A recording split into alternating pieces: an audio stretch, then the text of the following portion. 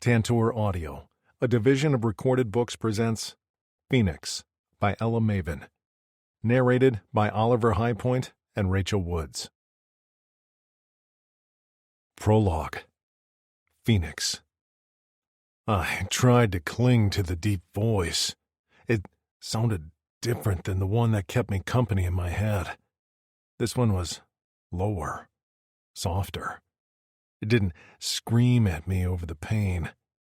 But the hands, I couldn't take the touch.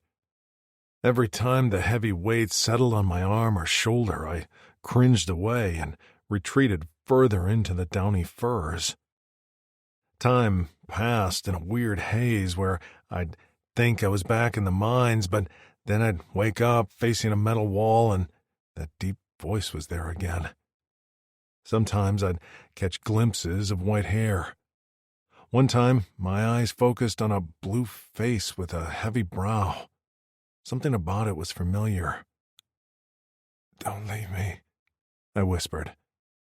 "I won't." The blue lips moved, but the sound was delayed. "We'll get you back, Fenix. I promise." I formed the name with a hesitant tongue. Fenix. Later, more voices filled the room. "They say you're the best healer in this hemisphere. What can you do for him?" "I don't know Drixonian anatomy. A loud crash sounded, and the voice continued, shaking. I can try to ease his pain." "Then do it." Shuffling followed the order, and then something prodded my lips. I opened my mouth as a bitter flavor exploded on my tongue. The furious heat abated, and I slipped into the first non-fitful sleep I could remember. When I woke again, the room was dark. I lay curled on my side, and sitting in a chair near a window was a white-haired warrior. My brain was sluggish, but a few things were clearer than they'd been in many cycles. I was a Drixonian, and so was the warrior watching over me. Slowly his head turned, and violet eyes met mine. His widened before he pushed the chair next to where I lay so he could sit closer. Grabbing a canteen of qua, he held it to my lips so I could drink greedily to wash the bitter taste out of my mouth. "Are you in pain?" he asked.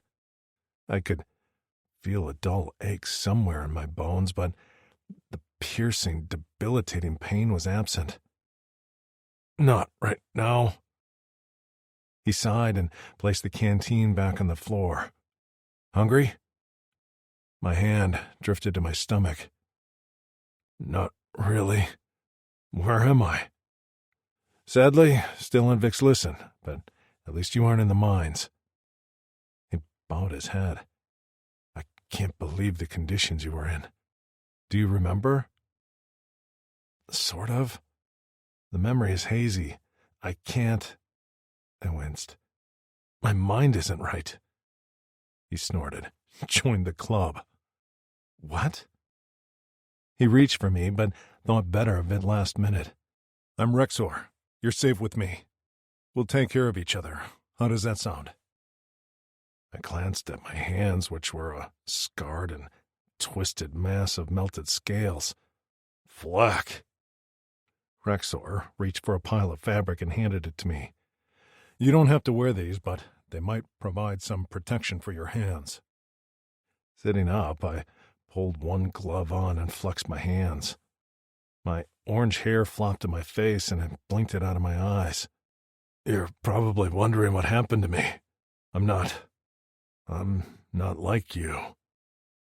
I flexed the palm of my ungloved hand, and a small flame flickered to life. I waited for the shock or disgust to cross his face, but he only glanced at the flame before meeting my eyes. "No," he sighed, "you're not." Clenching his jaw, he exhaled roughly. A creaking and a fluttering followed as a pair of large white wings stretched behind him. He flapped them once as blood dripped to the floor.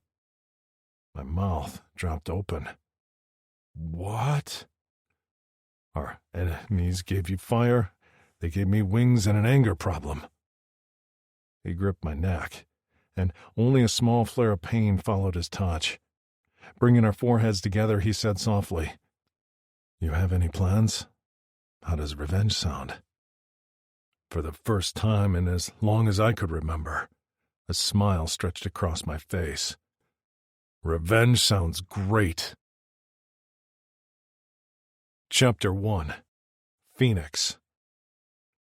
Every time I entered the market of Glint, a part of me died.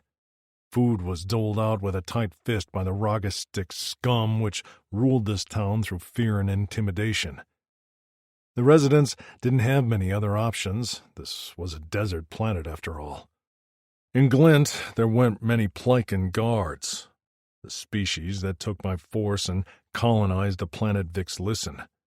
The Rogastics paid them to look the other way while they filled their coffers and their bellies on the backs of the working class of the village. But the worst part was I wasn't much better. I wasn't doing a flecking thing to help anyone here, because I could barely help myself, only adding to their problem. I contributed to the wealth of the Rogastics. With every step I took, the sabers tied to my belt rattled. That was the only payment the Rogastics took. Plycan sabers I had stolen from Plycan guards, and I had to pay because I needed what the Rogastics sold. I needed it even though it was killing me. My skin itched, and I resisted scratching at it under the heavy hooded cloak. Any other village and my blue skin would alert the guards, but not here. Zachary walked next to me because he refused to let me come alone, and that made me even more ashamed.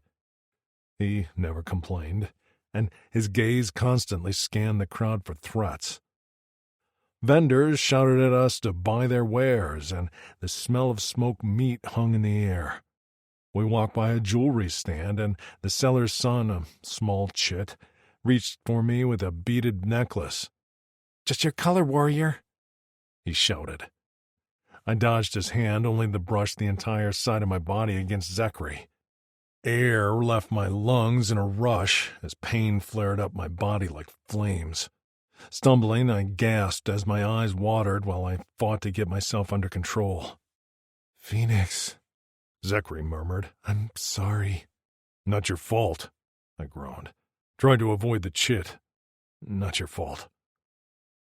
His hand hovered in the air between us, his jaw tight. He wanted to comfort me with his touch, but that would only cause me more pain, which he knew. His breath hitched and his eyes darkened with anger before he dropped his hand. "Can you walk?" "I'm fine." The pain was receding. "Let's keep going." I was grateful Zachary remained at my side. Once it had been 4 of us on this planet, the cast-offs from our enemies' failed experiments to turn us into super soldiers. Drixonian warriors were known to be close and loyal to each other, but the 4 of us were unique. No one had been through what we'd been through. Rexor had been sold as a gladiator and forced to fight in an arena until he killed his owner and fled. Miko had been thrown into the pit with the planet's criminals to rot, except he escaped. I'd been kept in the mines for 50 cycles, alone, as no guards would come near me. I'd nearly gone insane in the solitude with nothing to focus on but the work and the pain. And Zachary? He'd been sold to a pleasure house and still carried the mental and physical scars of his enslavement. Together, we'd escaped and banded together to live on this planet and extract revenge on the Plycans, until we were called to a higher mission. Both Rexor and Fenix had found human females and left the planet to keep them safe. Zachary and I wished every day they both had been successful. I like to think they were on a lush planet right now, happy and healthy. Because if not, why did Fatus put them through all she had? Zachary and I remained behind, the more damaged of the crew. I was chained to this planet by the invisible bonds of my kicks addiction. And Zachary because of some personal mission he'd never divulged. He'd promised Miko he'd never leave me, and I worried I wouldn't be able to return that favor. What would end me first? My dangerous mission taking out Plikins, or the addiction I never wanted? Once we were through the main section of the market, the crowd thinned. We walked past small buildings with chits playing out front between rows of drying patchwork clothes. The food smell was rancid here, and vermin squeaked as they fought for scraps. We came to our destination quickly at a nondescript building.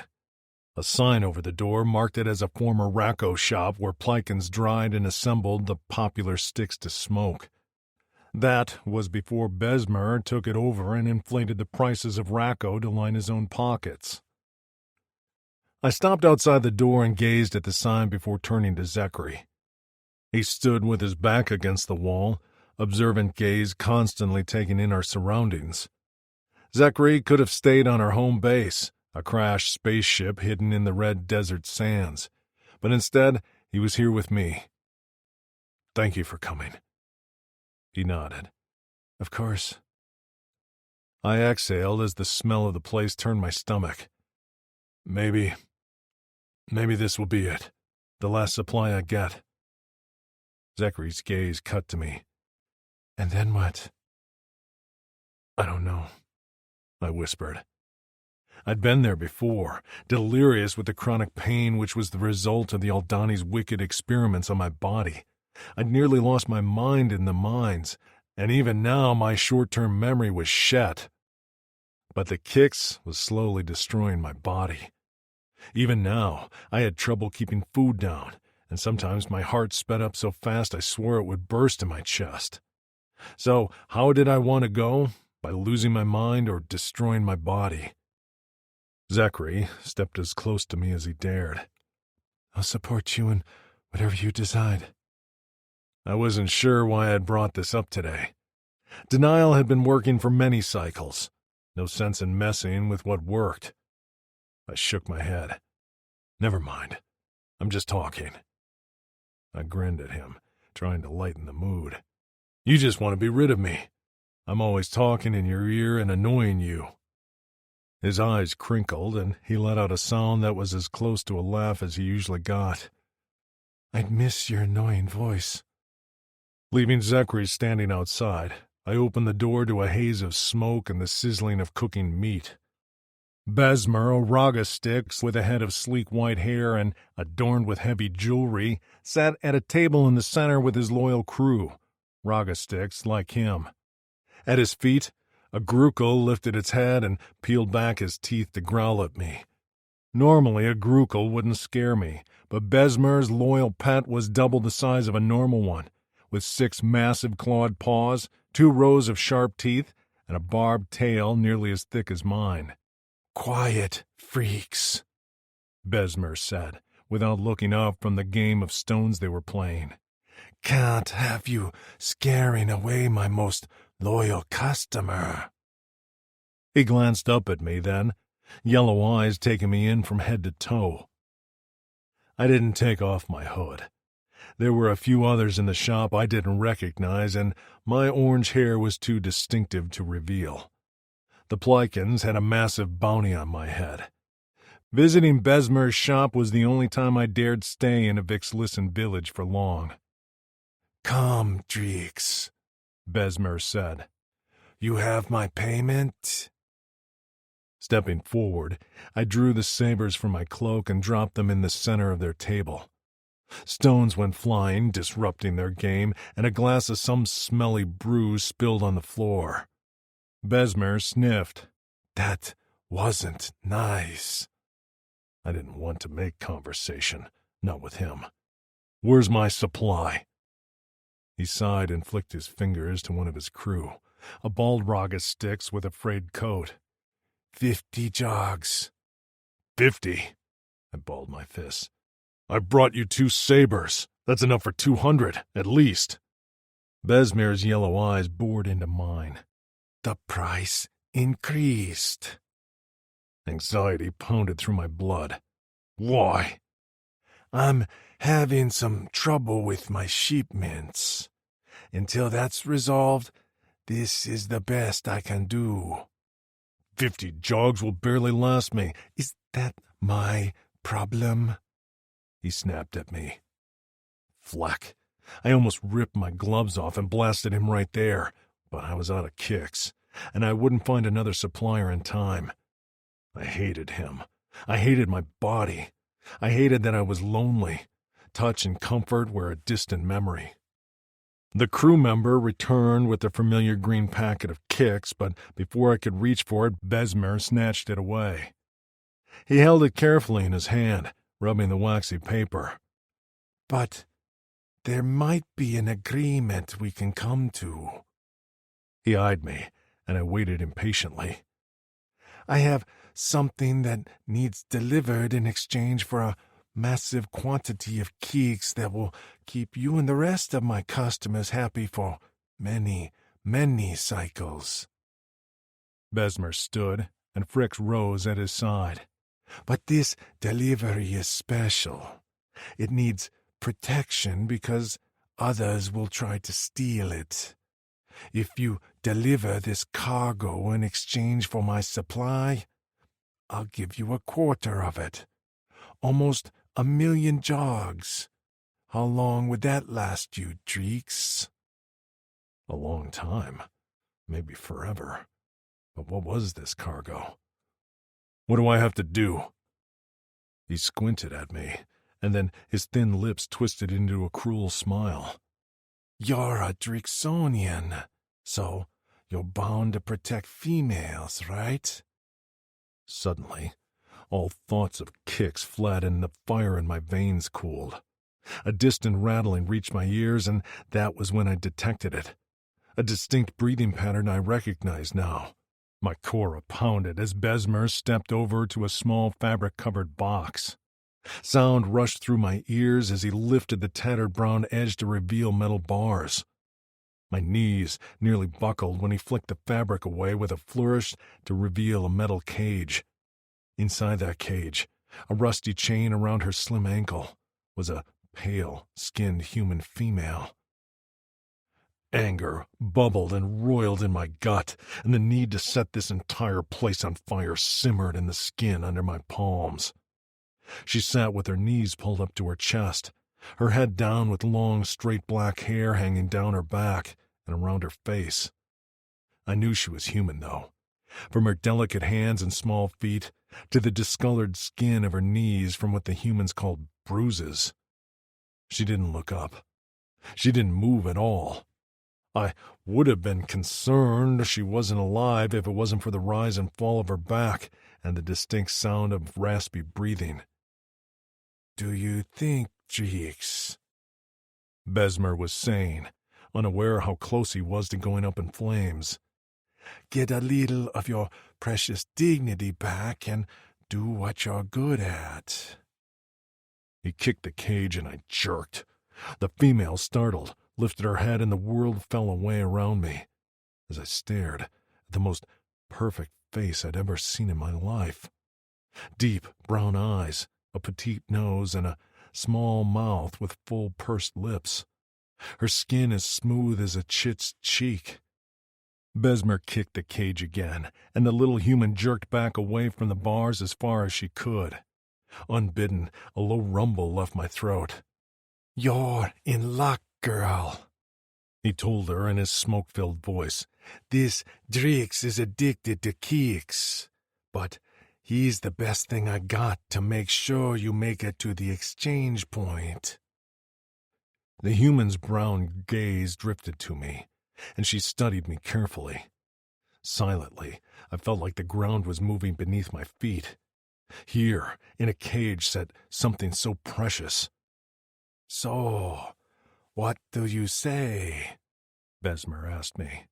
"Do we have a deal or not?" I clenched my jaw as I took in the chain around her ankle. The skin there was red and raw. She had to be in pain. "Are you injured?" I asked her. For a moment, she regarded me carefully before shaking her head. I needed to know about her. I needed to know her. "What's your name?" She flinched, like the question hurt, and I felt my muscles go tight. Besmer let out a raspy laugh. "That's the best part about her. She doesn't make a sound." I couldn't take my eyes off of her. "What do you mean?" "When we arrived, she caught the wrath virus. Her flesh broke out into a red rash, and she felt like fire. We thought she died, but then she woke up one day." The wrath virus was nasty, although not usually fatal to most of the species on this planet. I hadn't thought about a human contracting it. "What does that have to do with her making sounds?" Besmer tapped his own throat. "The wrath affected her voice. Poor thing can't speak a word." Chapter 2.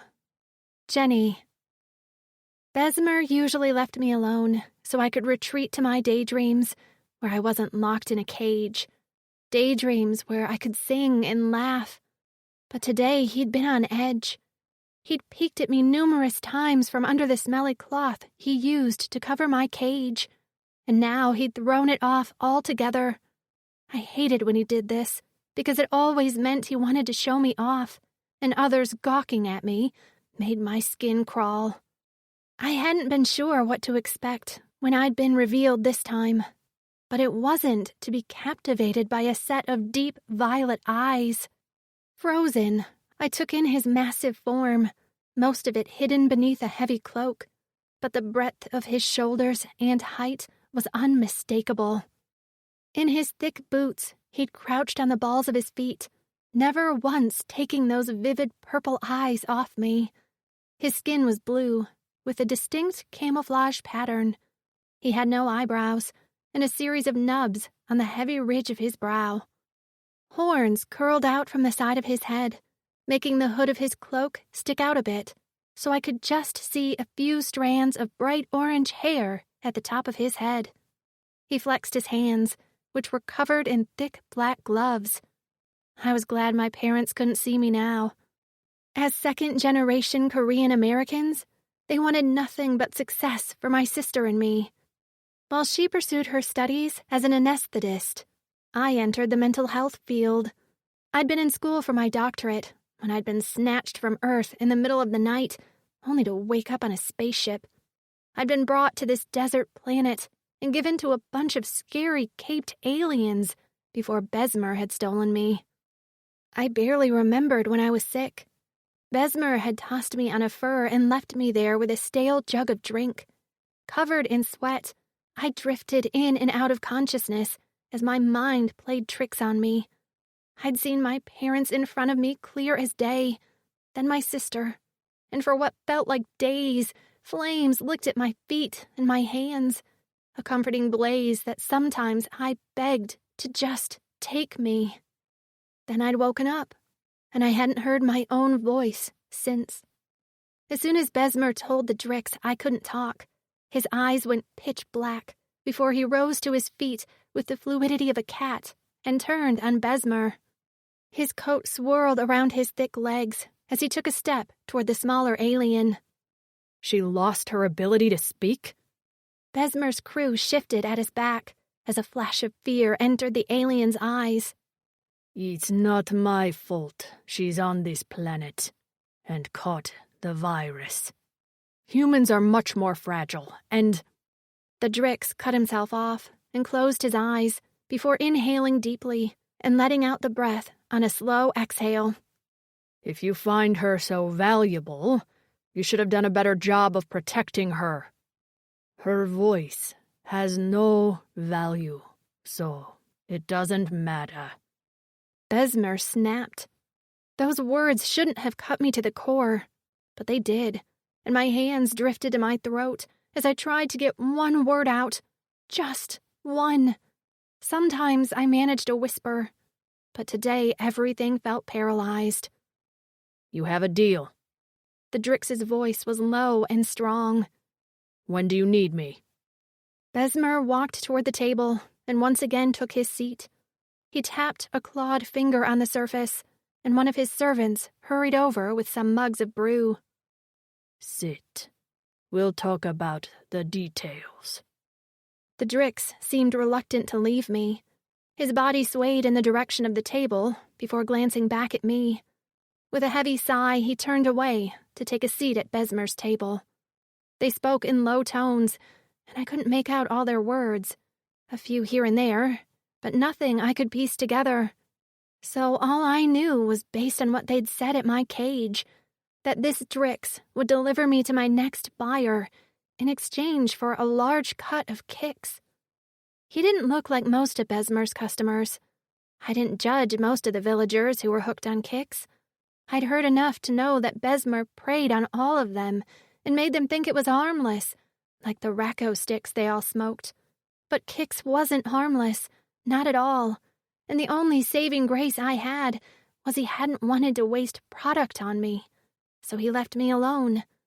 I'd seen what Kix withdrawals were like, and it wasn't pretty. This big blue alien seemed steady and sure. His eyes didn't have that Kix redness to them, and his skin was still vibrant, while the drug turned most into jaundiced shells. He flexed his fists on his thighs as he sat with Besmer, and I wondered for a brief moment what lay beneath those black gloves. Something about him rang genuine to me, and I wasn't sure why.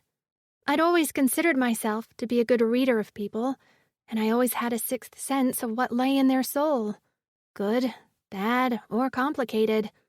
This Drix was definitely complicated, but beneath that was something pure. I wondered what Besmer meant about the Drix being bound to protect females. Would he be kind to me? Would he treat me with humanity? But I stopped short of letting myself trust him.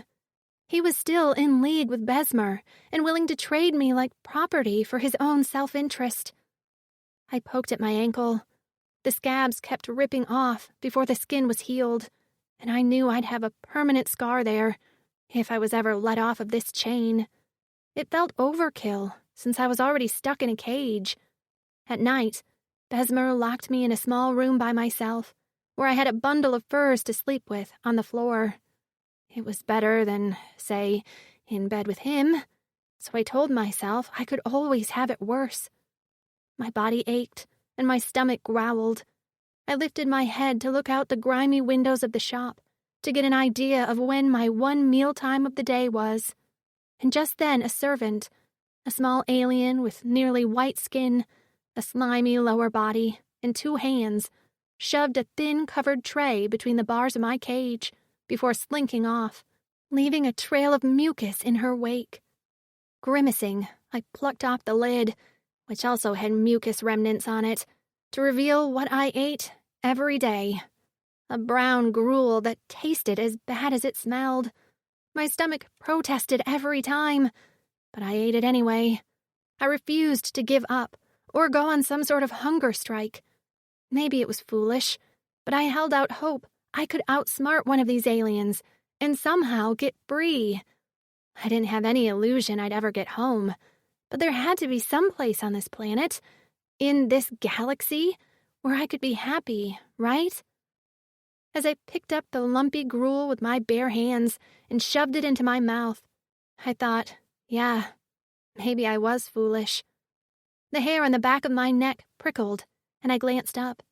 The Drix was watching me, his eyes a nearly bottomless black, nostrils wide, and his body vibrating, while Besmer droned on. Anger rolled off him in waves, the emotion so powerful and evident in the tightness of his muscles. I went still with fear. Was he angry with me? It was clear he didn't like Besmer. But what happened to make him this angry so suddenly? I began to eat more hurriedly, worried something was going to happen and my food would disappear before I could fill my belly.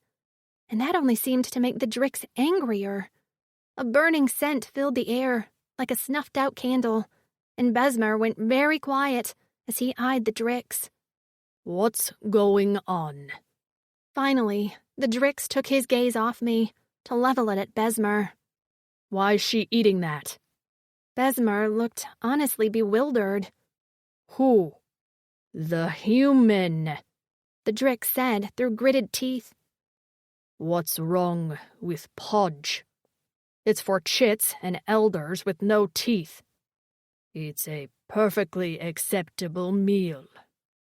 The Drix slammed his fists down on the table with so much force a leg cracked and bent, tilting the top so all the mugs and sabers on the surface crashed to the floor in a loud cacophony.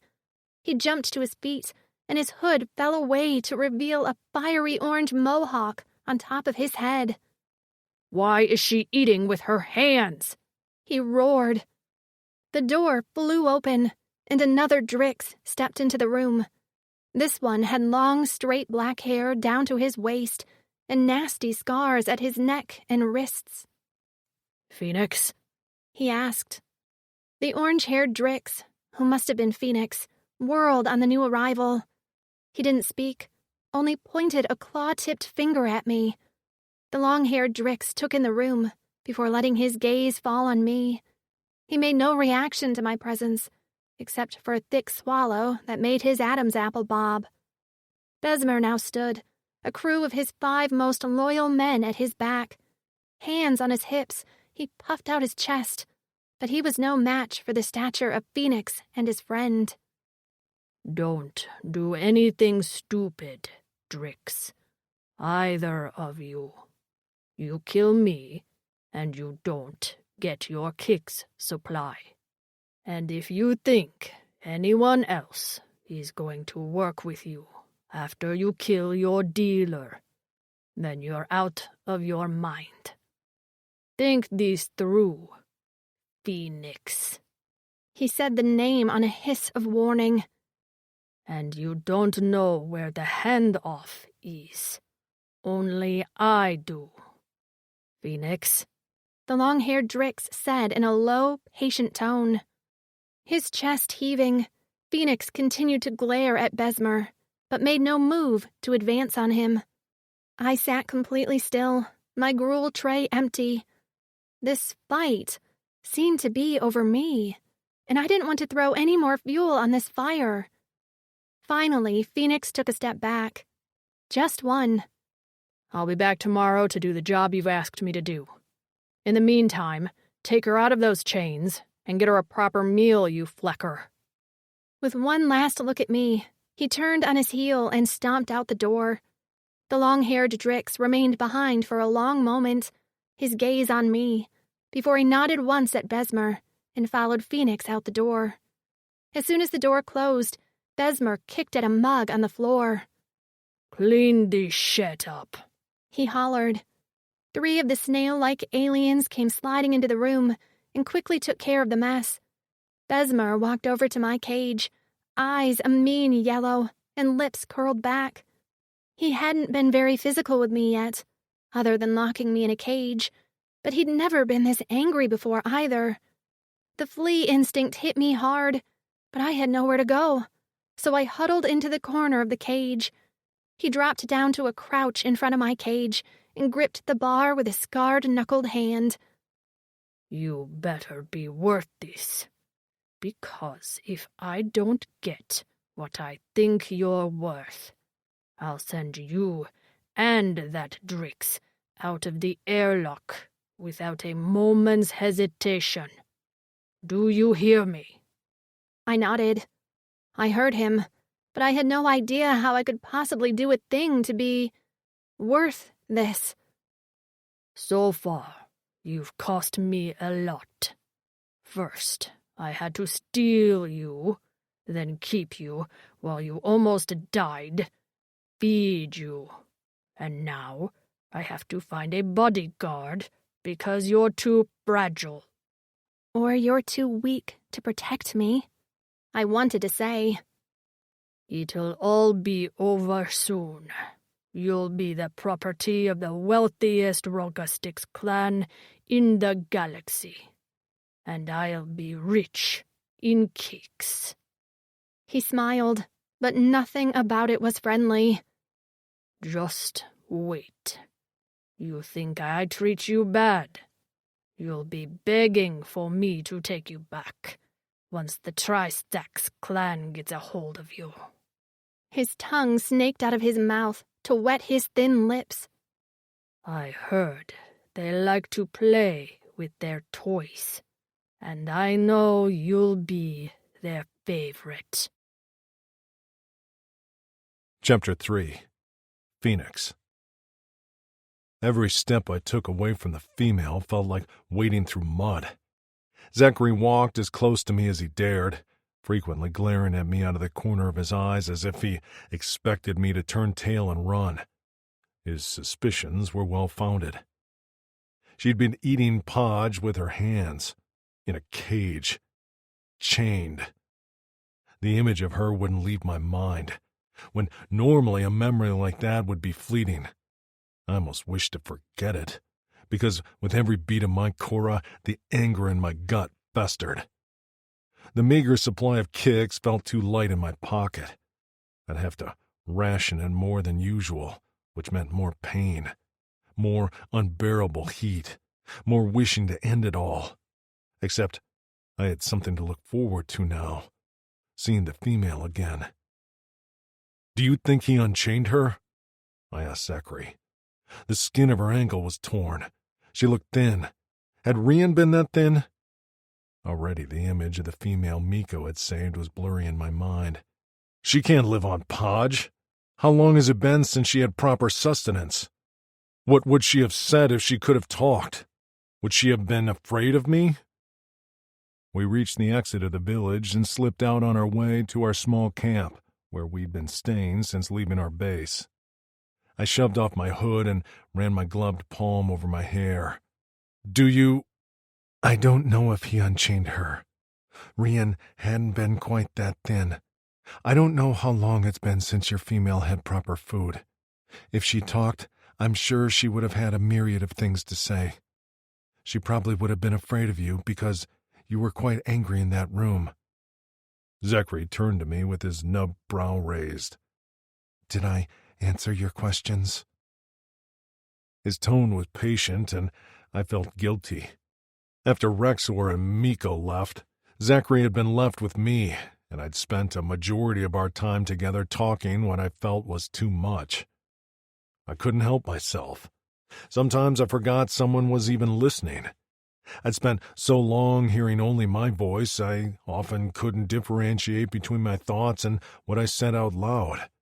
That got me into trouble a time or two with Miko, since I tended to think he was an impulsive flecker. Despite that, I still missed him. Yeah, I muttered. Thanks. And thanks for being the voice of reason back there. I almost took off Besmer's head. Tell me more about this deal. I explained to him that I had to protect the female during the journey in which she'd be exchanged for kicks. I'd get a significant portion of the supply as payment. I pulled out the small packet of green powder. This is all he had for me. Zachary eyed the contents. He swallowed and met my eyes. That won't last you long. I shook my head as I shoved it back in my pocket. My scales itched, and the heat bubbled below the surface, gaining strength with each passing Yura. Soon it would be crippling. No, it won't. We fell silent as we walked the rest of the way to camp. My mind whirled with thoughts and plans, and I knew I muttered a few things out loud because Zachary would glance at me, but he left me alone to think and talk to myself. A series of rock arches rose out of the red sand, and we walked under the lengthening shadows of the formations to the remnants of our last fire pit. There we unrolled our packs and laid out our furs. While Zachary prepared the meat he'd bought at the market, I sat on a rock and pulled off my gloves. I flexed my fingers, which was difficult with the tight scarred skin, and opened my palm. A small flame flickered, and I watched it for a moment, ignoring the smell of my melted scales and the pain zinging up my arm. With a jerk of my wrist, a small fireball sailed into the pit, and a few dried grasses there ignited immediately. Closing my palm, the flame flickered out. Gritting my teeth at the smell and feel of my ruined scales, I slipped my gloves back on. Out of sight, out of mind, except for the crippling pain part. A piece of smoked meat appeared in front of my face. I took it from Zachary and immediately bit into it, even if the food tasted a bit like ash. I never had much of an appetite after I used my fire. I chewed and swallowed anyway, knowing I needed the sustenance. Zachary stared into the flames while eating his own meal. When he was finished, he drank some qua and leaned back while I poked at the fire. She couldn't speak. I suddenly spoke into the silence. Zachary leaned closer. What? I gestured to my throat. She got the wrath virus when she arrived, and it damaged her voice. A shiver went down my spine, a reminder of the tens of cycles I'd spent alone. Underground. No company. Nothing but me and the pain. My mind in flames while I raged to myself. I gritted my teeth. She can't speak, Z. He closed his eyes and hung his head. Flack. He keeps her in the cage and feeds her pod she has to eat with her hands. She can't tell him if she's in pain or hungry or anything. I fisted my hands until my claws dug into the thick skin of my gloves. I don't know what kind of condition she's in. Warm, brown eyes floated to the forefront of my thoughts. She looked at me like she was searching for something. A rescuer? Zachary said softly. I rubbed the back of my neck. She's looking at the wrong Drixonian. Fenix, he said sharply. I leveled him with a hard glare. I'm not Rexor or Miko. The words felt bitter in my mouth. I'm not reliable. I'm dependent on a powder to get me through each rotation. What's in my pocket won't last long. I either keep taking it and eventually this shuts down. I pounded my fist over where my core beat. Or I stop taking it and lose this. I jabbed a finger at my temple. How am I any use to her? I can't get her home without kicks or I'll lose my mind to the pain before we reach orbit. And in order to get more of the very thing that's slowly killing me, I have to hand her over to a Ragastyx clan. I kicked the sand and sent a shower of red mist into the fire, which protested with a hiss and crackle. I dropped my head into my hands and fisted my hair. Either way's a death sentence for us both. My mind twisted and writhed with decision. I remembered back to my training days when the elder Drixonians had ordered us to chant, "She is all," until our throats were sore and our voices were hoarse. Even though our females had all been killed by a deadly virus, we were still sworn to protect females. It was why Rexor and Miko had risked everything to save their humans. It wasn't that I was unwilling to risk my life. It was that I didn't know how long my mind and body would last. It felt like I was racing against time. I took out a packet of the powder and flicked it with my finger. I knew what I should do. I just had no idea how to do it. Then we'll work on a plan together. Zachary's voice startled me. I jerked my head up to find him watching me. What? You said you knew what you should do, but not how to do it. Oh, I thought... I shook my head. I thought I said that to myself. We'll figure it out. When do you have to meet with Besmer for the trip? Tomorrow, at sunset. That gives us time. Zachary was already thinking. I could tell by the firm set of his jaw. My cora beat rapidly and my blood fired with a different kind of heat. One of gratitude. Good thing it wasn't Miko and me left. If we hadn't already killed each other, we certainly wouldn't have been making up a decent plan. You and Rexor were always the brains. Zachary huffed what might have been a laugh. No, I'm just better at seeing another's problems objectively. When it comes to plans for me... He shrugged. A random thought spiked its way to the forefront of my brain. Wait. I can't leave you. You'll come, right? I can talk Besmer into letting us both come. I'm sure he'll... No. I clamped my jaw shut with a clack before turning on the rock to fully face him. Zachary sat on the sand with his knees drawn up, hands braced behind him. Flames flickered into his dark purple eyes. Z, I whispered. But we promised. I promised I wouldn't leave you, he said quietly.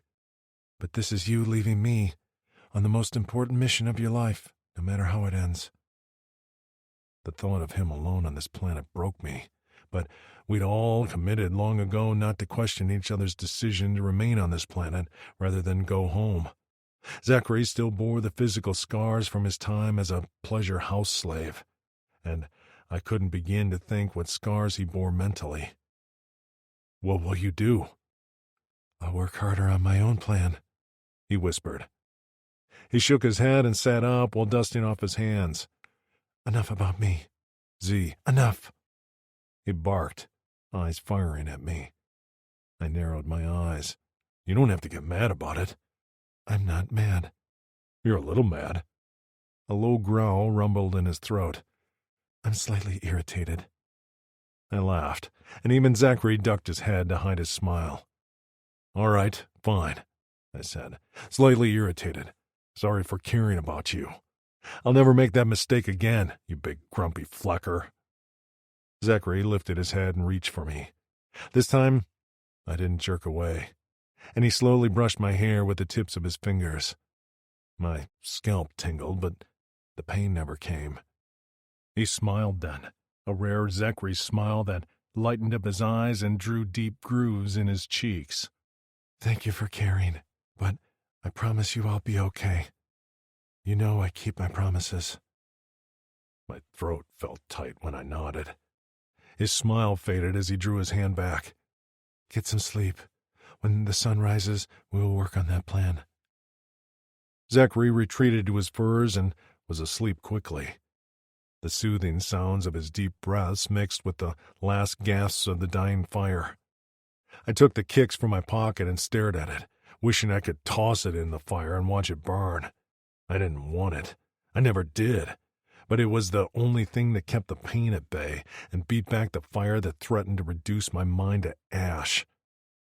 With shaking hands, I opened the pack and slipped a finger inside. Coating the tip with the green powder, I lifted my finger to my mouth and spread it on the inside of my bottom lip. Immediately, a coolness spread throughout my mouth, plunging down my throat to settle in my gut before winding out to every limb. The fiery pain subsided in a chill wash. With numb limbs, I crawled to my fur and collapsed on top of it. My head spun with an icy blast, and I welcomed the absence of heat as much as I loathed it. I fell asleep with ice forming on my tongue and the image of a dark-haired female with brown eyes caressing my face. With her touch, there was no pain.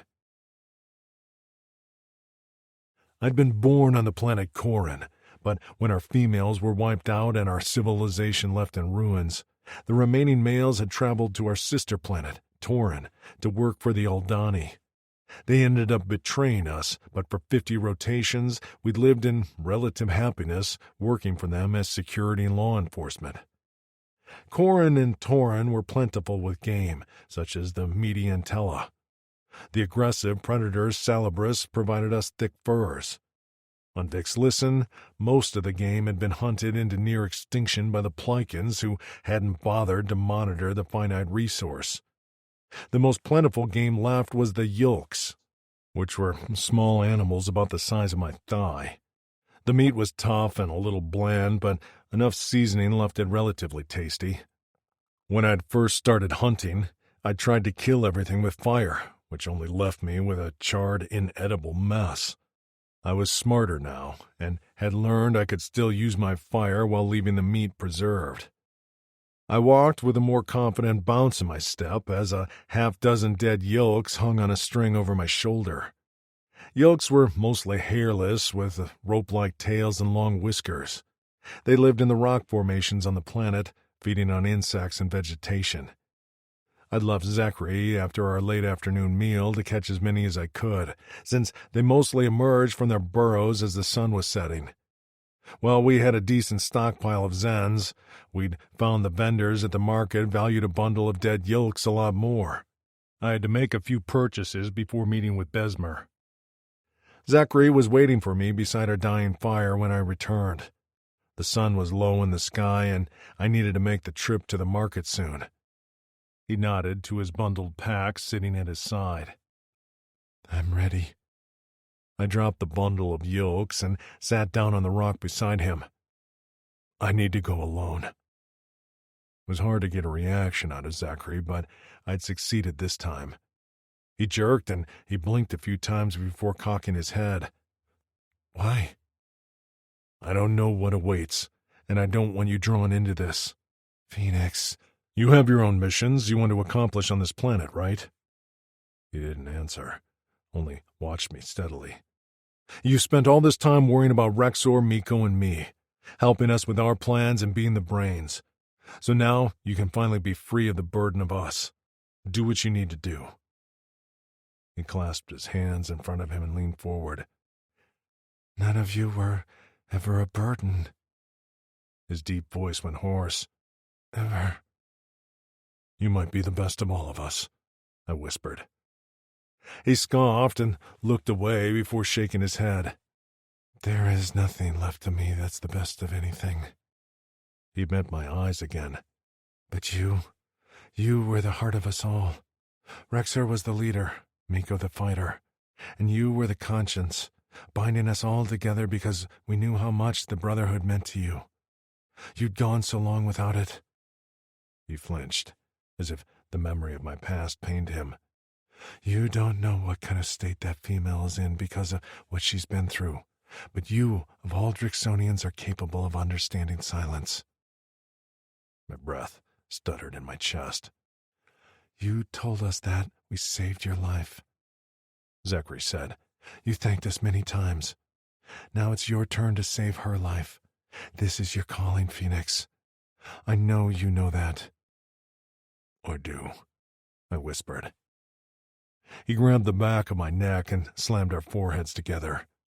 I panted through the pain which ignited down my spine, because even though my skin crawled with the touch, I needed the comfort more than anything.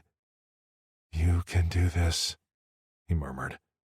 We talked about what you need to do. You can adapt the plan as you go, but your end goal remains the same. Save the female. Save yourself. She is all. I licked my lips as my voice left in a shudder. I'm scared of failing. Rexor was too. So was Miko. Every Drixonian who has ever lived has been scared of failing. Deep in your Korra, what do you want to do? That answer was easy. I felt the calling deep in my bones. I want to save her. He smiled. Then you will, Fenix. You get her to safety.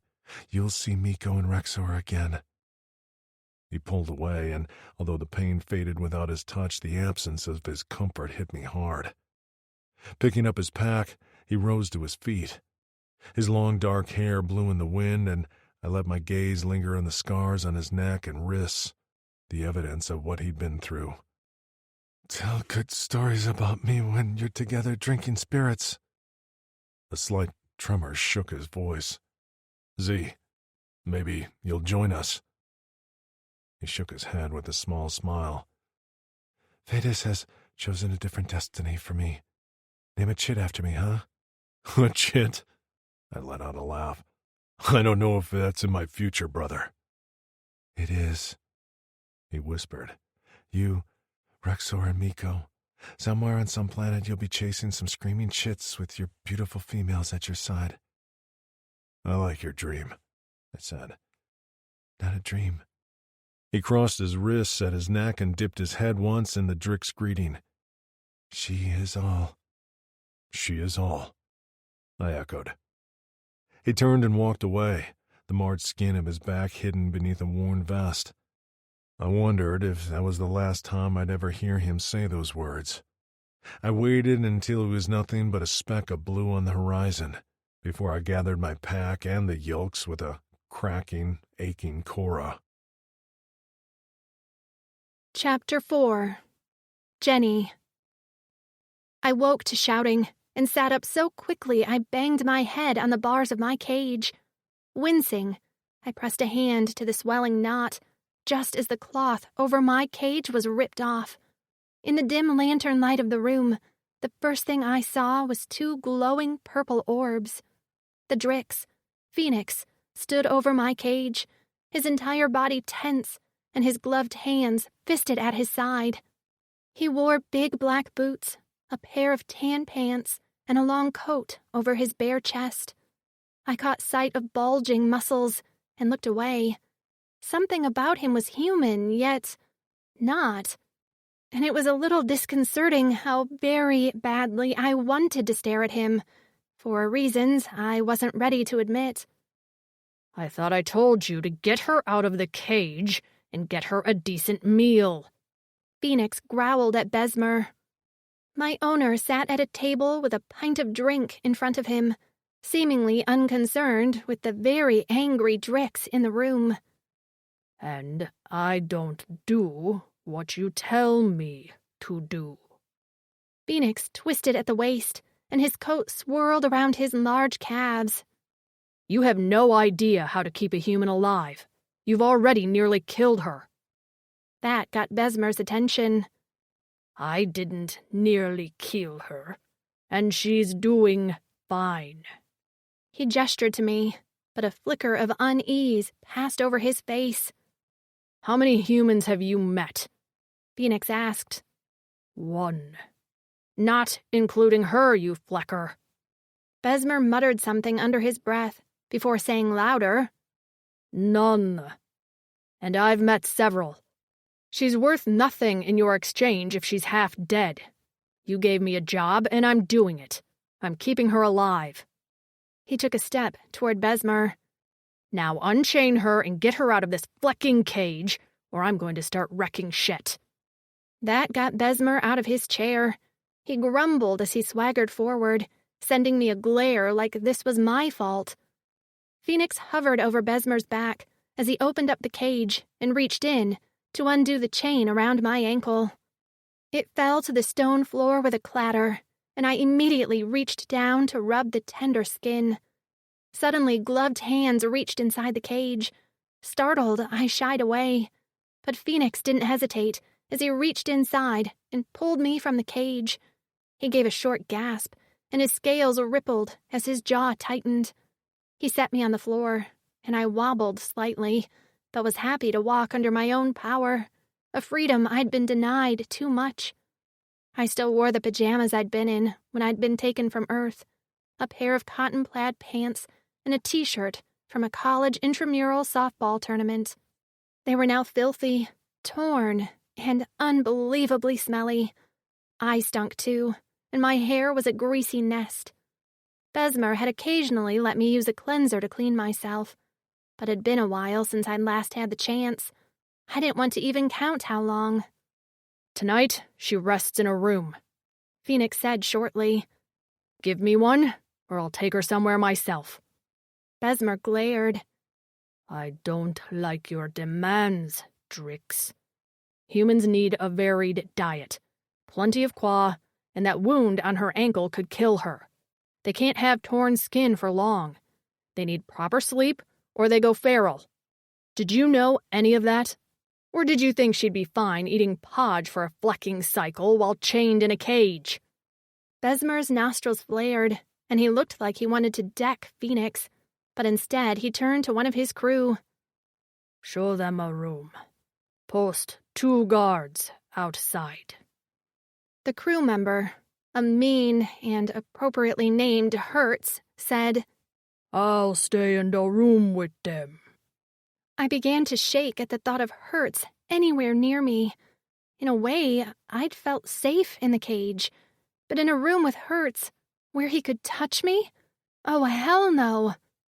She doesn't like you, Fenix said, and I glanced up at him. Had he sensed my fear? You stay outside. Hertz looked like he was going to argue, but Besmer smacked him on the head. Do what I said. Now. Hertz shot me a look that promised retribution, and I ducked my head to avoid his hateful glare.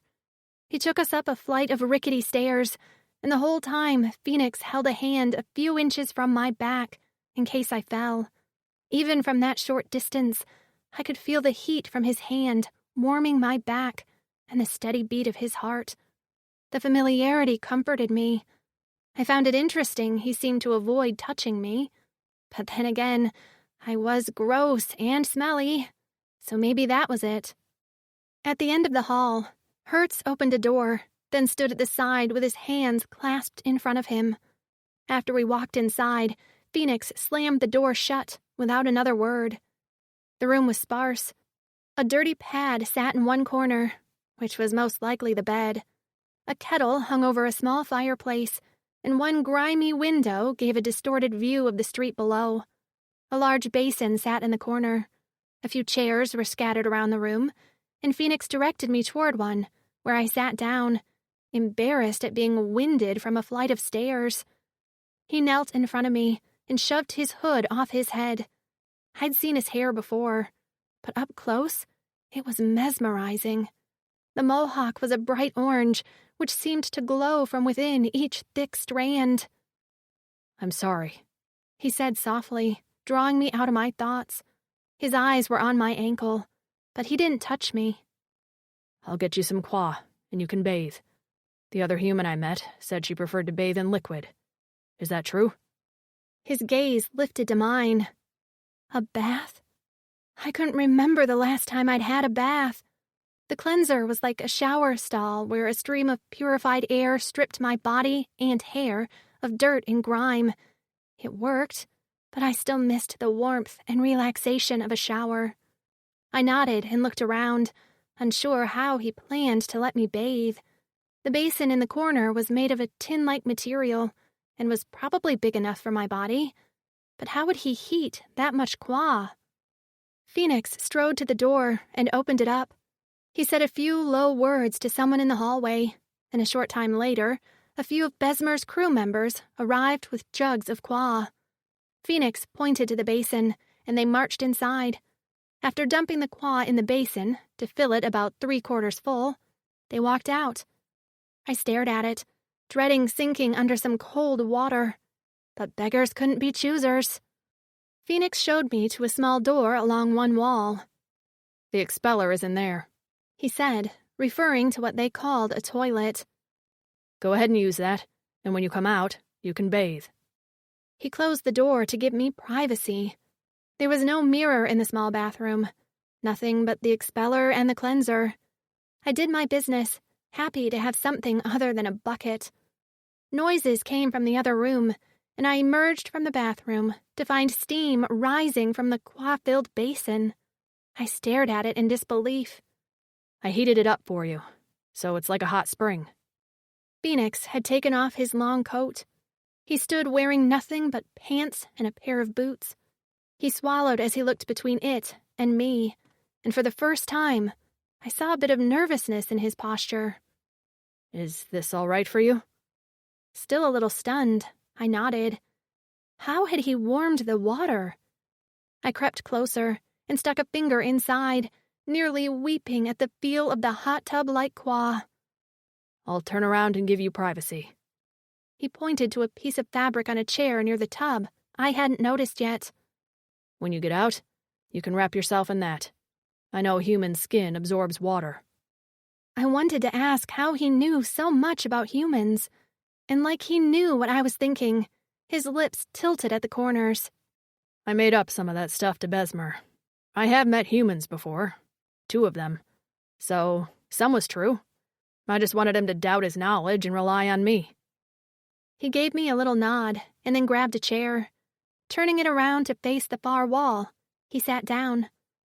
I waited a moment, still unsure about this whole situation. But the lure of the hot qua was too much.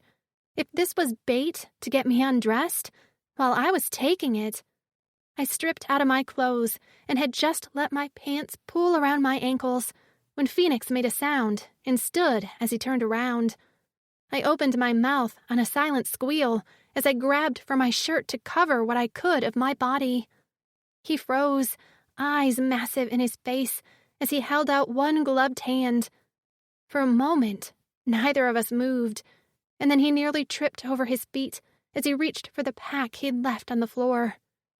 I'm sorry. He ducked his head, actively avoiding looking at me as he dug through the bag. Fleck, where is it? I know I got it. Suddenly, he pulled his hand out, with an ivory disc clutched in it. He held it aloft with a triumphant cry. Here! His gaze flickered to me before he looked down and away. He cleared his throat as he shuffled toward me while facing away. This is, a wet cleansing bar. The vendor at the market said it's to be used with qua. You get it wet and rub it, and it makes a lather. Soap. He'd brought me soap. Such a simple thing, yet it meant so much to me and to my humanity. I felt the tears prick the back of my eyes a moment before one spilled out over my bottom lashes. I let out a sob that sounded more like a gasp, and Fenix forgot his embarrassment and looked directly at me.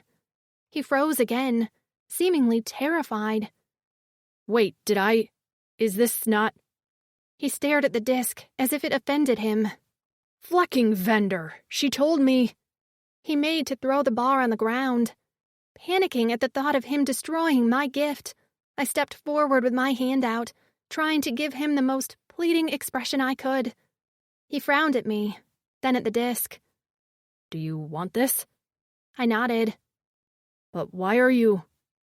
I couldn't explain why I was crying, so I once again took a step forward with my arm out and shot him a teary smile. He stared at my mouth for 2 beats before swallowing and delicately dropping the bar in my hand. Then he nodded and once again looked away. I won't turn around again. I'm sorry. He returned to his seat, facing the wall, and fell silent. I waited a beat to see if he'd remember something else and turn around, but in the end, the lure of the bath was too much. I dropped my clothes to the ground, leaving me nude, and approached the basin. I lifted a leg over the side and let out a happy puff of air at the feel of the water on my skin. When my other leg submerged, I hissed as my raw ankle burned. Fenix's head went up at the sound, and I saw him start to twist at the waist, but he stopped himself at the last minute before turning around. Are you okay? I stood still in the middle of the basin, with my arms crossed over my chest, unsure how to answer him. He scratched his head.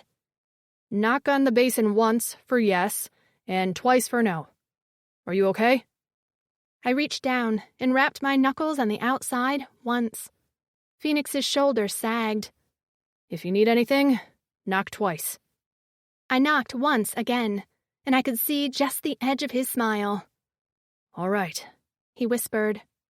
Content, now that we had some sort of rudimentary communication, I sank down into the water and let out a long, silent moan. It just felt so good, like all the days of being stuck in that cage were washed away. I didn't know how long I had before the water cooled, so I quickly grabbed the soap and worked it into a lather. It didn't have a strong smell, but it had a hint of something floral. I worked it all over my body and piled my hair on top of my head in a bundle of suds. Then I sank down into the water up to my chin and closed my eyes. I took a moment to daydream I was at the spa with my sister. We'd just gotten a facial, and now I soaked in a bubbled bath filled with moisturizing oils. It wasn't that I needed to be pampered right now. It was that I wanted to pretend I had some sort of normalcy, that I wasn't actually in a tin basin usually used for cooking, and that I was wholly dependent on the kindness of an alien who had no real reason to treat me well. I glanced over at him, but he remained still while facing the wall. What was his story? Why was he being nice? I had no idea what morality was like on this planet, and so far I'd seen nothing but cruelty. So what made this Drix named Fenix different? Eventually, my skin pruned, and the water grew cold.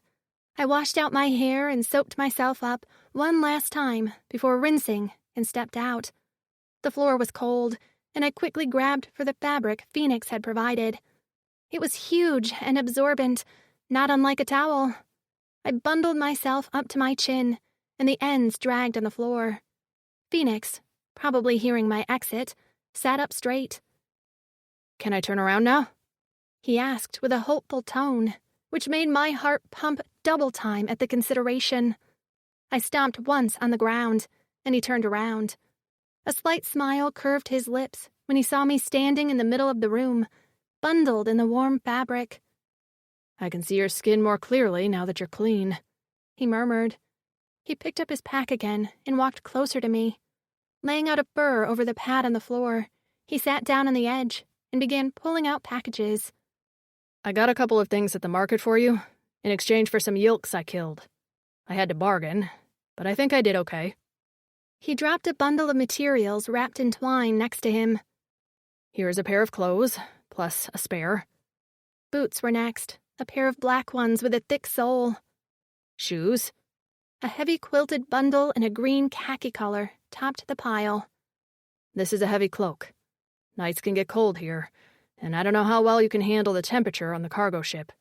This might be a little big, but I got them to hem the bottom. He pointed to a series of stitches and frowned as he picked at them with a black claw. They were in a hurry, so this is a little uneven. Even if I could have spoken, I wouldn't have known what to say as he continued to pull out supplies. Another disc of soap, a crude comb, and last but not least, a sealed package that he opened immediately. Fresh meat stew. I just have to cook it for you. I could smell it immediately, a warm scent that reminded me of home. This time, I just barely held back the tears as I knelt and reached for the pile of clothes. My hands brushed the soft, thick cloak. I hadn't had any clothes but my filthy, thin pajamas for weeks. This creature, who didn't know me, took it upon himself to purchase clothes and supplies. I glanced up at him as he watched me handle the clothes. I wished I could ask why. Was it out of guilt he would eventually be trading me to feed his addiction? A voice shouted from outside, followed by an answering voice, and Fenix glanced at the door. When the voices died down, he turned to me and leaned close. I can't explain right now. Not... He glanced at the door again. Not with them so close. But I promise I will take care of you, and it has nothing to do with Besmer's deal. Understand? I didn't understand. Not really. I reached for him, but as soon as my fingers came within an inch of his face, he jerked away and stood up so quickly he nearly fell over. Sorry, He fluttered his hands at his face. Anyway, go ahead and get dressed. I'll start a fire and warm your food. He bobbed his head, eyes dark, and turned away. Chapter 5. Jenny. The clothes were made of a material which seemed to conform to my body when they touched the warmth of my skin. The shirt was a bit large in the neck and hung off my shoulder, but there was a tightness in the chest that made up for the lack of a bra. Not that my small B-cups had ever needed much anyway. The pants were comfortable, and the boots, while a bit big in the sole, were easy to walk in. I felt human, and I could barely believe I had actual clothes again. I ran the comb through my hair for a while, loving the familiar tug on my scalp. I brushed until my hair was almost dry, and the black strands were shiny as they lay over my shoulders. I smelled like a human again, and I couldn't stop inhaling the cleanliness of my skin. I turned around to find Fenix with his back to me. He was fiddling around at the fireplace, and when I approached, I saw he had started a fire. The kettle, suspended by a spit over the flames, contained the bubbling stew. My stomach rumbled, and I didn't know if Fenix heard it or what, because he turned around. I smiled, wishing I could say thank you, because getting clean and putting on real clothes meant more than he could probably imagine. His gaze traveled down my body, and he seemed to be happy about what he saw as he smiled and rose to his feet. He pointed to one of 2 chairs near the fire. Sit. I did, wanting to laugh at how tall the chair was, clearly made for someone much bigger than me. Although even at 5'2", I was short for a human, too. I swung my legs as he got to work, pouring some stew into a bowl before handing me a scoop. I remembered then that he'd been outraged I'd been forced to eat the podge with my hands. I hadn't liked it either, but it was either that or starve. I was insanely giddy to have a utensil again. I wasn't sure what to expect, and while the stew had a flavor that I'd certainly never tasted before, it actually had a taste, unlike the podge. The meat was a bit chewy, and the other chunks were unidentifiable. It didn't matter. It was edible, and by the time I was on my second bowl, I'd decided it was tasty. When I finished my last bowl, I leaned back, knowing I shouldn't eat any more, or I could be sick. He tried to offer me more, but I shook my head and rubbed my stomach. Fenix seemed sad I wouldn't eat any more. Seeing as there was still some stew left in the kettle, I scooped it out and then handed him the bowl. He looked at it askance for a minute, as if he really wanted it, but wasn't sure he should have it. Finally, he said with a hopeful voice, "I hadn't planned on eating, but this won't keep, so I should finish it, right?" His rationale was cute. I smiled and nodded. He polished off his bowl and what was left in the kettle in under a minute. I watched him eat, struck by the fangs and the flash of something shiny on his tongue. Was it pierced? I couldn't ask, and felt weird staring at his mouth for so long, so I eventually looked away. The window hadn't provided much light anyway, as dirty as it was, but now I could clearly see the sun was set. The crackling fire was the only thing that provided light in the room. Now that I was clean, with a full belly, I couldn't hold back the yawn. I had slept fitfully even when let out of the cage, and I didn't think I'd had a decent REM cycle since I'd been on this planet. Fenix dropped the bowl on the floor near the fire and stood up. "You must want to sleep, right? Has Besmer given you bedding at all?" I winced and shook my head. I'd slept on the floor with a thin fur with only my hand as a pillow. His eyes went dark, and he grumbled something under his breath as he led me over to the pad. "I know this bedding isn't the cleanest, but this fur is. So are you okay sleeping on that?" I'd stayed in hotel rooms that cost $900 a night, but right now even this dirty pad felt like luxury. I nodded my head. He gestured for me to lay down, and as soon as I was on my side, he covered me with another fur. "This one is clean too," he reassured me. "I just purchased it in the market. It's the warmest one they had." He bit his lip as he studied me. "Wish I had thick Celebri fur, but this will have to do. Are you cold?" I shook my head. When he only stared at me, I knocked twice on the wall over my head. He smiled. "All right." When he made to stand up, I reached for him. At the last minute, I pulled back, remembering he'd flinched at my touch. He caught the movement and stilled. "Are you okay?" Where was he going to sleep? I patted the bed beside me.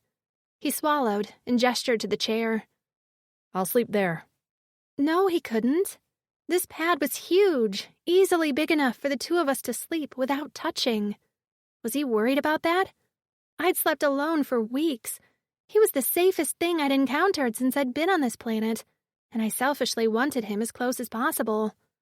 He seemed to be considering, as his gaze drifted to the bed, as if analyzing how much room there was for both of us. Finally, he settled down beside me on his side. "I'll lay here until you fall asleep. Is that okay?" That was a good compromise. I knocked once on the wall over my head. Silence descended between us, and occasionally I heard voices outside our door, or footsteps. Every once in a while, shouts rang out from the shop downstairs, as Besmer and his crew were surely drinking up a storm. The fire was still crackling, giving some light to the room. I couldn't seem to close my eyes, fascinated by Fenix's features and unusual hair. Up close, I saw his face was scaled too, but the scales there were very small and tight-knit, which was why his face resembled human skin. His lips looked pillowy soft, and his eyes were sharp and intelligent as they glowed with an inner warmth.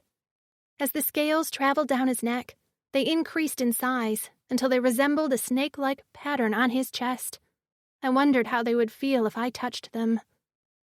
"Do you mind if I ask you a few questions?" he asked in the dark silence of the room. I shook my head. "Sometimes the Wrath virus causes memory loss. Do you remember everything? Your life back on Earth?" I felt tears gather in my eyes. I nodded and sniffed. The memories were hard. Sometimes I wished I could forget. I'm sorry, he whispered. If I could get you home, I'd do it. I believed him, which was maybe crazy. I kept second-guessing myself. Was he only being kind so I didn't cause him issues and he could deliver me in peace? I never introduced myself. I'm Fenix. He frowned. I guess you can't really call me by my name, though. I didn't know American Sign Language, but I could make my own. I pointed at him and then held my hand, finger splayed with my little finger facing him, on top of my head. My idea was to signify his mohawk. Then I pointed at him and made the gesture again. I mouthed his name. He smiled. Is that me? He made the same gesture. I nodded, and he laughed with a light rasp. Okay. He shifted an inch closer. I wish I knew your name. I hadn't bothered trying to speak with Besmer, but when I was alone, I tried to make my vocal cords move. I managed a whisper or two last time I'd tried. When I drew as close to him as I dared, he went still, and his eyes widened. I could feel his breath on my cheek as I opened my mouth by his ear to say the 2 syllables of my name. At first, nothing happened, only silence, until I managed to eke out a few sounds in a crackled whisper. Jenny. He sucked in a breath as his head turned, and his gaze focused on my lips. Jenny? Absolute bliss roared through my blood. My name. He'd said my name. I felt like a person again after weeks of Besmer calling me human or girl. I had a name. I was me. Jenny Kim of Texas. I nodded frantically and pounded on the wall once with my fist. Jenny, he said again, and I couldn't stop the tears from flowing. I let out a wordless sob and nodded again and again, feeling like I had a bobblehead. Jenny, he repeated, his voice cracking as he seemed unsure what to do with my overflowing emotions. I swiped at my eyes, hating the tears. The Jenny I'd been on Earth wasn't a crier, and I didn't cry in front of Besmer. But around Fenix, the tears of relief wouldn't stop coming. I tried to remind myself Fenix was still part of the system. He was only using me to get something he wanted. But he didn't need to be so kind, did he? What was his reasoning? If only I could ask him. Drix! Besmer's shout came through the closed door, muffled but loud. A knock came at the door, which Fenix ignored, until the knock turned into a series of pounding thuds and the locked doorknob rattled. With a growl, Fenix exited the bed and threw open the door. Hertz stood outside. Besmer needs you downstairs. Why? You'll find out from him. Hertz sneered. He tried to look over Fenix's shoulder at me, but he was blocked by Fenix's big shoulder. I'll be down in a moment. Fenix shut the door without another word and turned to me. I need you to lock this door after I leave. Don't open it for anyone but me. I hadn't planned on it. I nodded and made the signal for Fenix on the top of my head with my hand. A ghost of a smile crossed his lips, but I could tell he was occupied with thoughts of whatever Besmer wanted. Good. I'll be back soon. With only his pants, boots, and gloves on, he opened the door and stalked outside. I leapt from bed and hurried to lock it. Only when the bolt slipped into place did I hear his footsteps walking away.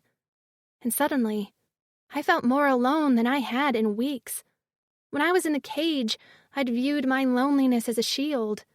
It protected me as much as it kept me imprisoned. But in such a short time, I'd grown used to Fenix's presence and kindness. Would he be okay?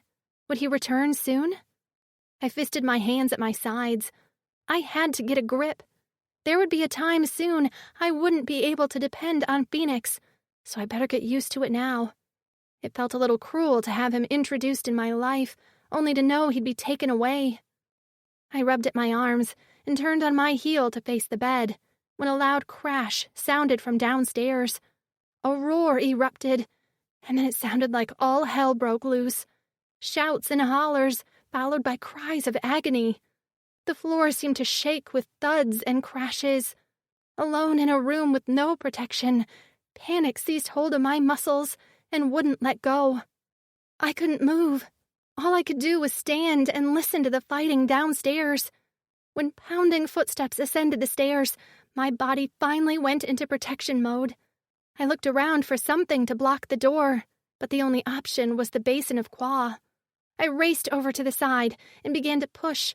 Liquid sloshed over the sides as it moved inch by agonizing inch.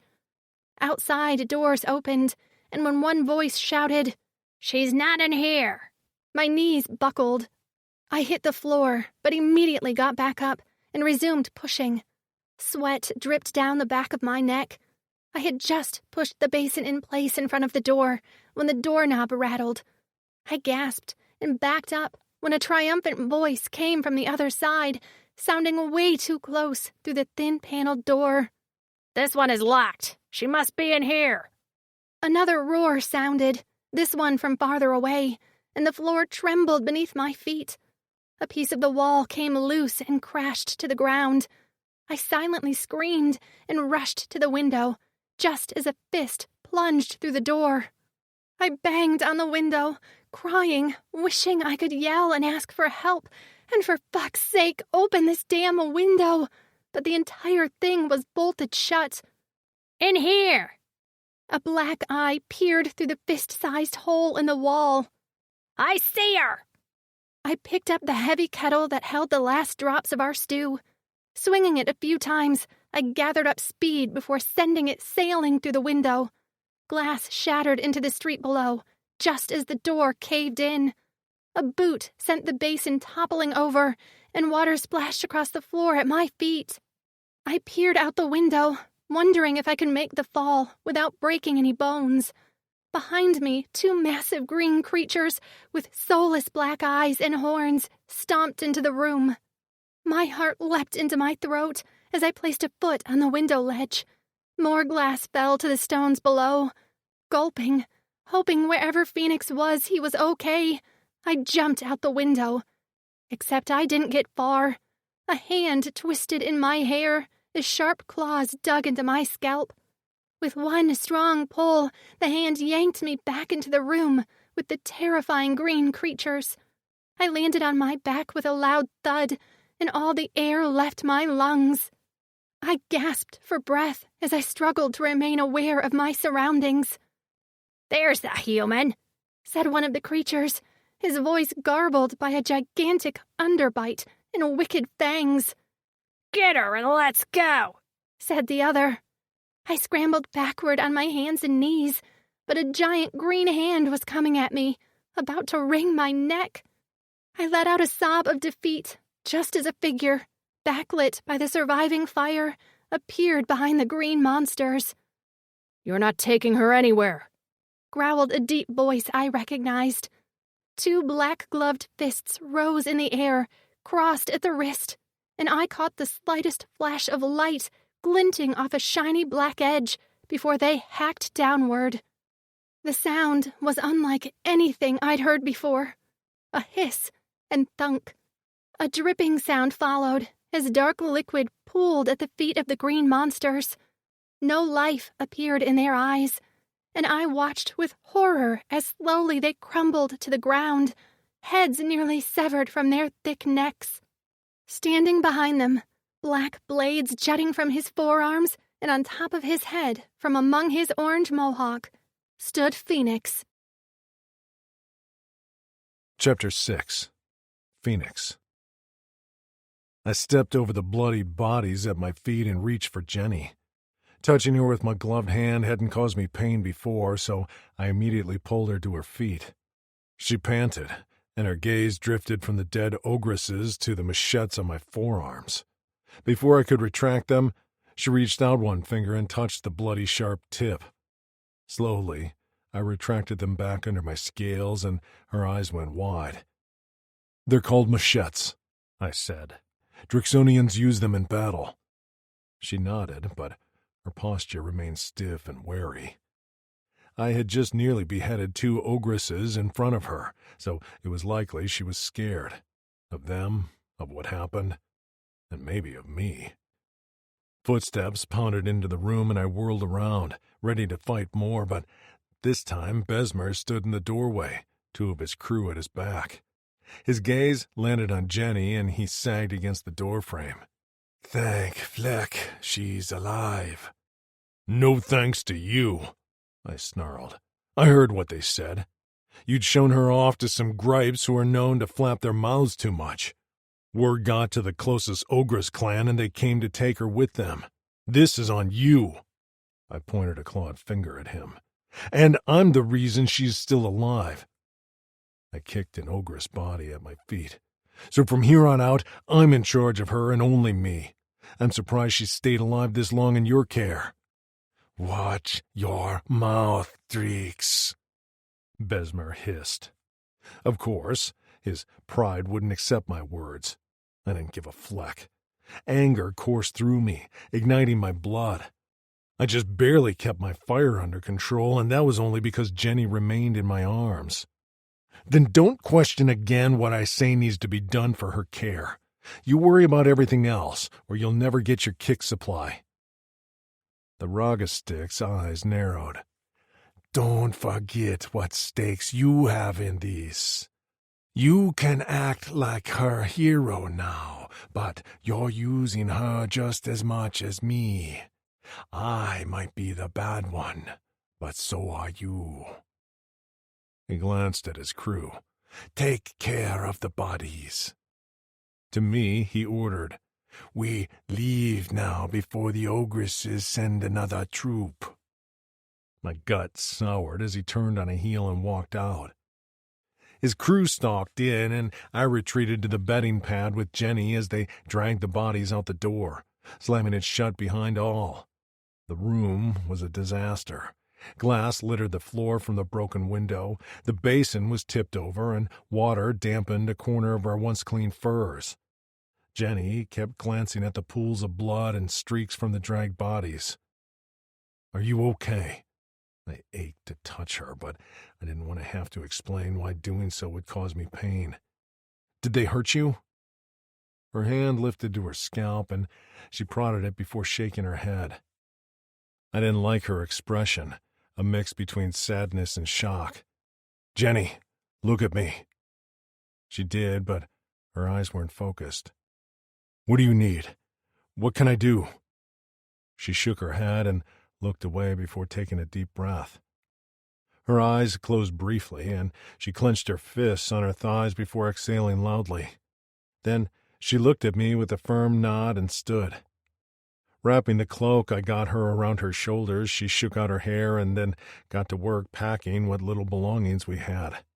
Right, we were leaving. We had to.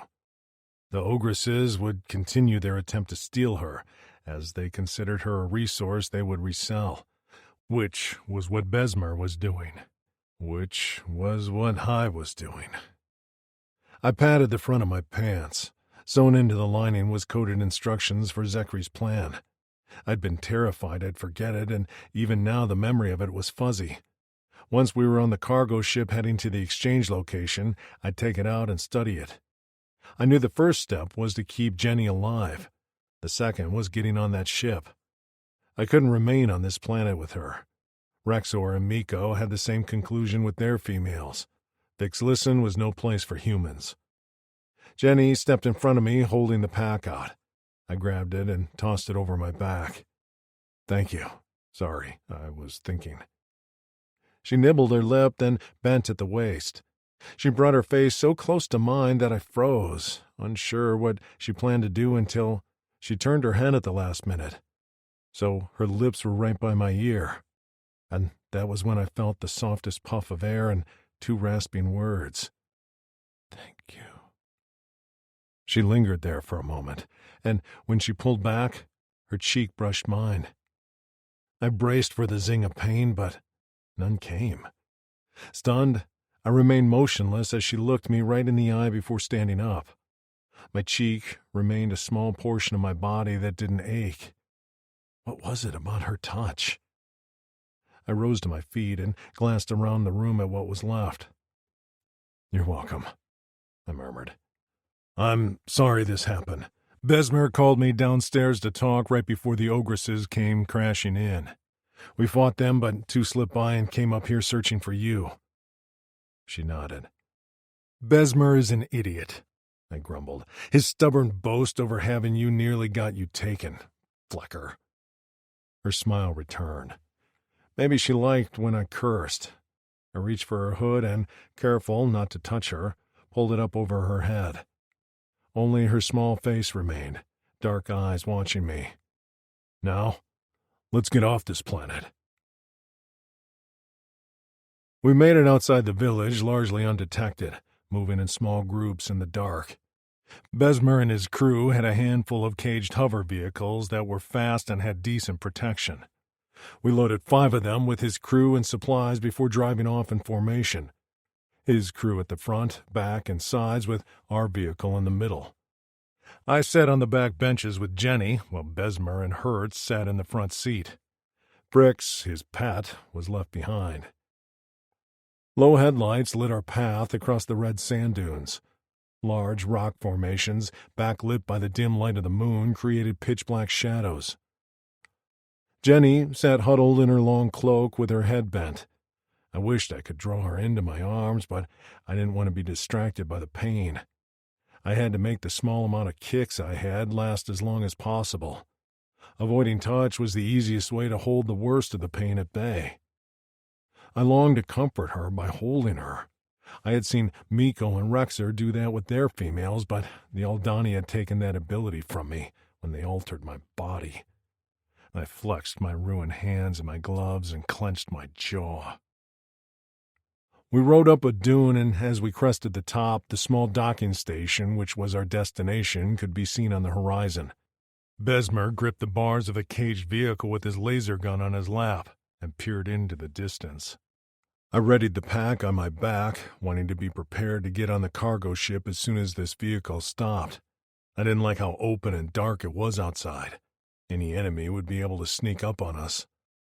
Just as the vehicle slowed down when we neared the station, Jenny's head shot up with a jerk. Her eyes were wide, and I caught the reflection of a passing light in the brown depths. "What?" I said out loud seconds before the vehicle in front of us exploded in a ball of fire.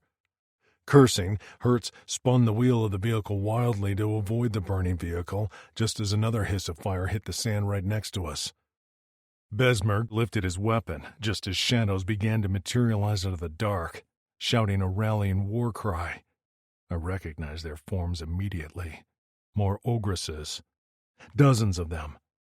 Besmer's remaining crews scattered from their vehicles. Inside, we were easy targets.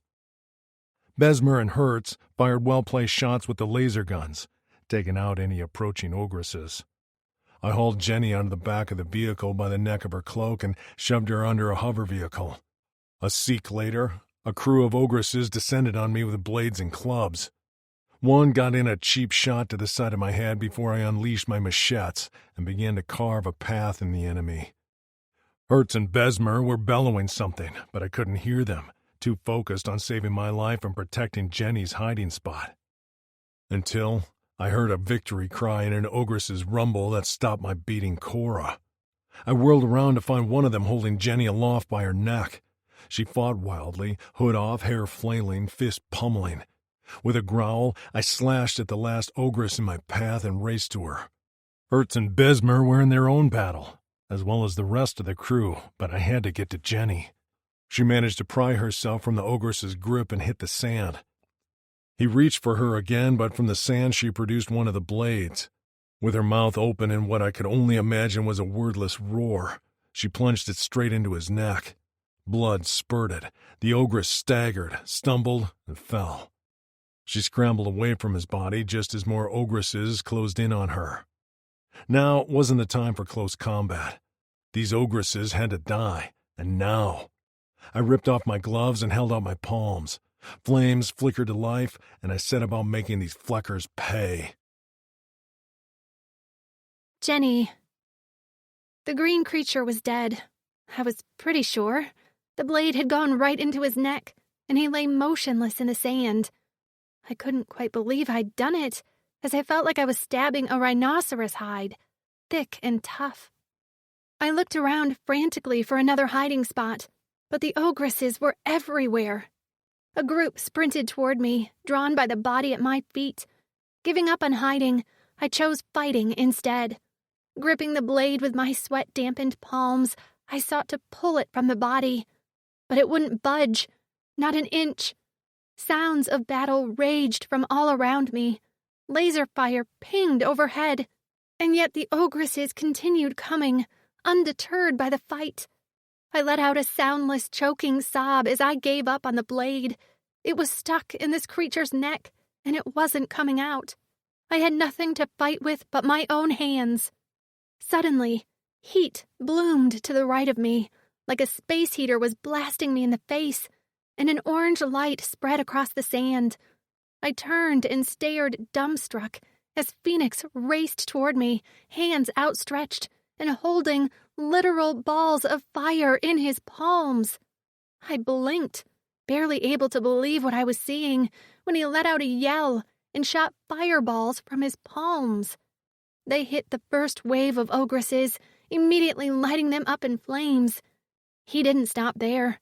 With a thundering roar, he unleashed a stream of fire, igniting every vehicle until we were surrounded by a wall of flames.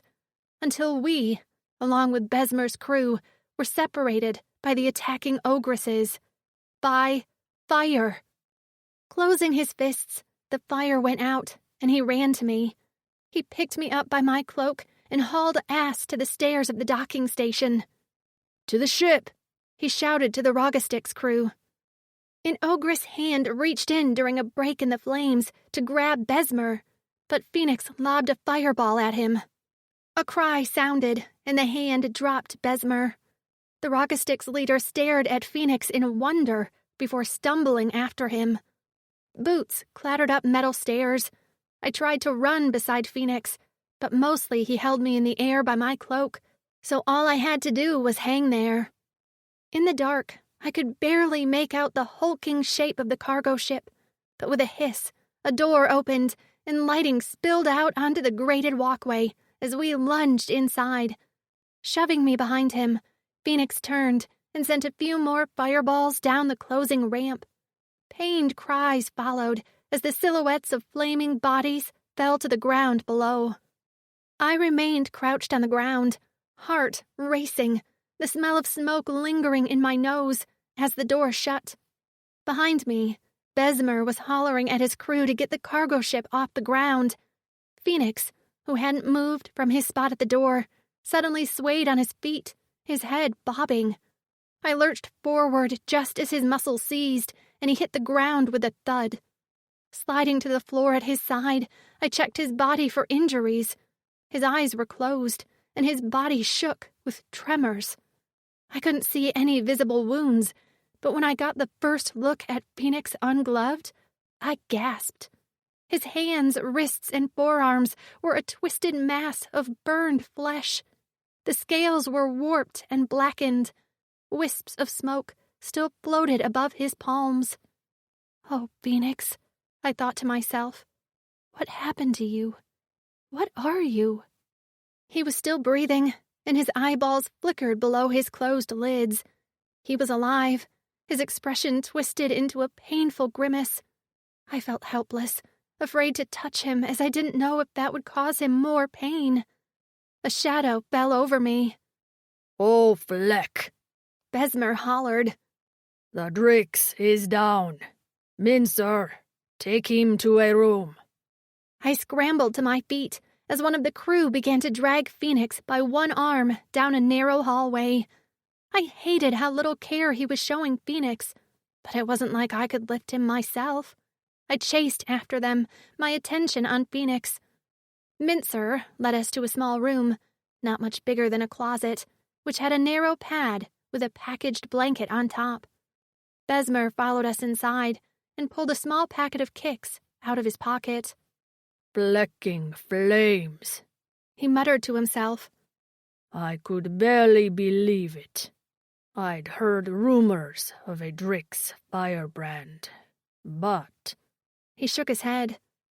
"Figures he'd be the one who needs this to handle the pain."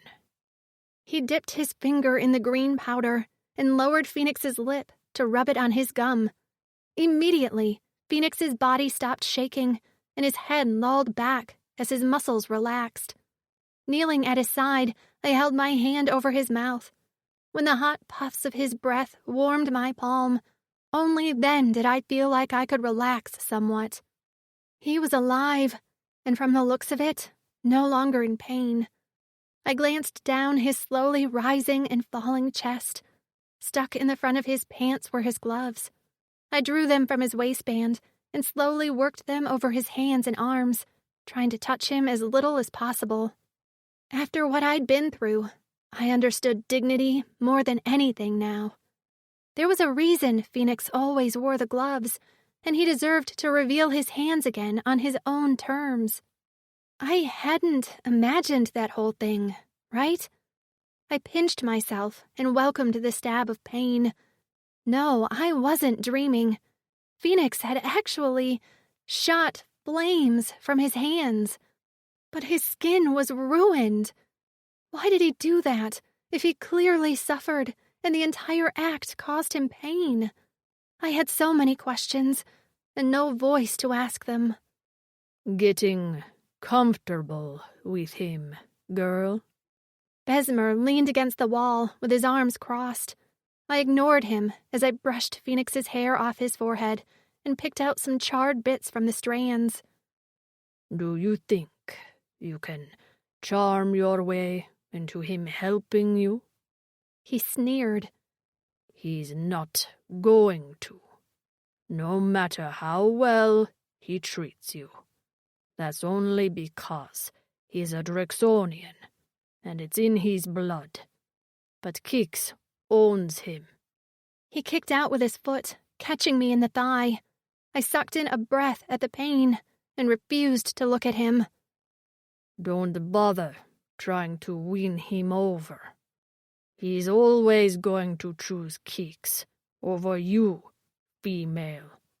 Always. He walked out and slammed the door behind him. I stayed kneeling, Besmer's words echoing in my head as I watched Fenix breathe. I didn't expect Fenix to choose me over Kix, but there had to be more to his story, a reason for him to be stuck in the thrall of the drug. I didn't expect my story to end well in this galaxy, but I also couldn't deny that despite his flaws, Fenix had offered me nothing but kindness. I had to return it, or what was the point of anything? Chapter 7. Fenix. I came awake with a start, blinking my eyes at a metal-paneled ceiling. The pad I lay on seemed to vibrate beneath me. I lifted a hand to my head, but my movements were slow. I could feel the sour taste of Kix in my mouth. Something soft brushed my arm, but the pain remained absent, thanks to the Kix coursing through my body. I glanced over to see a head of dark hair. "Jenny," I whispered. She lay half on the floor, her upper body resting on her arms on the bedding pad. I couldn't remember what had happened. Where were we? I gazed around the room and realized the pad seemed to vibrate beneath me. In the distance, I could hear the dim hum of engines. We must have made it to the cargo ship. But how?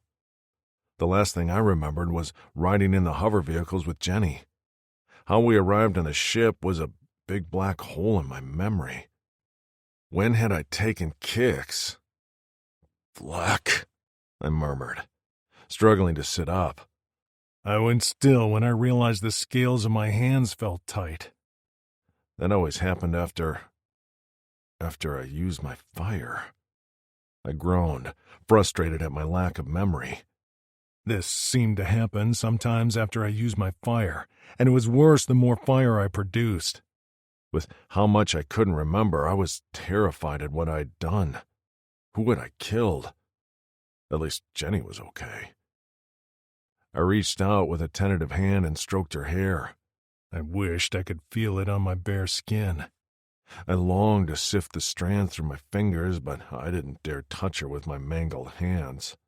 Besides, I couldn't touch anything without my gloves or I'd be in pain. Pain. It always came back to the pain. It ruled my fucking life. Jenny stirred and lifted her head. I drew back my hand quickly. She blinked and rubbed her eyes, and when her gaze landed on me, she rose to her knees with a start. She lifted her hand to the top of her head with her fingers splayed. Fenix. "That's me," I said. "Are you okay?" She nodded quickly and pointed to me. I gave her a nod. "I'm fine." Immediately, her eyes narrowed, and she pursed her lips. She shook her head and hopped to her feet. She pointed to herself and made a stabbing motion, then raised her hands in a victory. "You stabbed someone? Who? Besmer?" She shook her head, then pointed at me. She mimed taking off a pair of invisible gloves and then held her hands out like I do when I have my fire. Making throwing motion, she opened her mouth in a silent roar before suddenly swaying, rolling her eyes into the back of her head and collapsing on the ground. She lifted her head and glared at me before patting her chest with a concerned expression. "I use my fire? Why?"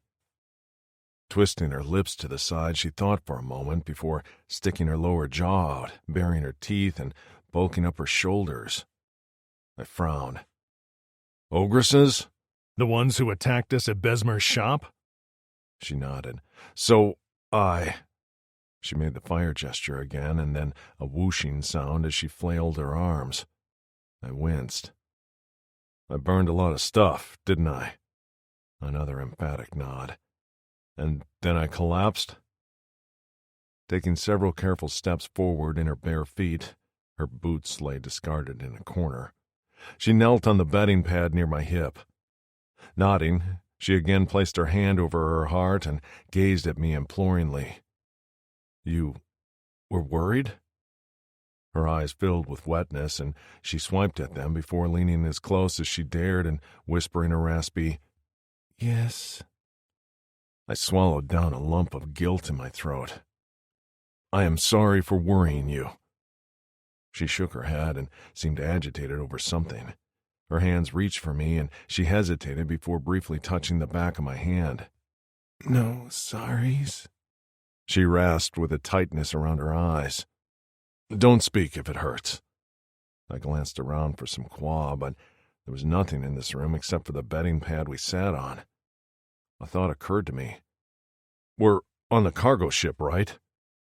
She nodded. "Besmer and his crew are here?" Another nod. I blew out a breath. "Good thing I didn't light them all on fire." She held up her hand, palm down, and wiggled her hand with a pained smile. I groaned. "Oh, flack. You mean I almost did?" The door opened, slamming into the wall with a loud bang. Jenny nearly jumped out of her skin, and I growled at the intrusion. Besmer sauntered in, a jug of qua in his hand and a package of food in the other. "You're awake?" "Clearly." I snatched the jug from him and immediately handed it to Jenny. "Here, drink." She tried to hand it to me, but I shoved it back at her until she finally relented and took small sips. "So, you're the firebrand Dreeks." Besmer leaned against the wall. "Maybe the hair should have been a giveaway." I ignored him as I dug into the food package and handed Jenny some jerky before shoving a few pieces in my mouth. I didn't want Besmer to know I couldn't remember what happened. "I gave you some keeks after you collapsed, because I was honestly worried you weren't going to leave." "Thanks," I muttered. That explained why I could taste it. I grabbed the jug of qua and took a gulp, swishing it in my mouth before swallowing. "Seeing as you saved us from that attack, I'll consider it a free dose." I glared at him. "Very generous." "I don't have much on board, though, so don't get any ideas about killing me. Only I know where the exchange location is to get you the rest of your supply." Worried about me now that you know my abilities? Besmir let out a husky laugh. I'm not stupid. You can kill me with or without your fire. But then you'll never get your kicks. And you need it to function, right? I thought before you just liked how it made you feel. But now I realize it's about taking away the pain. I saw your hands. My core racing, I clenched my fist and held back the wince as the tight skin pulled. Just remember who has the power here, Dreeks. I don't care what you can do with your hands or what blades you produce from your body. I'm the only thing standing between you and a lifetime of agony. Next time you save the human before me, think about that. I'll accept other bargains, but her, she's only got one purpose. He jerked his chin toward the food in my hand. Eat up. You both have some work to do to keep this ship running now that I am down a few of my crew. When the door closed, silence descended on the room. I didn't know what to say, and Besmir's words rattled around in my head. I remembered what my life was like without kicks, and it had been one of pain and madness. I wouldn't be worth anything to Jenny or anyone like that. Frustration welled inside of me until I remembered the note in my pocket. The plan. I had a plan, and if I could stay in my right mind long enough to carry it out, I might just be able to save Jenny from a lifetime of Raga Stick's ownership. I tugged off the clasp for my pants and reached inside. Jenny. 1 minute he looked ready to punch a hand through the wall, and the next he was taking off his pants? Warily, I backed away, but he ignored me. His hand dug into the front of his pants, joining the other bulge. I remained frozen, terrified he was going to burst my happy bubble and pull out whatever it was that was in there. A big alien cock? Except he didn't do that. After a faint ripping sound, he pulled out a piece of well-worn leather and smoothed it out over his thigh. He studied it, and I leaned closer to see that there were faint marks on it. A language. He was reading. He glanced up at me then, as if just remembering I was there. He shoved the leather back in his pants before reclasping the belt. He twisted at the waist to face me. I have a plan written down, because my memory... He clenched his jaw and looked down for a moment. My memory fails me sometimes. I tilted my head in a questioning look. What plan? Jenny, I won't hand you over to the Ragastiks. That was never a doubt in my mind. I'd kill them all and take over this ship right now. But there isn't enough kicks on board to last me until I can get us to safety. Why? I forced out. Kicks? His gaze dropped to his gloved hands. I wasn't born with the ability to have fire. I'm a Drixonian from planet Taurin. Shortly after I was born, before I can remember, a virus swept through our planet, killing all our females and most of our elder males. When our society collapsed under the loss, we left to rebuild on our sister planet while working for the Oldani, a race we thought were our allies. They were not. When we learned this and fought back, some of us were stolen and... He pulled off his gloves to reveal his scarred hands. He flexed his fingers, and a small flame burned in his palm. The scales under it melted and warped. I reached out, but pulled back quickly. I knew his fire would burn me, but also, he didn't want to hurt me. Altered to create super soldiers. I woke up in agony, unable to control the fire. When they learned their experiment had gone bad, they sold me to the Plycans. For 50 cycles I was sequestered alone in the deepest part of the mines, tasked with burning out tunnels. That was all I did. Alone. He extinguished the flame. Alone? My whisper cracked on the last syllable. He nodded. in pain, nearly out of my mind. When I managed to escape, I didn't know who or what I was. You met Zekri, but there were 2 others altered and sold here as well that I know of, Rexor and Miko. The 3 of them together helped me gain a part of me back, but the only way to keep away the pain and keep me from losing my mind is to take kicks. Without it, I couldn't protect you. I reached for him, but he drew back. I can't be touched. Even with the kicks, touch pains me.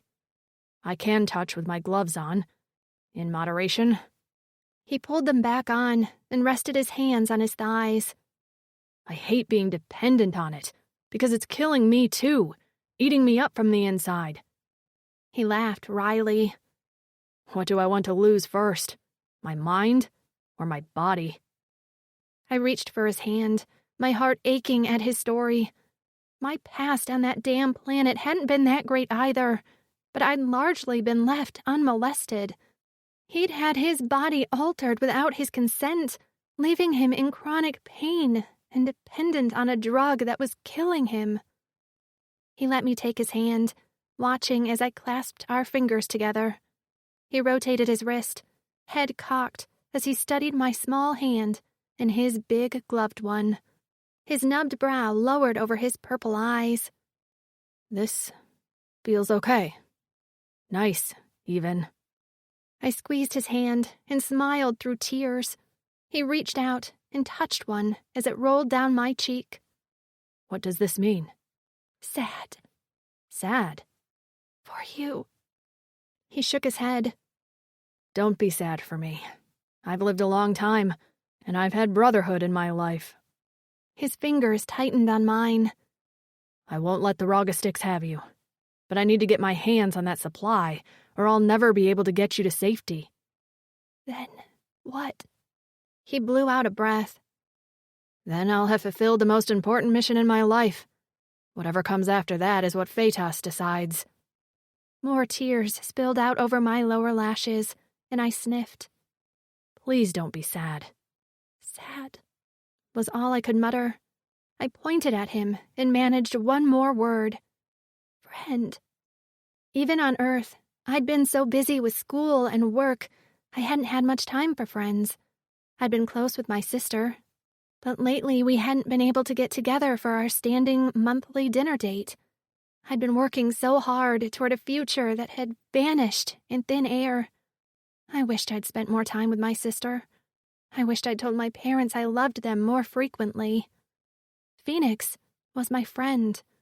I'd had a sense about him the first time I saw him that he'd change my life.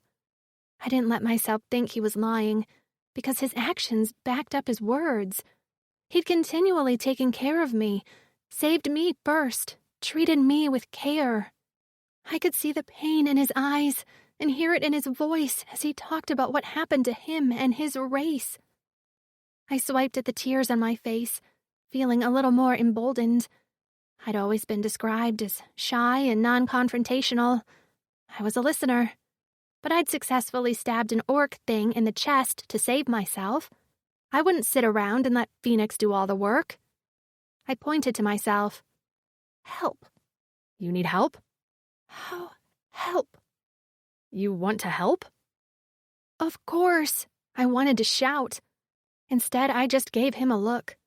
A laugh rumbled up his chest. Okay. When we are around the crew, make sure you listen. He pointed at my ear. They don't choose their words carefully when you're around. Probably because they don't think you can repeat anything. Do they know you can say a few words? I shook my head. That had been my secret. I was determined to be able to talk again. Practice, I whispered. Secret. Smart, Jenny, he said. Practice in secret. And drink. He handed me the canteen. I took a few sips before handing it back. I wasn't sure how much they would give us. I'm going to search the ship for weapons and anything else that will help us. I have a plan, but... He dug his fangs into his bottom lip. I don't know how this will all end yet. No. No end. Begin. His tongue crept out to prod the corner of his lips as he studied our clasped hands. Right, He whispered. a beginning. At least for you. Chapter 8. Fenix. The next few rotations were spent at the beck and call of Besmer. My job was to repair parts of the ship which had been damaged in our quick exit from the dock. So I spent time in the hull, banging away at the dents and patching the weakened walls. Jenny was put in charge of cooking, which she didn't seem to mind. The best part was she nearly had become invisible to the crew. When they weren't working, they relaxed in the kitchens, drinking spirits and playing games of chance. What followed was loose tongues. When we were alone, she practiced speaking, and I was hopeful her voice was not beyond repair. She'd managed to develop a low tone in contrast to the raspy whisper she used when she first told me her name. I helped when I could, and with my fire I heated mugs of an herbed drink with a sweet syrup she said soothed her throat. One night in our room, while the Raga Sticks crew was mostly passed out from drinking, I extinguished my flame and handed her the steaming mug. She accepted it with a smile. My bath. What? How you heated my bath? I smiled. Yes, I did it when you were in the expeller because I hadn't wanted you to see my hands. Why? I grimaced. They're ugly and a weakness. She shook her head. You made it. Her voice creaked and she took a sip of the brew. Strength. I hadn't thought about it that way. I stared at my gloved hands. How did you control? How did I learn to control it? She nodded. Well, when I first woke up, my hands were on fire. I felt like my entire body was burning from the inside out. I couldn't throw my fire then, only watch as it melted the scales of my hands. They never burn up completely, just melt and remelt every time. So when the Aldani couldn't control me, they sedated me and sold me to the Plikins. When I woke up again, I was in the pit of the mines, in near darkness. A voice hollered at me that if I wanted food, I had to work, and that was what I did. Her eyes were pained, which was why I hated talking about this, but if she asked me a question, I had to answer. How? Stay alive? I shrugged. I don't know, really. I just stayed alive. I was too out of it to realize how miserable I was.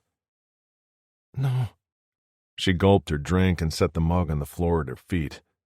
Twisting at the waist, she faced me. You have inner fire. Nothing to do with flames. Inner fire to survive. She could barely speak, but her words each felt like she was shouting in my brain. I want to believe that's true. Is. She nodded. I watched with trepidation as her fingers reached out.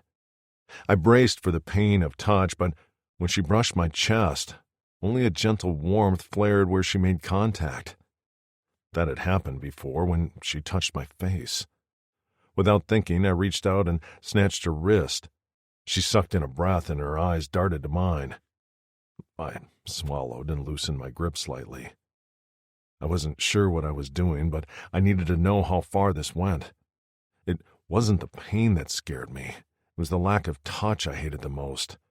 The inability for me to gain comfort from others. Even my brothers could barely grasp my neck in the traditional Drixonian greeting without me gritting my teeth against the pain. But with Jenny, there was something else. Not just the absence of pain, but a blooming pleasure. Please, I murmured. Please touch me again. Her eyelids fluttered. She cocked her head and queried. Pain? Not. Fleck, I didn't even want to voice it, in case it wasn't true. In case I was imagining things. In case my hopes were smashed under the sharp bite of pain. Not when you touch me.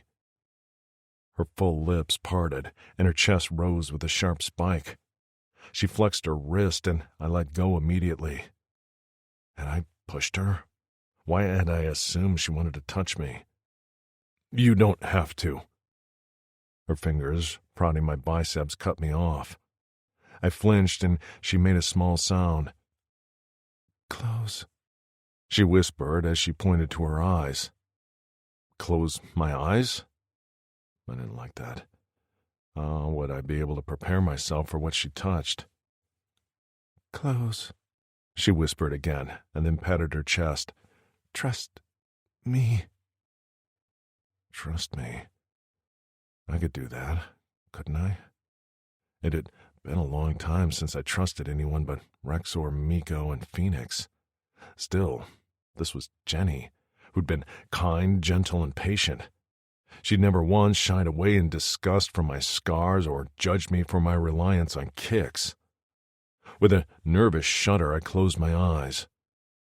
For a moment, I felt nothing, only the distant echo of pain in my limbs, covered by the small amount of kicks in my body. Then, light touches fluttered up my arm to my shoulders. There, her touch paused. Pain? The wake of her touch was warm. No pain. I shook my head. Good, she whispered, and kept going, across my collarbone to my neck. I swallowed, and she tapped my Adam's apple as she let out a puff of air I now knew as her giggle. I smiled, and her hands froze. I almost opened my eyes, concerned I'd done something wrong, but then her touch continued. A tap on my chin, a slight scratch on my cheeks, and then the very lightest of a touch on my bottom lip. This time I did open my eyes to find she'd shifted closer, with her gaze on my mouth. Suddenly, my body felt much more than warmth. My libido, which had lain dormant all my life, flared to life in my lower gut with a spark. Cock-hardening, I could do nothing but stare as her fingers tugged gently at my lip. I'd never felt anything like this before. My blood heated, and my head spun with a giddy dizziness. I opened my jaw and slowly unfurled my tongue from my lips. She made a small sound in her throat as I curled the tip around her finger. The ball piercings in the center of my tongue clicked against her fingernail. Her skin tasted like the herbal brew I made as she often dipped her finger in to test the temperature. I licked at her finger, then her palm, and lapped at the inside of her wrist, all while keeping my eyes on her to gauge her reaction. Her cheeks were flushed a bright pink, and her eyes shone with a golden brown. Not wanting to push my good fortune, I pulled back, but she didn't let me get far. With a small groan, she lunged forward and smashed our lips together. At first, I could barely believe it was happening, and I went still. My first reaction was to always brace for pain, and I waited for it to come. But it didn't. Jenny yanked her head back, palm on her chest. Sorry, she rasped. So sorry, I grabbed her face and hauled her against me, immediately delving my tongue into the hot recesses of her mouth. She let out a small cry and gripped my shoulders, not pushing me away, but pulling me closer. I licked into her mouth, tasting the tea and the flavor which was uniquely Jenny, this brave human who killed ogresses, dealt with the painful loss of her voice in an unknown world, and saw something in me I hadn't thought was there. This wasn't right. I knew I shouldn't be kissing her, not when my future was so uncertain and most likely short. But I couldn't pull away, not when the pain in my fangs and throat was noticeably absent, not when nothing but warmth and pleasure bloomed where she gripped my shoulders. Her fingers skidded up my neck, and I angled my head to kiss her deeper. Her small breasts brushed my chest through the thin layer of her shirt, and my cock kicked in my pants. I groaned. The unexpected hardness, a strange feeling. It wanted heat. Her heat. and I was 2 seeks away from ripping into her clothes when she broke the kiss to gaze at me with wide eyes. Fenix?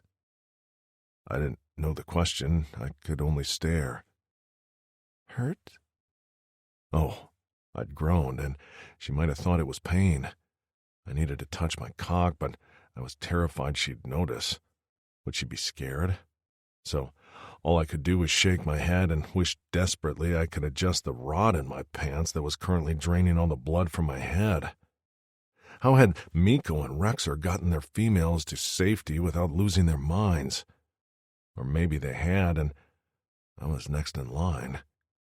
Suddenly, her gaze dropped to my lap, and I shifted away as fast as I could, turning my back to her as I fought to get myself under control. Jenny.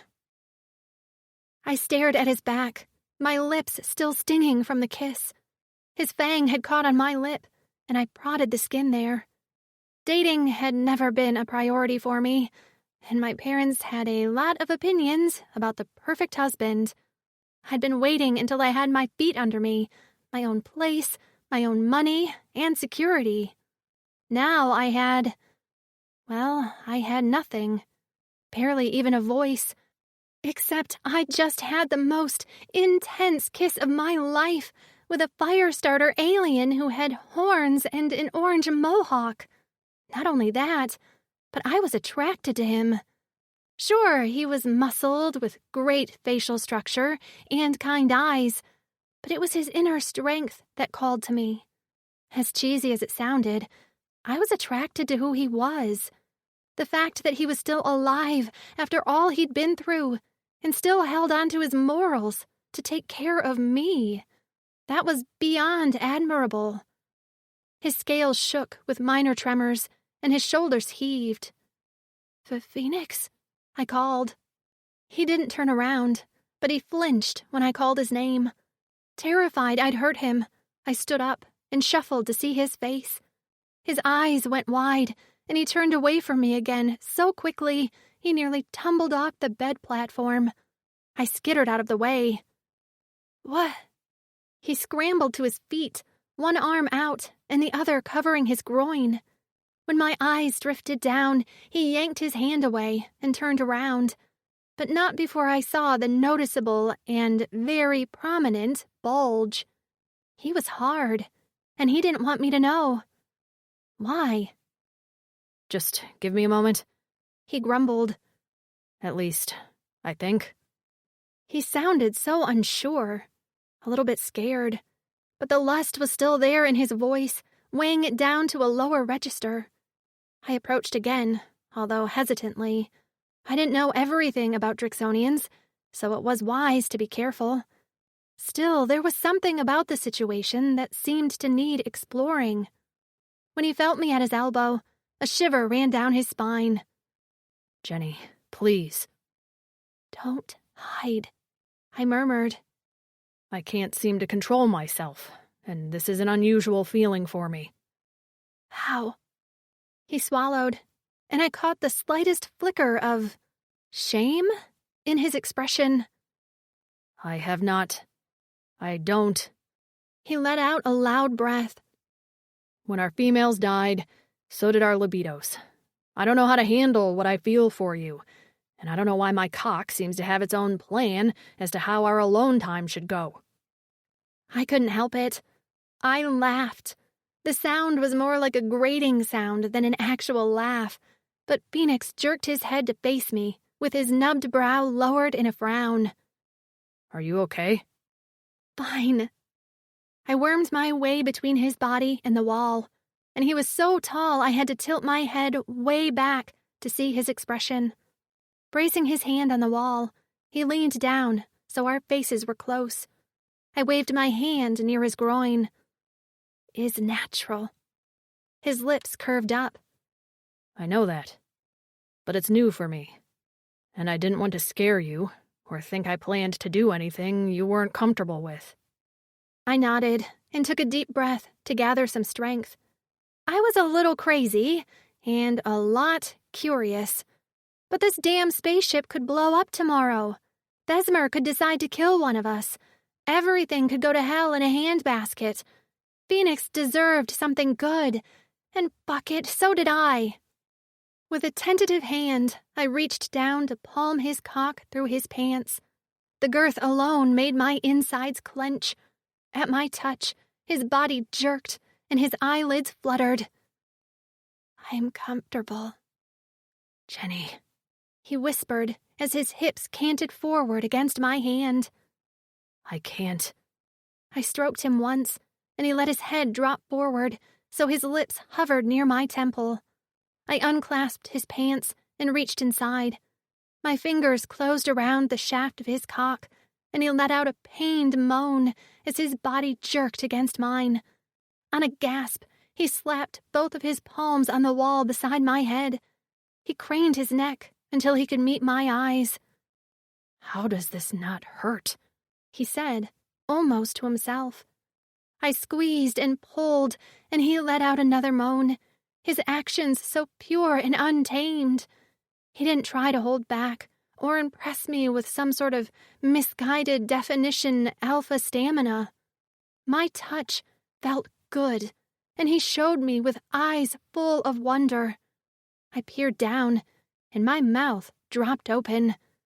The light blue head of his cock, now visible through the open gap in his pants, had a thick ring pierced through the tip. A copious amount of slick liquid dropped from his slit. I swiped my thumb over it and let the rest dribble down his shaft. Now lubricated, I continued to stroke him. His soft skin shifted over the hardness of his erection, and I felt myself grow wet at the thought of him inside me. Muscles flexing gorgeously, he rolled his hips, bucking into my hand. A lock of orange hair fell into his eyes, and he blinked through the bright strands, watching me as I took him in my hand. Your touch, he marveled. I can't believe how good it feels. I grinned at him, and his gaze fell to my mouth before he lunged forward and kissed me. His tongue no longer licked with a slow, torturous rhythm. Now he plundered me, and I was happy to let him. Then suddenly, he wasn't in front of me. I found myself staring at the opposite wall before hands on my thighs drew my attention. Fenix, hard cock glistening with his own lube, knelt at my feet. Let me taste you. Please. Like I was going to say no? Not when a building pressure between my legs made me feel like I was going to combust. When I nodded, he gently tugged my pants down and off, leaving me naked from the waist down. Deciding to go for it, I tore my shirt off and tossed it on top of my pants. I shifted, feeling exposed, but he gently pried one foot off the ground and hooked my knee over his shoulder. Completely open to his gaze, my entire weight balanced on one foot, I could only stare as he rubbed one thick finger through my wet folds. "Fenix," I whispered, and he grinned widely before extending that wickedly long tongue and lapping at me. My head thunked back on the wall as he swirled the tip around my clit, and his piercings sent zings of pleasure shooting out to every extremity. "Oh," I said on a rough sigh as I gripped his head for balance.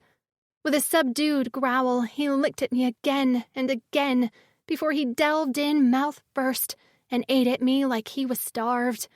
With a constant barrage of low murmurs, he gripped my thighs and worked his tongue at my core until I was out of my mind.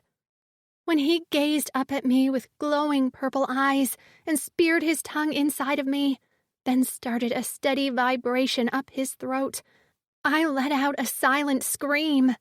The spaceship ceased to exist. The planet, my past, the entire galaxy. It was all gone. The only thing present that mattered here in this moment was Fenix kneeling at my feet and worshipping me like I was his queen. When he flicked my clit with the edge of his claw, I came on a gush, writhing into his mouth shamelessly as guttural sounds forced my damaged vocal cords to their limit. When my knees buckled and my body shook with the after effects of that soul-defining orgasm, He carried me over to the bedding pallet. I reached for him with wobbly limbs, as his cock was now an angry purple, and the tip dripped with that slick liquid. But he shoved my hands away and swiped his hand through my drenched pussy. With that same hand, he squeezed his cock and stroked furiously until he came with a roar. His release hit me on the inner thighs and stomach and pooled on my skin. He fell forward, catching himself on his hands as his shoulders heaved. Looking more exhausted now than he had when he killed the ogresses in Besmer's shop, he peered at me through half-lidded eyes. I'm sorry that He swallowed. spent my release on your skin without asking. But seeing you marked with me... He shook his head as a small smile curled his lips. I can't be sorry about that. Chapter 9. Fenix. Well, I didn't think Jenny capable of it. I still worried her expression would twist into disgust. I waited to see if she'd reject me. Had I pushed this too far? I would have stopped if she'd asked, but I'd been so driven by the need to consume her and mark her, I hadn't checked along the way. So when she smiled kindly and cupped my face, I thought my muscles would give out with relief. "Thank you," I whispered. Thank you. She rasped back. I dropped to my hip at her side and drifted my hand to her stomach. I let my fingers drift through my release on her skin, and she sucked in a breath, her stomach contracting when I did so. She watched me, her upper body propped up by her elbows behind her, as I took in her breasts. A dark circle around her nipples beckoned me, and I traced one with my finger. The nipple hardened, and when I flicked it with the edge of a claw, she shivered. When I glanced at her face, she bit her lip and gave me an encouraging nod. I leaned down, curious if my mouth would fit over the dark circle. Closing my lips around it, I flicked her nipple with my tongue, and she squirmed beneath me. Releasing her flesh with a pop, I pulled back to see if I'd left behind moisture well outside the dark circle. Good. It fit then. And she liked the attention. I could tell because her arousal smell had renewed. Fascinated by her body and not willing to relinquish the touch yet, I prodded at the bones on her hips and dipped a claw in her belly button before petting the soft curls that surrounded her pretty cunt. She tasted like nothing I ever had before, and I would have licked her more if I hadn't felt like my cock was going to burst. Would she ever let me enter her with my cock? Even if she didn't, or if we never got a chance, what she'd given me was enough. It would have to be enough. Her body shifted, and I looked up to see she'd leaned back on the bedding, her eyes half closed. She had to be tired, but I was reluctant to move. Since we boarded the ship, I slept on the floor near her bedding pallet, and I made to rise to leave her to sleep when she stopped me with a hand on my neck. I glanced up, and she smiled softly. "Stay." She'd let me stay. Weak with relief and grateful for the absence of pain for once in my flecking life, I let my body drift until I lay with my head cradled on her soft breast. Underneath my ear, her cora beat steady and strong. I wrapped an arm around her waist and let out a sigh. Fingers combed through my hair and smoothed down my horns, and I began to do one thing I'd never thought I'd do. Brush. The vibration came without me calling for it. Maybe it was the contentment I felt or the need to make my mate feel safe. Her hand stilled for a moment at the brushing, but then she resumed combing my hair. "Meeting you is the best thing that has ever happened in my life," I whispered, letting my eyes drift close. Same, she murmured. "I'm sorry you were taken from your home, but I'm not sorry you're here." I expected her to laugh, but she only managed a few raspy words. I'm not sorry either. Voices outside the door woke me, and I had just enough time to tug on my pants and shove Jenny, along with her clothes, into the cleanser when the door opened. I blew my hair off my forehead as Besmer loomed in the doorway with narrowed eyes. The cleanser turned on, and his head tilted toward it before once again studying me. I fought not to react. If he knew that I'd grown attached to Jenny, that I'd in any way bonded to her, he'd get rid of me. I was sure of it. The cleanser turned off and the door opened. Jenny stepped into the room, fully clothed and no longer smelling like me. Well, that made my skin itch. It was a good thing. I wasn't sure how well Araga sticks could smell. Besmer jerked his chin at Jenny. "You're needed in the kitchens, girl. I have a hungry crew." Her gaze flicked to me, and I gave her a nod. She slipped past Besmer, putting as much distance between their bodies as possible. When she was out of sight, Besmer crossed his arms over his chest and leaned against the doorway. "Didn't think you'd be so cruel." I didn't react as I straightened the bedding, needing something to do so I didn't take off his head. "She thinks you're going to save her, doesn't she?" He tutted. "I told her not to trust you, but I guess you found a way to suck her in, eh? Only to hand her over when it's all said and done, in exchange for a supply of kicks to keep you numb." I balled my hands into fists and rose to my full height, facing away from Besmer. "Ah, now I see." His footsteps entered the room. "You don't have her fooled. You have yourself fooled. You really think you're going to be her savior, don't you?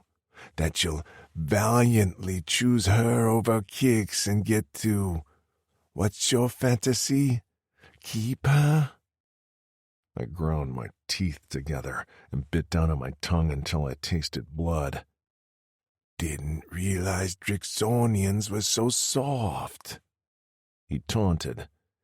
"That is why you're dying out, unable to do anything but protect your females who died any—" Whirling around, I gripped him around the throat and shoved him against the wall. His smile remained, a wicked smirk I wanted to tear off his face. "Oh, temper," he gasped as I squeezed harder. "I got too close to the truth, didn't I?" He let out a strangled laugh. "You're no hero, Drix. When faced with constant pain until your brain boils in your skull, or a life of numbness, you're going to choose the keeks." Spit pooled at the corner of his lips as he struggled against my hold. "I know from experience. They always choose keeks." With a swipe of my arm, I sent him flying into the opposite wall. His back hit with a thud before he crumpled to the floor. Coughing and wiping at his mouth, he glared at me through bloodshot eyes. "Do that again, and I'll take it out on the girl.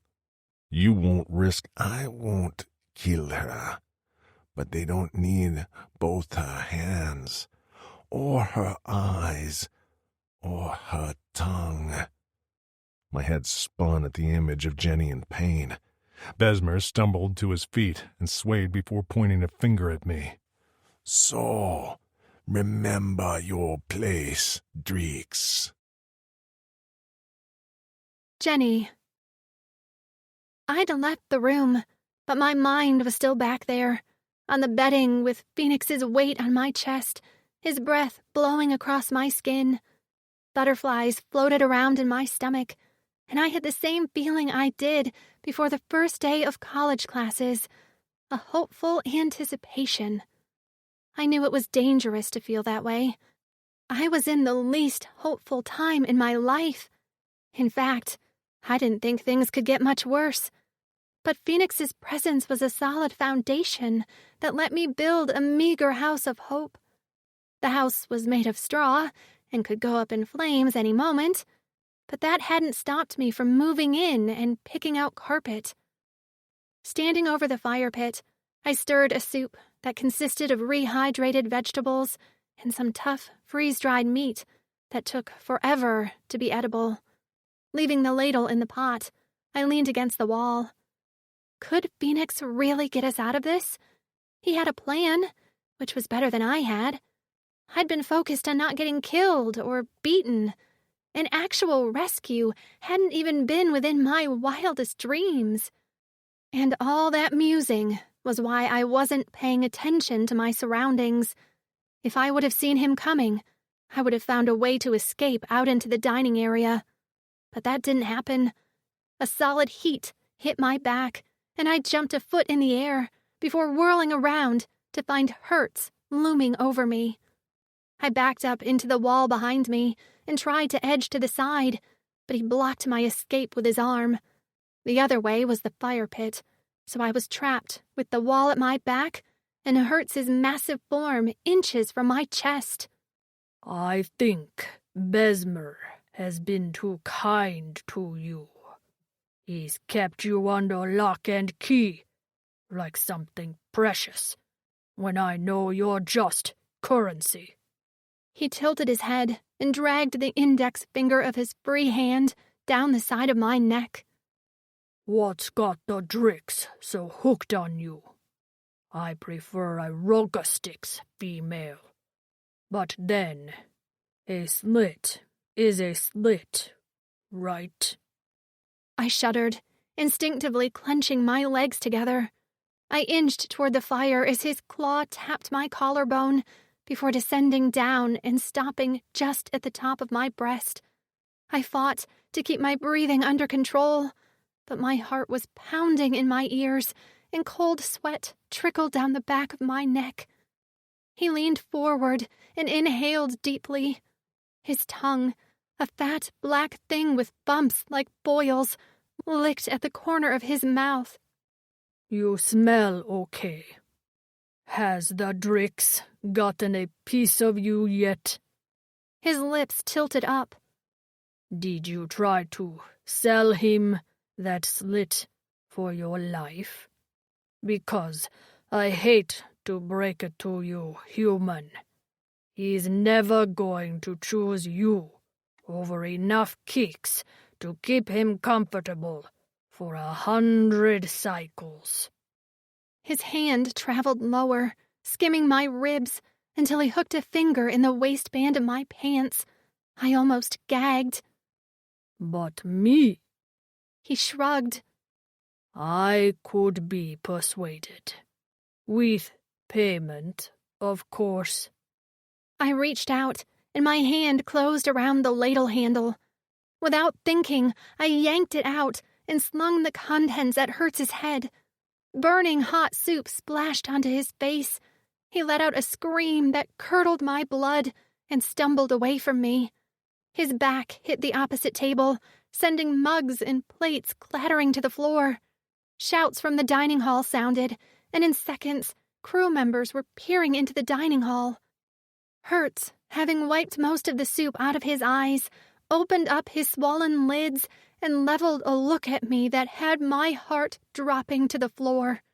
He lunged for me, and I ducked out of the way at the last minute. When I tried to scurry past the crew members, they blocked my path as Hertz screamed. Don't let her leave. His hand tightened in my hair, and I had a flashback to the night at Besmer's when the ogresses attacked us. I couldn't scream for help then, and I couldn't scream for help now. Fenix was most likely in the hall below, fixing something. With a sharp tug, Hertz tossed me against the wall. I slipped on the wet soup on the floor and fell to the floor on my hip. You want to know how hot that soup is? He roared as he grabbed me around the wrist and dragged me toward the kettle. I began to shake my head frantically and tugged on his grip, but he was too strong, and I couldn't get my footing on the wet floor. I'll show you. His mean eyes lit up with a cruel joy. You can match your precious Drix with a melted hand. I tried to scream, but nothing came out but a whispered no.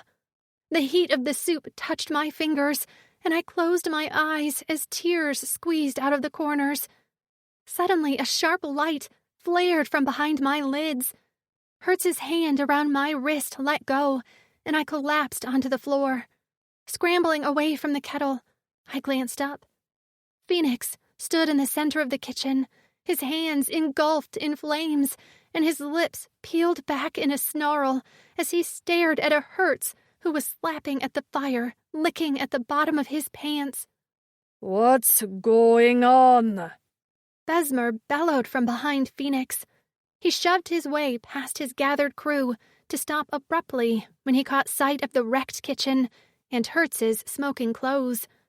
Hertz stumbled to his feet, his expression a mask of rage that sent a bolt of fear slamming into my gut. He pointed at Fenix, but his words were directed at Besmer. "He was a mistake.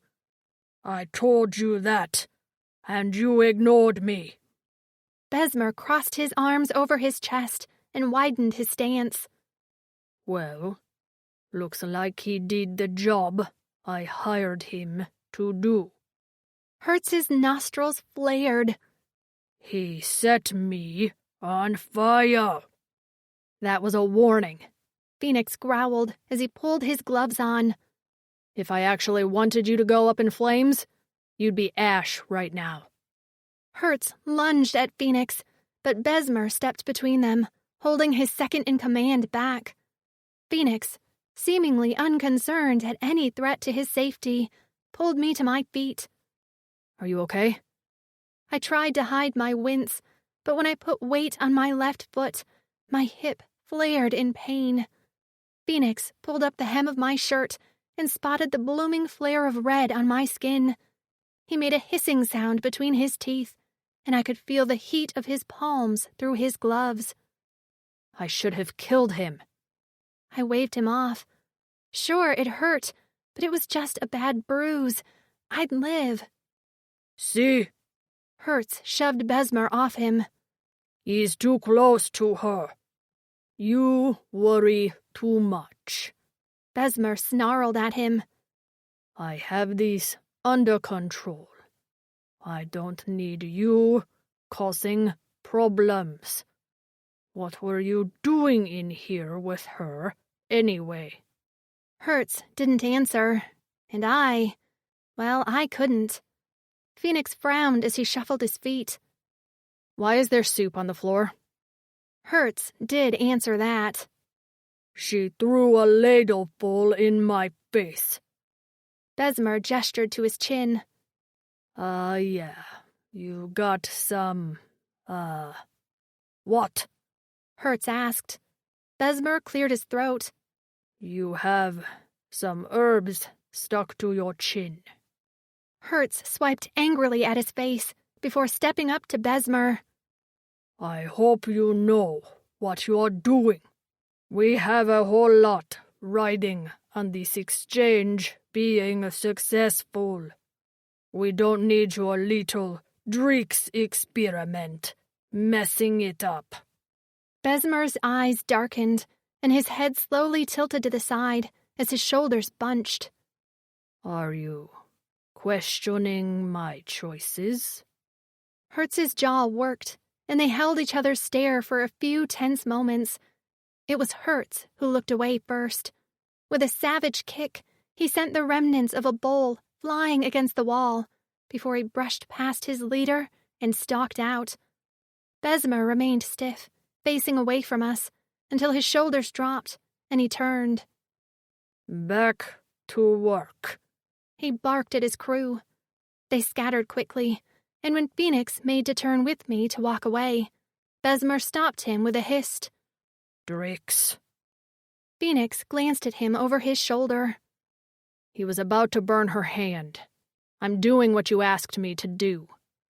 "Sure, but remember what we said, or a burned hand is going to be the least of her problems. Understand?" A muscle in Fenix's jaw clenched, and his hand tightened around my wrist before he gritted out. "Understood." Chapter 10. Fenix.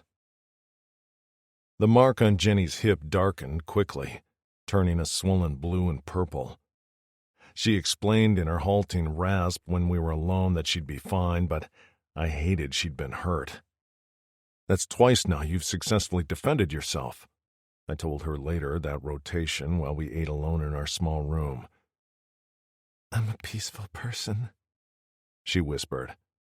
I leaned back against the wall and braced my wrists on my bent knee. Rexer was a warrior. He had the instincts and the inner drive to punish those who did wrong. It's in his blood, I think. His brothers were the same. I don't think he loved killing, but he believed in what he did. Miko, though, I chuckled to myself. He loved a good fight. He was good at it, too. One of the best fighters I'd ever seen. She shifted closer to me and laid a gentle hand on my leg. You? I never liked it.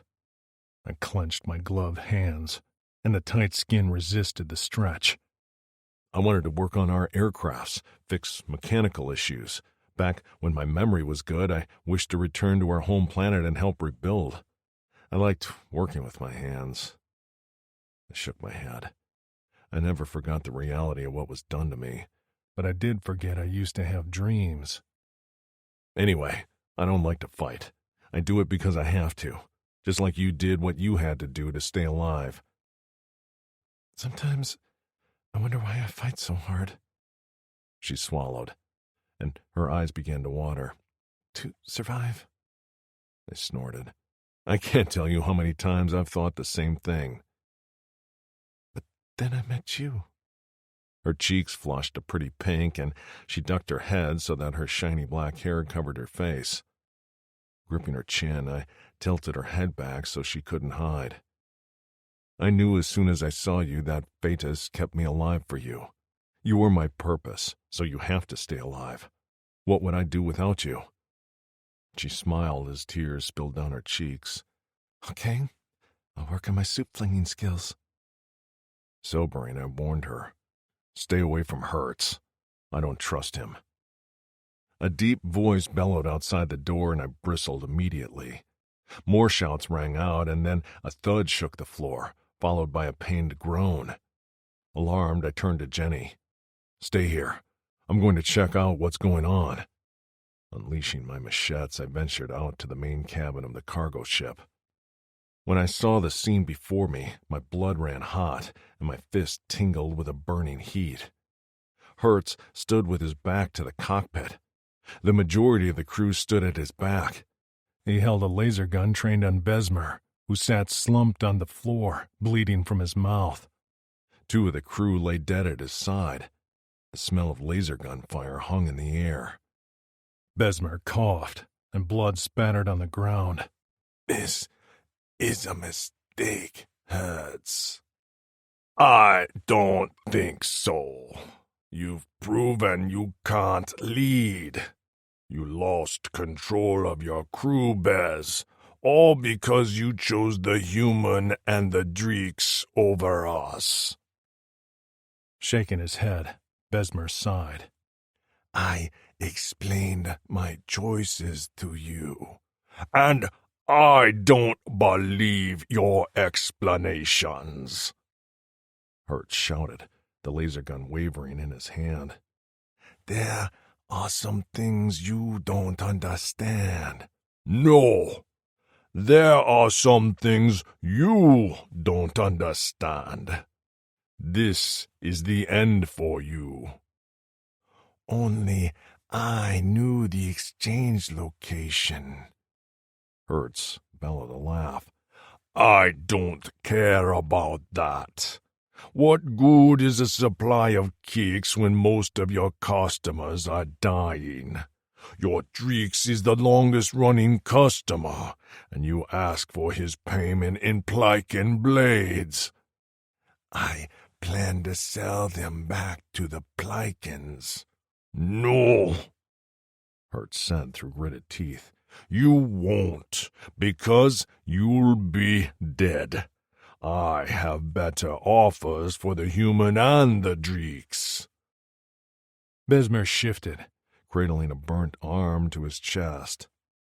You don't know what you're dealing with. I had him handled. I'm telling you, if you don't listen to me, you're going to get everyone on this cargo ship killed, plus many more. Considering keeping you alive just so you can see when I prove you wrong. But you eat too much. He fired his gun, hitting Besmer right between the eyes. He fell back onto the floor, motionless, eyes staring sightlessly at the ceiling. I took a step back, needing to get to Jenny because this entire situation had just gone from bad to flecked. But Hertz swung the laser gun in my direction. No, I'll handle him, he muttered. Without blinking, he fired the gun. Pain seared through my thigh and my leg buckled. I hit the floor on one knee and struggled to stand as footsteps approached. Burning flesh filled my nostrils, and I gasped as a fiery heat spread throughout my body. I swallowed down the pain and rose to my feet, avoiding pressure on my shot leg. But all I saw was the end of the laser gun firing again. Agony seared through my shoulder, and I hit the ground. Through the choking pain, I thought of Jenny. She needed to save herself. Shut in that room, she was going to be their next victim, and I wasn't going to be able to save her. Passing in and out of consciousness, knowing I didn't have much time, I inhaled deeply and shouted as loudly as I could, "Jenny, run!" I barely felt the next shot, as my entire body boiled in searing pain. The last thing I heard before passing out was Hertz's laugh. See? Handled. Now, get the female. Jenny. Fenix had told me to stay put, but I hadn't obeyed. I'd crept out of the room and hid behind a wall as I listened to everything Hertz had said. Panic gripped me tightly as I realized that up until now, my treatment could have been a lot worse. If Hertz had anything to say about it, I wouldn't make it off this ship without a whole lot of scars and maybe a missing hand. Fenix stood rigid, but when the first laser fire hit his leg, I was suddenly very glad for my lost voice. My scream had been silent. I took a step forward, intending to throw myself in front of him. Hertz still needed me, right? Maybe I could protect Fenix. I had to do something, and I'd taken one step away from the wall when Phoenix's pain-filled voice called out in a last gasp. "Jenny, run!" I didn't want to. I couldn't bear to leave him. But when Hertz fired his laser gun a third time, I let out a choked sob and turned away. This time, I obeyed. I took off down the hallway, away from the room Fenix and I had shared, with tears streaming down my face. When Hertz ordered, "Get the female," I was already turning the corner into the kitchen. I'd spent a lot of time in there staring at the walls, the ceiling, picking at weak corners in the panels. Above the hearth, there was a steam vent. The opening was narrow. No way a Rogastix could do more than poke his head inside. But I wasn't a Rogastix. I was a petite human who needed to hide. I grabbed a small bag of jerky and dried fruits, as well as a tin of qua, and shoved it down the front of my shirt to free my hands. As footsteps pounded throughout the cargo ship, I pulled myself up onto the thin spit, holding the kettle over the heating element. Tugging aside the panel, I hauled myself up and into the vent. My arms aching, my vision blurry with tears, I shoved myself into the small space and shoved the panel back into place. Seconds later, a shout sounded from inside the kitchen. I waited there, completely silent, barely daring to breathe. I couldn't see much in the dark, but eventually my eyes adjusted enough to see through the slits of the vent. Hertz was in the kitchen, shoving tables and pots aside as he bellowed for me. "Come out, girl." In the dining area beyond, chairs were flying as the crew tore the room apart. "You're just wasting our time. For every rotation you stay missing, I'll take off a finger. Cursing under his breath, he stormed out of the kitchen. I heard him direct the crew to search the entire ship. I shuddered and hugged myself tightly. What was I doing? Was there any point in delaying the inevitable? But Fenix had told me to run. Oh, Fenix. My heart ached, pounding in my chest as images of his kind smile flitted in front of my eyes.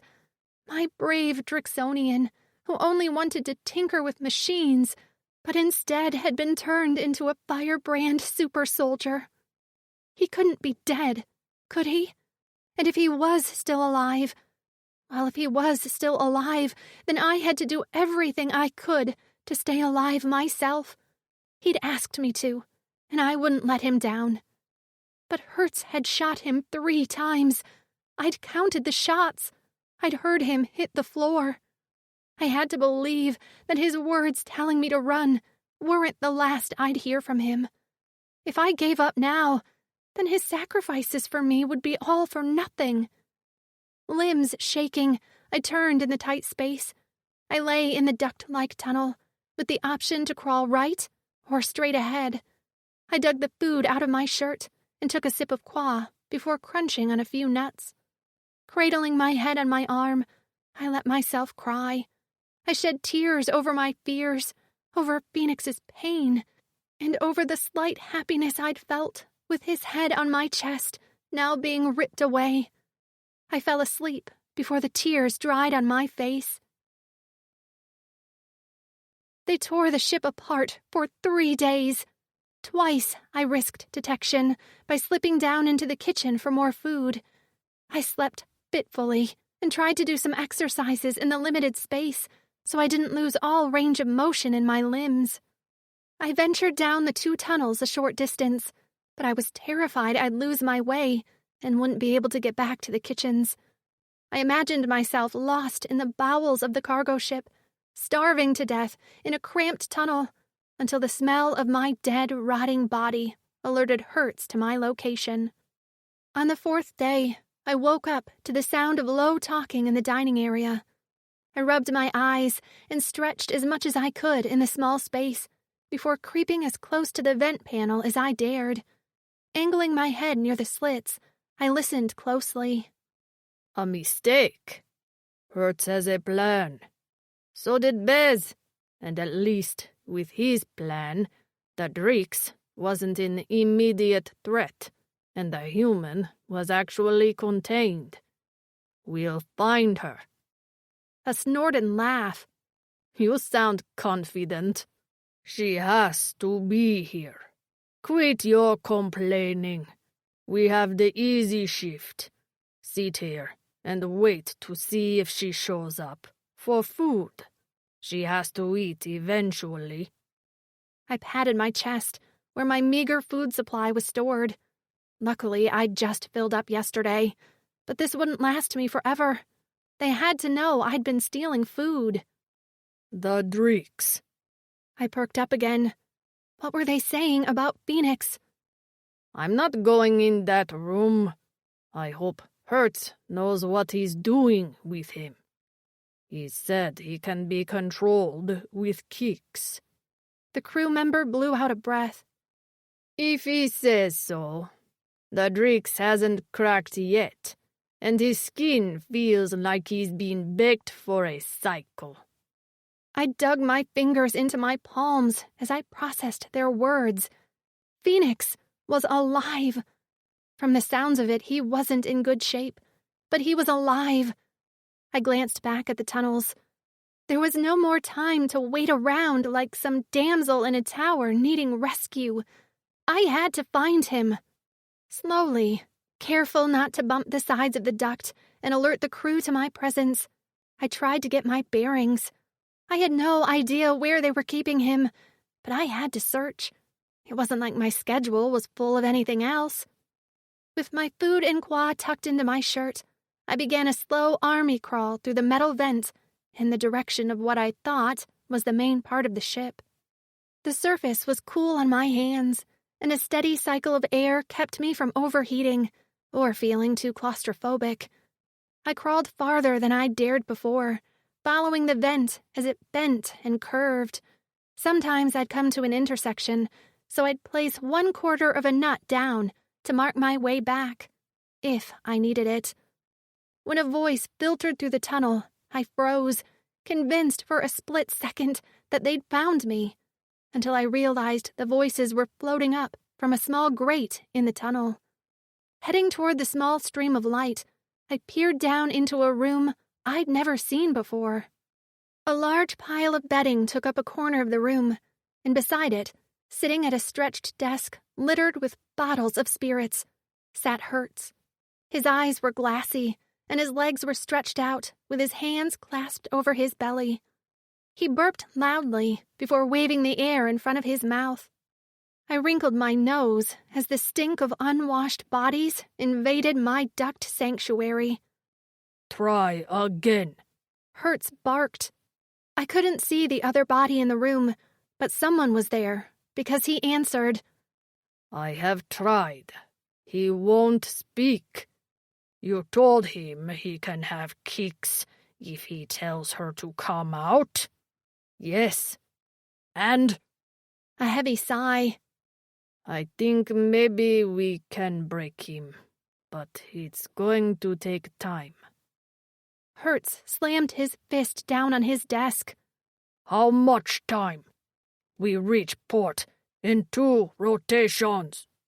He jerked up and flashed his thumb and index finger. 2. Slumping back down, he rubbed his forehead. Without them, I can't pay the docking fee. They will take it out of my flesh and every crew member on this ship. We have the Drix. Is not enough. We need her. Hertz slammed his fist down. Try again. I'll do my best. Footsteps followed. A door opened, then shut. Hertz threw a bottle against the door, where the sound of it shattering made me nearly jump out of my skin. But I couldn't stay and gawk at Hertz or gloat over his pretty depressed state. I had to follow those footsteps. I could hear them below, and I crawled as fast and as silently as I could, hoping they led me to Fenix. Chapter 11. Fenix. The effects of my last dose of kicks wore off fast. Locked in a supply room in the hull with my arms chained to the wall with fireproof material, I could do nothing but lose myself in the pain. My mind had only started to crack, and while falling into the oblivion of nonsense would have been preferable to being aware of what was happening to me, I was grateful for the consciousness. There was a reason I had to remain lucid, and her pretty face and soft black hair remained in the forefront of my thoughts as one rotation bled into 2. Several times Araga sticks came in and struck me, but their blows were inconsequential to the pain racking my body. They told me she was hurt and hiding, and that if I would just help them find her, they'd give me a dose of kicks. I growled at their lies and roared at them to leave me alone. When 2 rotations bled into 3, her image grew warped, and by the 4th, I wasn't quite sure of anything but the excruciating pain. I longed for the cool numbness of kicks as I writhed on the floor in agony. The door opened, and a green figure walked in. I could barely see through the veil of pain over my eyes. I blinked at him from my slumped position on the floor, and gasped out a hot breath. He crouched in front of me, and I couldn't remember his name or what he was, but I knew he was the enemy. I hadn't forgotten that much. All you have to do is call her name and tell her to come out. That's it, Drix, and the pain will end. This doesn't have to be this way. You don't have to live like this. Kicks. The name alone brought peaceful memories, like dunking my head under a cool spray of Qua. He said I could have that, but I had to. What do I have to do? He blinked at me, and then his lips tilted up. Just Call her name and tell her to come out of her hiding spot. I didn't understand. Why is she hiding? Because she thinks we want to hurt her, and we don't. We only want the best for her, and she's going to get herself hurt running around alone on the ship. Hurt. She'll be hurt. I don't want her hurt, right? He held a device up to my mouth. Here, just speak into this, and it will echo in the ship's comm system. She'll hear you. I stared into his eyes and tried so hard to concentrate. My stomach rolled and my throat felt like I'd swallowed glass. He said I could end this pain. When had I last been free of pain? I opened my mouth just as a memory slipped in through the flames of agony like a trickle of qua. Fingers clutching me, spreading warmth in their wake. Warm lips on mine, a divine taste as I lapped eagerly with my tongue. That was her. And they did want to hurt her. I smiled as I remembered and coughed as my throat went into a spasm.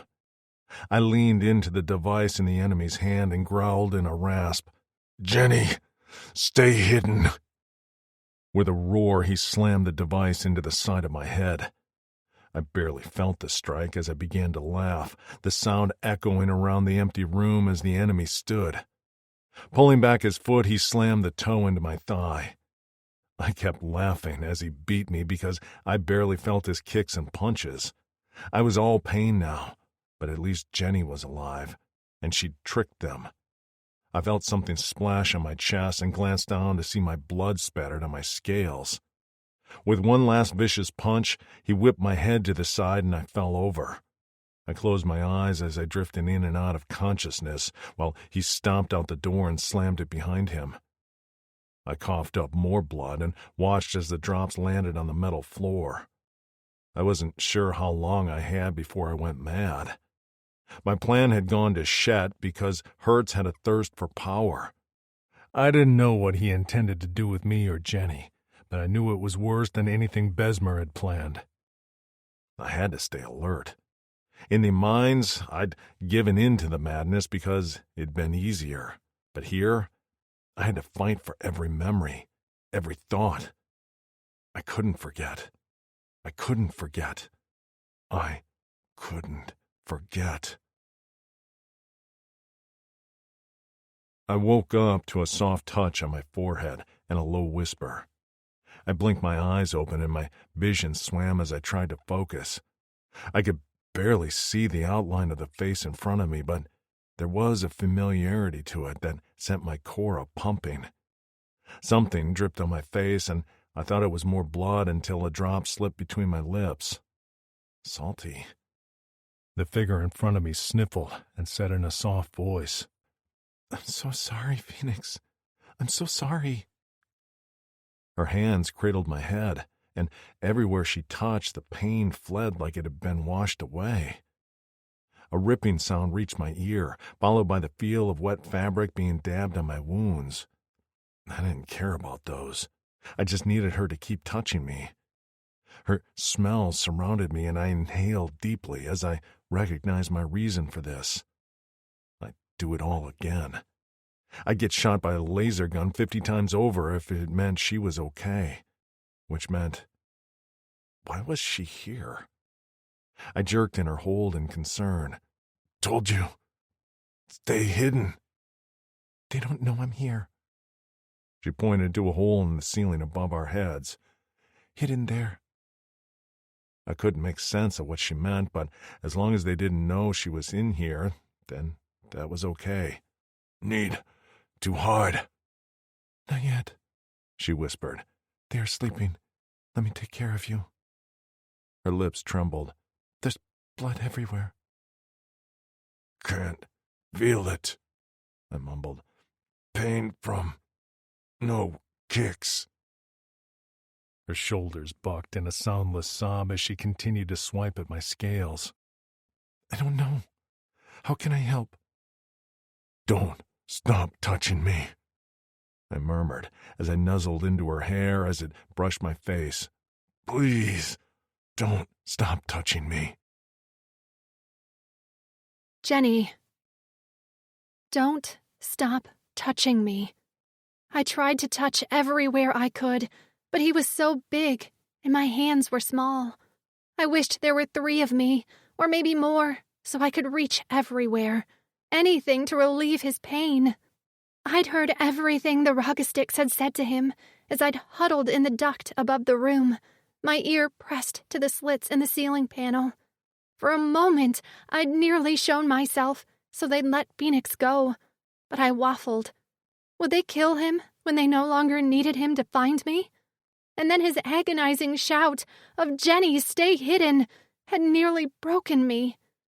I listened, just like I had before, because I trusted him.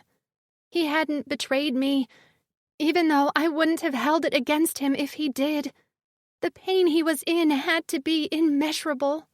His scales were nearly too hot to the touch, and his breath was steam engine scalding. And blood, so much blood. When the Rogastics had been beating him, I'd had to look away. The crunch of bone, the splatters of blood. I shuddered thinking about it as I wiped at his face and prodded at his ribs, which I worried were cracked. He didn't react to my touch with a grimace, but instead a small, blissed-out smile, his eyes half closed.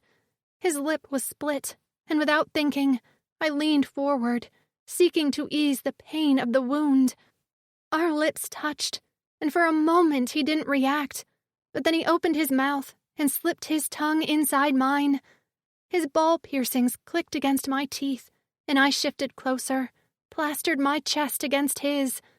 When he circled his chained arms around me, deepening the kiss, I straddled his thighs. Immediately, his hands shifted down my back to cup my ass. He tugged me closer until I felt the hard ridge of his cock between us. I broke the kiss on a gasp. "Don't want to hurt you." "I feel no pain," he whispered, tucking a stray lock of hair behind my ear. "Not with you." This shouldn't have been sexy. I shouldn't have been turned on. But the memory of the last time we'd been intimate had never left. Even now, his hands gently squeezed, coaxing arousal from my body, despite our perilous situation. I cupped his face and rubbed my thumbs at the corner of his lips. "Maybe I can do more than just touch you," I murmured. He nibbled on my chin. "How so?" I pulled my shirt off, and his eyes went wide.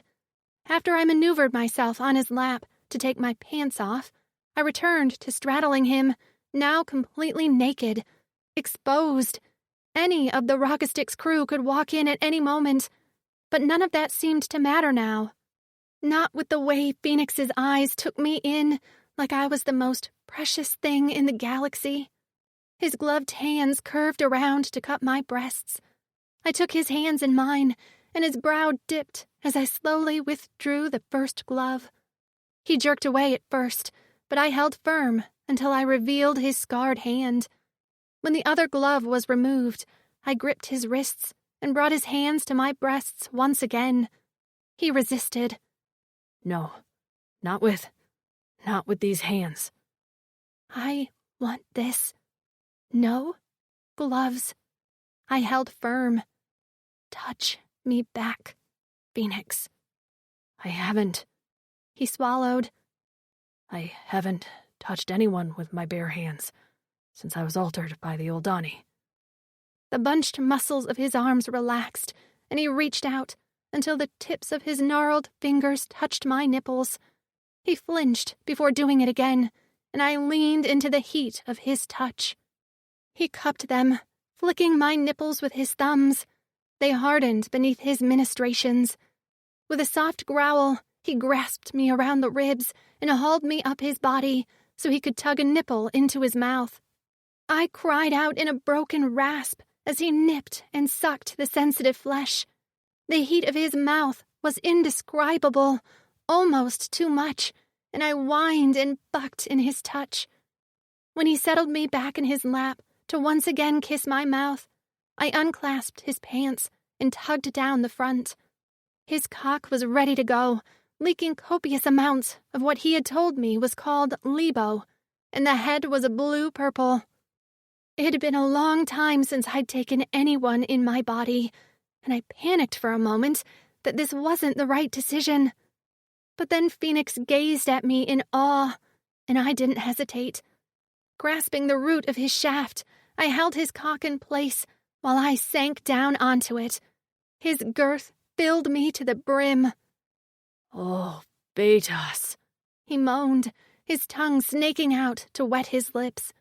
He shifted me back so he could gaze at where we were connected. "I never thought I'd see this. I never thought I could bear to be touched." I cupped his face. "Just wait. It gets better." Lifting with my thighs, I watched as his cock slipped from my body until only the tip remained inside before I drove back down. His body jolted, and he groaned loudly, so loudly that I clapped a hand over his mouth with a silent giggle. "Not too loud." "Want to shout to the whole galaxy how you make me feel." His muffled voice came from around my fingers. I dropped my forehead to his. "Me too," I whispered. "Me too." Picking up the pace, I rode his cock. He held my waist in a tight grip and rolled his hips to my rhythm. "I can feel your cunt dropping down my cock, soaking my balls." He peeled back his lips to reveal his fangs. I held onto his shoulder as I bucked down harder. "So, bull." With a flat palm on my back, he pressed our chests together and his nostrils flared. "Come on my cock, mate. I want to watch you fall apart. Wish I had time to eat your cunt, too." "Jesus, Fenix," I muttered. The pressure was building in my lower spine, spurred on by his clawed hand digging into my ass. Suddenly, I felt something latch onto my clit. When a slight suction started, I let out a gasp and looked between us. The small node I'd noticed on top of his cock was doing something. Like a built-in sex toy, it had latched onto my clit. Not quite as great as Fenix's mouth, but pretty damn close. I cried out as it sucked harder, and my rhythm faltered as I bucked against him. The orgasm exploded in my core, and I opened my mouth on a silent scream as I mindlessly worked myself on his shaft. "Yes," he growled. "Just like that. So blacking beautiful, Jenny. So perfect on my cock." "Fenix," I rasped, and at the sound of his name, he shoved his face into my neck where his roar was muffled. His cock pulsed inside of me, sending his heated release deep into me. Limbs trembling, I clung to him as he panted against the damp skin of my neck. His hands continued to roam up and down my back, pausing occasionally to rub the muscles until I was a naked puddle of goo in his lap. We didn't move for a long time, content to remain connected to each other. I ran my hands up his chest and neck, and he made a soft purring sound, a deep vibration rumbling in his chest that nearly lulled me to sleep. "If we could stay like this forever, I wouldn't need kicks. I wouldn't need to be in pain. I could just be." The longing in his voice squeezed my heart. I gripped his cheeks and brought our foreheads together. "I wish, but the answer isn't trading your dependence on kicks to a dependence on me." "I know." He dropped his head and let it rest on my shoulder as I combed through his hair. "I just want to be free of it all." I closed my eyes, wishing I could permanently take his pain away. But I was only me, a mortal human who could barely speak above a whisper. Suddenly, the ship's floor shuddered, and shouts rang out from the cockpit. Fenix's head went up. We're docking. Hurry and get dressed, and hide. But what's going to happen to you? He looked at me with fierce eyes as I fixed his pants. I don't know, and I don't care. They can't catch you. My tears blurred my vision as I pulled my clothes on. What's the point of staying alive if they do something to you? I don't want to be alone in this galaxy. Fenix's mouth opened and then closed. Jenny, he whispered. The door's lever turned, and Fenix hoisted me up into the duct on the ceiling. I had just closed the panel when the door opened.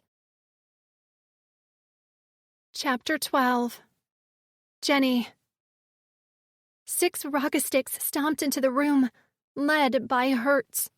He can't call his fire, but he can break your bones by breathing. So be careful. He barked. 3 of the crew unchained Fenix's left hand from the wall, while the other worked on his right hand. Suddenly, Hertz inhaled deeply, and his brows lowered. Smells like human in here, he murmured. I stopped breathing when he slowly lifted his head to the ceiling. Fenix, catching on, kicked out, catching Hertz in the knee. He yelped and hit the ground just as Fenix stood with a roar and yanked hard on the chain on his right hand. 3 Roggastics went flying with the chain and hit the wall in a jumble of limbs and grunts. Subdue him, Hertz hollered as he stumbled to his feet. His eyes met mine through the slits in the vent, and he grinned. I let out a gasp and crawled backward, except I didn't get far. Part of my clothing was caught on the sharp edge of a metal bolt. Frantically tugging, I let out a frustrated curse. The space was too small for me to maneuver to undress, or that would have been my next action. In a beam of laser fire, the vent shattered, sending shards of metal flying in the small space. Instinctively covering my face with my arms, I muffled a cry of pain as a sharp fragment slashed at my shoulder. A hand reached up, and with a tearing sound that wrenched my shirt from the bolt, I was pulled through the hole. I hit the floor on my bad hip to find Fenix with his hands tied behind his back and his ankles hobbled with chains. His eye was swelling, and his lip was bleeding again. As soon as he saw me, he dropped to his knees, defeat evident in every weary and pain-filled line on his body. "No," he moaned, more pain in that one word than I'd ever felt in my life. I sobbed as Hertz hauled me to my feet. "Let's see. You were hiding 5 rotations. So, that's 5 fingers, right? Maybe I'll just take the whole hand." He grasped my wrist as Fenix went wild, tugging against the 6 crew members holding him in place. I went into a crocodile death roll, twisting and spitting to escape Hertz's hold. But he was 3. You've been listening so intently. Now is the perfect time to take a deep breath, close your eyes, and let the music wash over you. We appreciate your time and support.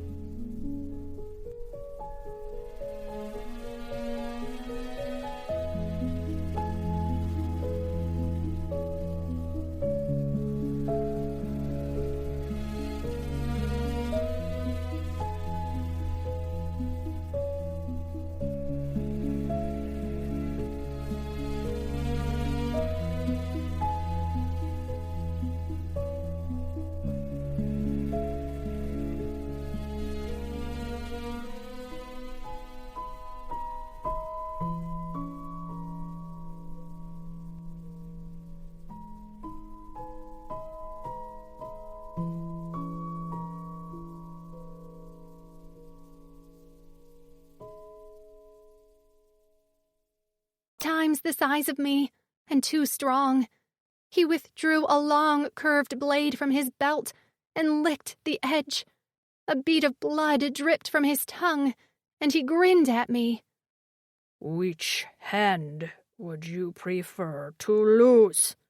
Not sure I'll obey your request, but it's worth a try. I couldn't speak, even if I wanted to. My throat was clogged with tears, and my vocal cords frozen in fear. Pulling back my free fist, I socked him in the crotch.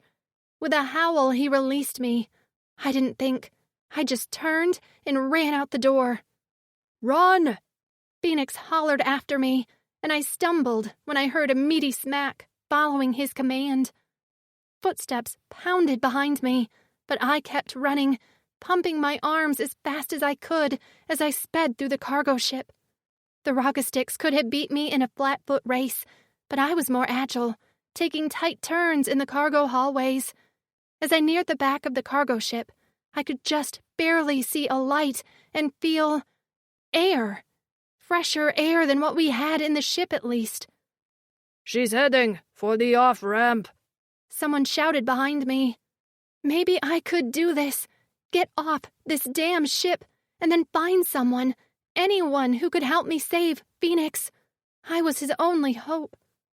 Gasping at the wave of heated air, I tore down the ramp, only to stop short at what lay before me. We were indeed docked on a new planet, but we were underground. Before me lay a giant cave lit by glowing orbs.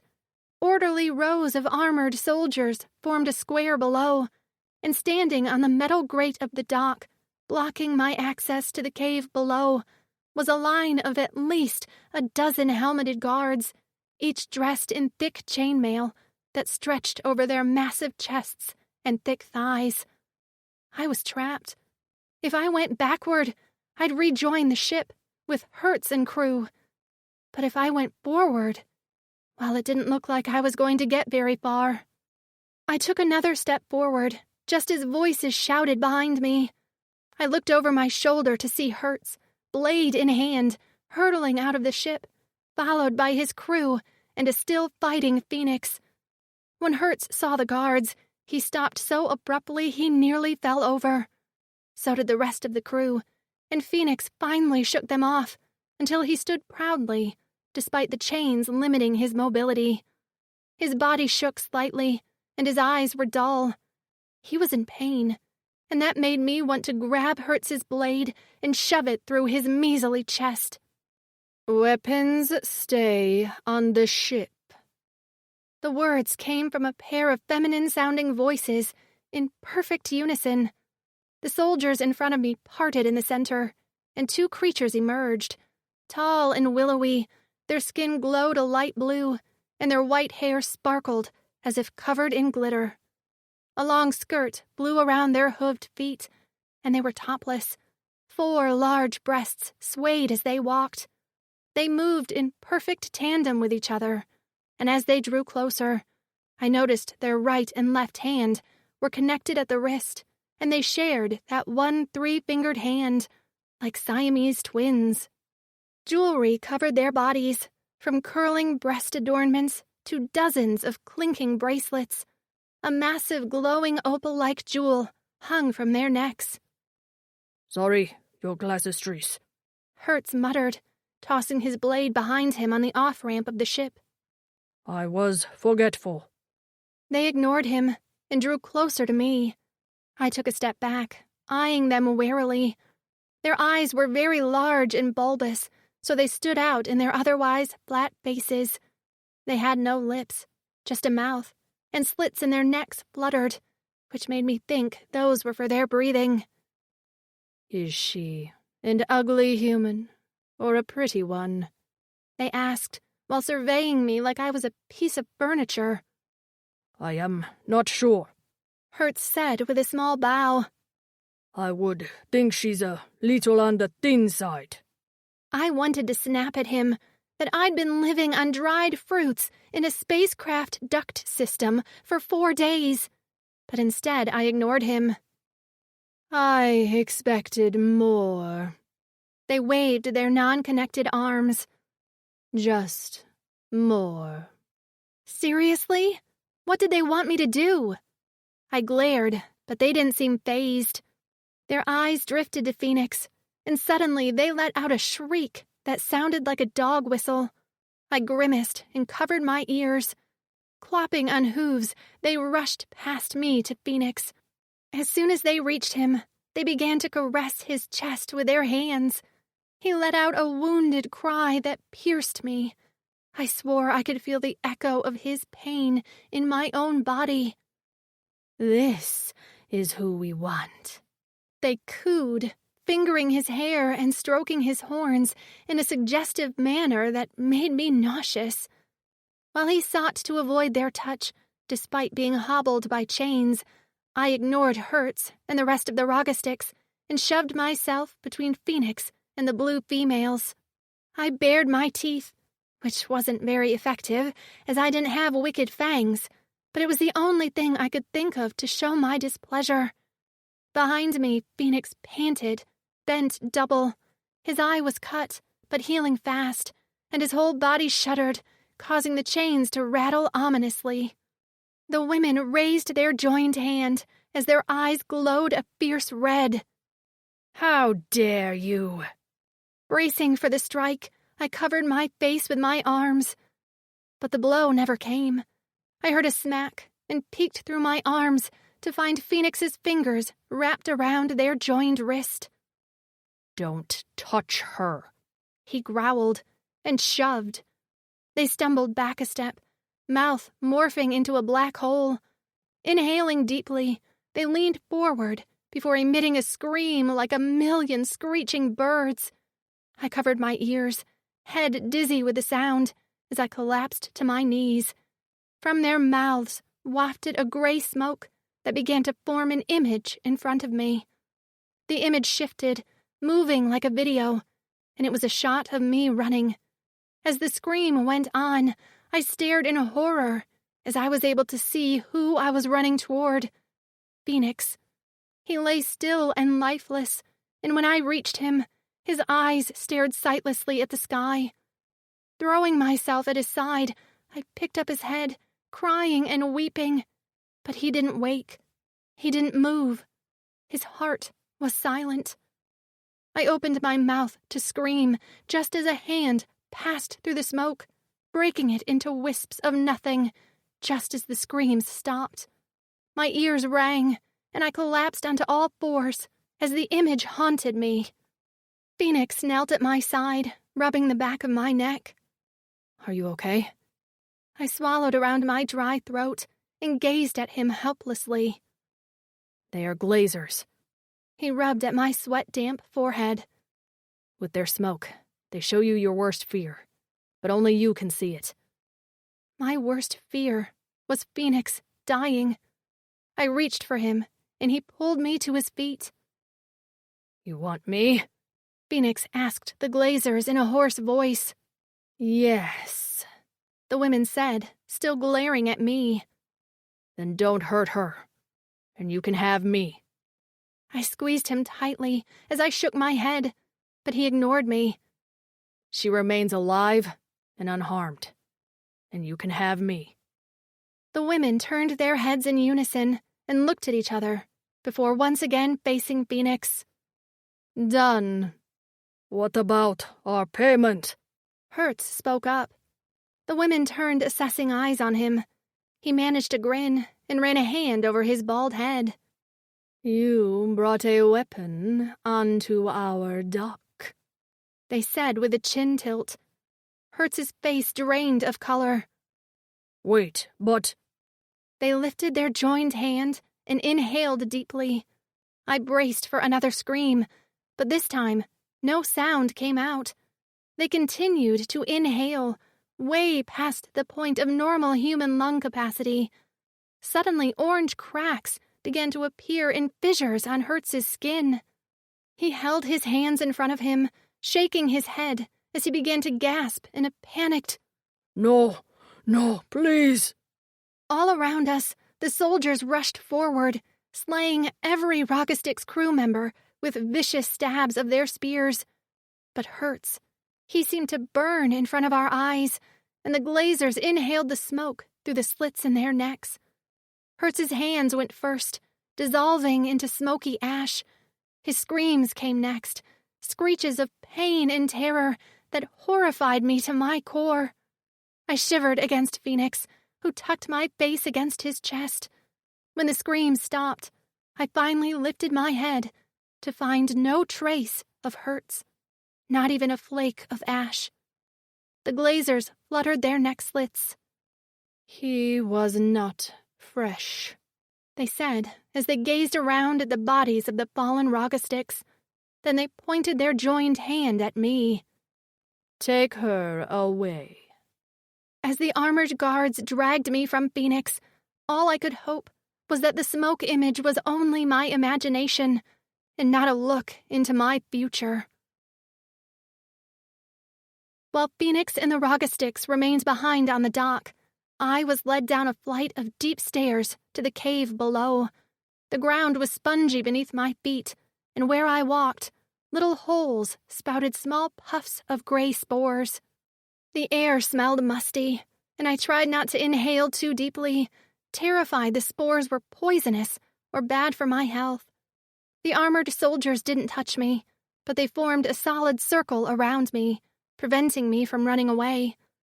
Through a small crack in the bodies, I saw the large squad of soldiers part to reveal a path leading to a series of barred alcoves in the cave wall.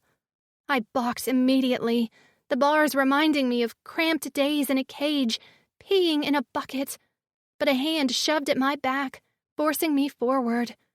I swallowed, tears slipping down my cheeks. Glancing over my shoulder, I could only see a small blur of blue descending the steps. The faint rattle of chains reached my ears. Please unchain him, I mouthed.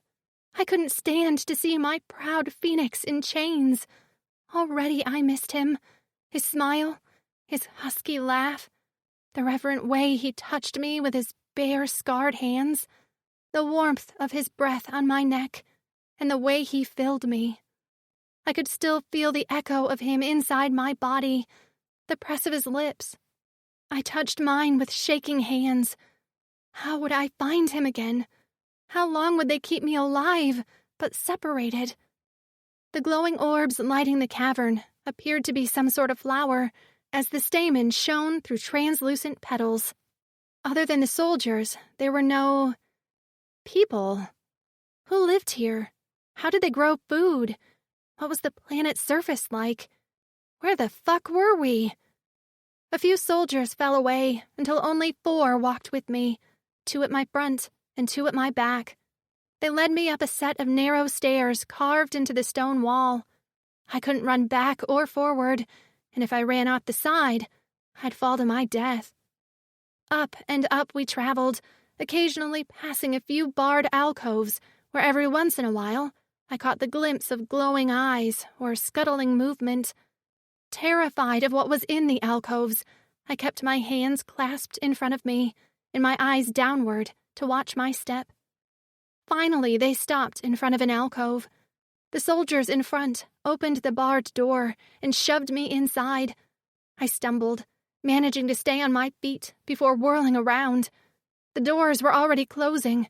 The click of the lock felt like a death knell. "Please," I managed to whisper as I ran to the bars and wrapped my fingers around them. 2 meals every sunrise, the one said before turning and walking away. And that was it. I could no longer see Fenix or the Glazers. The soldiers below marched to the side, and I watched as they entered some sort of lift in the side of the cavern. When the door closed, a mechanical sound filled the large space. The sound seemed to travel up and up until there remained only a dull vibration, which eventually stopped. Had they traveled to the surface? Another level? I tapped my forehead against the bars of my cell before turning around to take in my new living quarters for, well, maybe forever. For a cave cell, it could have been worse, I surmised. There was actually some sort of toilet, which reminded me of a porta-potty. I didn't want to know where the waste was collected. Somewhere far below me, I hoped. The walls and floor were covered with smooth tiles that were warm to the touch. A chest along one wall held what looked like clothes. I picked them out, horrified to find there were dresses about my size, made in a sheer white material. Deciding to pretend they didn't exist, I shoved them back into the chest. Along the back wall was the bed, a pad covered in decent furs. I wondered why this cave seemed outfitted like this. I expected nothing, not even a bucket. But this provided a moderate amount of comfort. There was even a small bin full of a thick drink and a packet of something I assumed to be food. Despite my growling stomach, I didn't eat, as I wasn't sure what the jelly was. I didn't want diarrhea in alien jail. I collapsed on the bed, weary down to my bones. Covering myself with the fur, I closed my eyes and let fatigue take over. I'd figure out how to get out of this mess tomorrow. Today, I was going to sleep and pretend Fenix and I were together. Chapter 13. Fenix. I knew very little about Glazers, and the only reason I had heard of them was because I'd overheard some Plycan guards talking about them while I was waiting to steal their blades. They were a secluded species who fiercely protected their planet. The surface of Viprix II was chaotic. Frequent storms battered the land with wicked winds which could blow your hair off your scalp, lightning that could strike you dead on the spot, and massive waves that knocked over anything in their path. During a short time every year, the storms would abate so the inhabitants could visit the surface to collect whatever resources they could find. So mostly, the Glazers lived in large underground caverns. Their skin and eyes had adapted to the low light.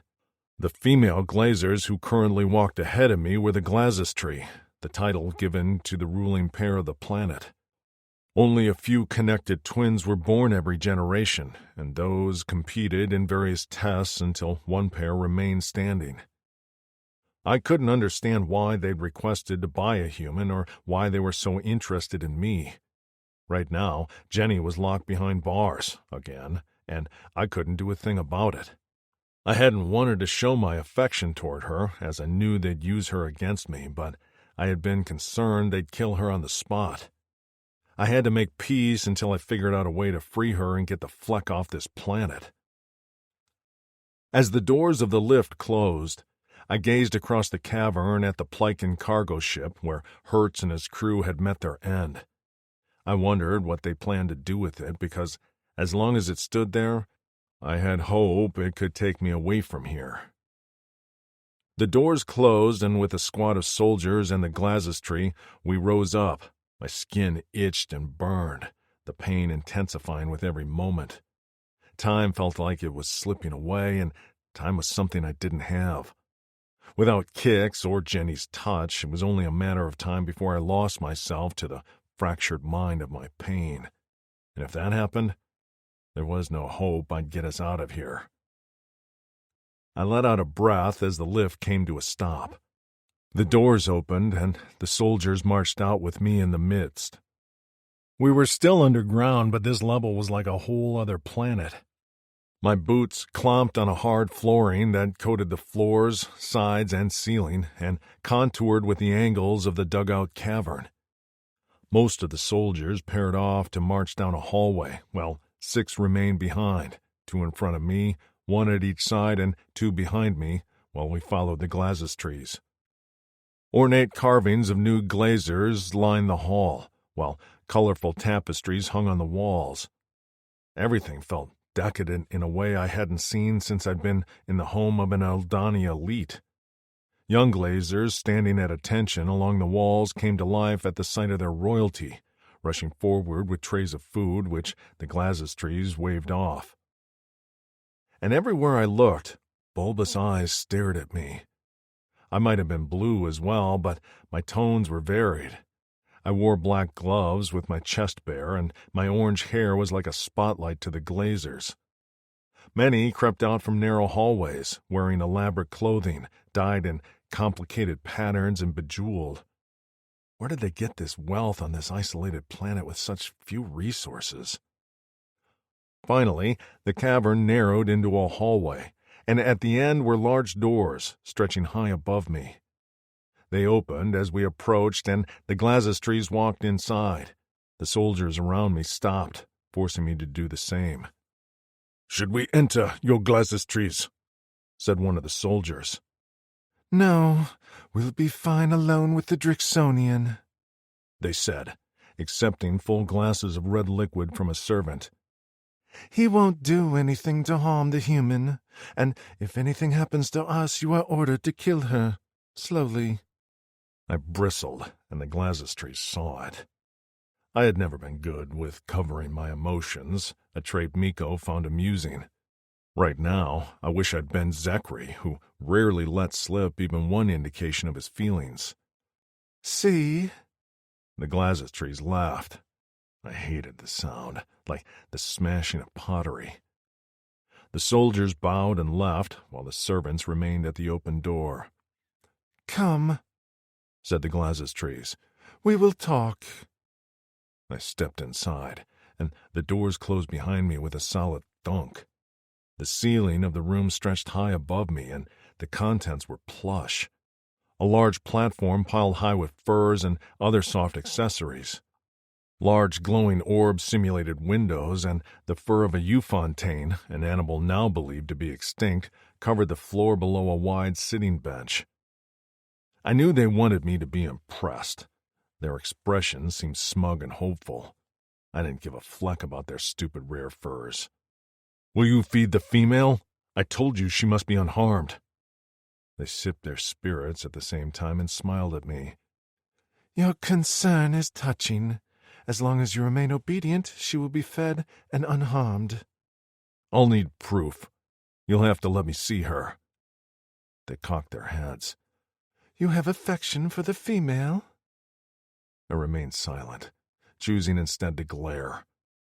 They rested on the sitting bench and crossed their legs before beckoning to a servant with their joined hands. "Unchain him." I waited patiently while a servant, a small female, cut through my chains with shaking hands. As soon as she was finished, the links fell to the floor and she gathered them up before skittering away, never once making eye contact with me. I rubbed my neck and shook out my legs. I had enough pain without those flecking chains rubbing my scales raw. "We know about you," the glazes trees said. "The Ragastyx had planned to kill you before you arrived, but when he told us he had a Drix on board who could call fire, well, we were very interested in acquiring you." I resisted tearing off my gloves and raising the place. "What do you want with me?" "How do you think we pay for everything here?" Their hands fluttered around the space. A shining statue of only a muscular butt was on prominent display on the table in front of the bench, carved out of a red gem I'd never seen before. I have no idea, but I'm sure you'll tell me. We provide entertainment. They looked at each other and laughed in unison. Entertainment? They gestured to a male servant who stood along the wall next to a large, flat black screen. Turn it on, Sergio. Sergio tapped the screen, which glowed a bright blue. In the center, white markings flashed in a language I couldn't read. He began to tap frantically as the words on the screen scrolled. I'm sorry. Please hold. What's wrong? The Glazistries asked in a sharp bark that caused the servant to jump and fumble with the screen. I think the signal is slow. It could be the recent storm. Make it work, they shrieked. I'm trying. The servant quaked in his shoes. You're ruining our reveal. We had this all planned. We had meetings about it. I'm sorry, I don't. I exhaled with a sigh. Did you try turning it off and back on again? The servant froze and looked at me over his shoulder. What? Did you try turning it off and turning it back on again? I said slowly. His lips trembled and he nodded sharply. Right, that. I can do that. They tapped a button on the side and the screen winked out. After shooting the Glazistries a weak grin, he turned it back on. The screen came to life and immediately showed an image of the cavern we'd first arrived in. In the distance, I could make out the wall of barred alcoves where they'd taken Jenny. Then the image began to zoom in. I took a step closer to the screen as the servant stepped aside. I could now make out who occupied some of the barred alcoves, and I could barely believe my eyes. In one was a small furry animal with reddish-brown fur, bushy tail, and curved horns. It hissed through the bars before the image panned over. I stared as it revealed more and more alcoves. A small, clawed creature who sat hunched over, a bird with radiant wings who perched on a small faux tree, a family of hooved rodents. And then, laying still with a fur pulled up to her chin, was Jenny. I rushed to the screen and touched it, but of course I couldn't feel her, only the cool, smooth surface. She slept with her lips parted slightly. The fur covering her rose and fell with their breaths. What? I whirled around. What is this? Why do you have them all locked behind bars? The Glazistries drained their wine. Because the citizens of this galaxy pay a lot of zens to travel here and observe the variety of creatures we have accumulated on this planet. They are entertainment. They stood up and walked closely to me. I jerked away as they attempted to touch my face. Their laugh filled the space. And you, Firebrand Drix, are going to be our biggest draw yet. Jenny. A loud rattle woke me out of a fitful sleep. I jerked up to find a guard standing outside my door. He slid a covered tray through a small hatch in the bottom of the door before locking it and walking away. I crept off the bed toward the tray, my stomach gnawing at itself. They said I'd only get 2 meals a day, so I had to eat, but I was almost afraid to look at the offering. I peered outside of the bars, but could only hear murmurs of other prisoners eating, as well as the occasional squawk or a squeak. The floor of the cavern was empty, except for a few soldiers standing in an assembly line to hand out trays. Eyeing the tray, I picked it up gingerly, surprised at how heavy it was. Once I retreated back to my bed along the far wall, I sat cross-legged with the tray on my lap. Please taste good, I whispered to myself before lifting the lid. I gaped at the contents. First of all, the tray was brimming. I had expected what amounted to an elementary school cafeteria serving, but this was a lot, maybe more than I could eat. Of course, I had no idea what anything was, but the smell was promising. Vivid leaves in blues, purples, and greens sat in a bunch, drizzled with something that smelled sweet and fruity. A slice of what looked like meat, or a meat substitute, lay on a bed of a fluffy purple mash. Accompanying the meal was a spongy brown ball that looked like a dinner roll and a thick smoothie-like drink. Wrapped in a clear paper was a small pink square. When I opened it and sniffed it, a sweet honey-like scent filled my nostrils. "Wow," I whispered. Then my stomach dipped. Those blue twins had thought I looked too skinny. Were they fattening me up to eat me? Oh, God. I stared hopelessly at the tray, but even the thought of them eating my arm didn't stop my stomach from rumbling.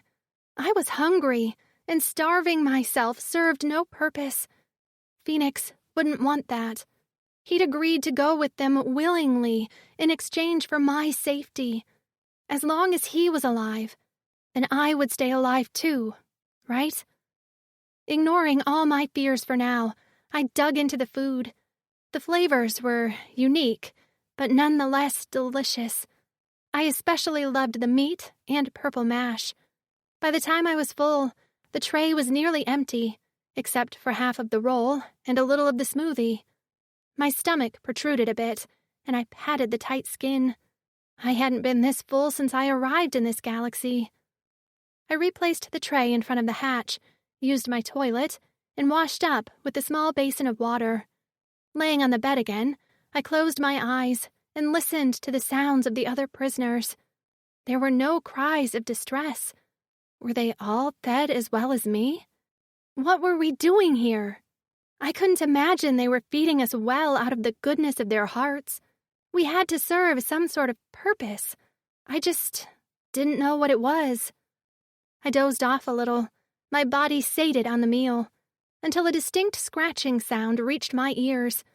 I opened my eyes and stared groggily at the ceiling before swiping the drool off the corner of my mouth. The sound grew louder, and I peered around me to try to find the source.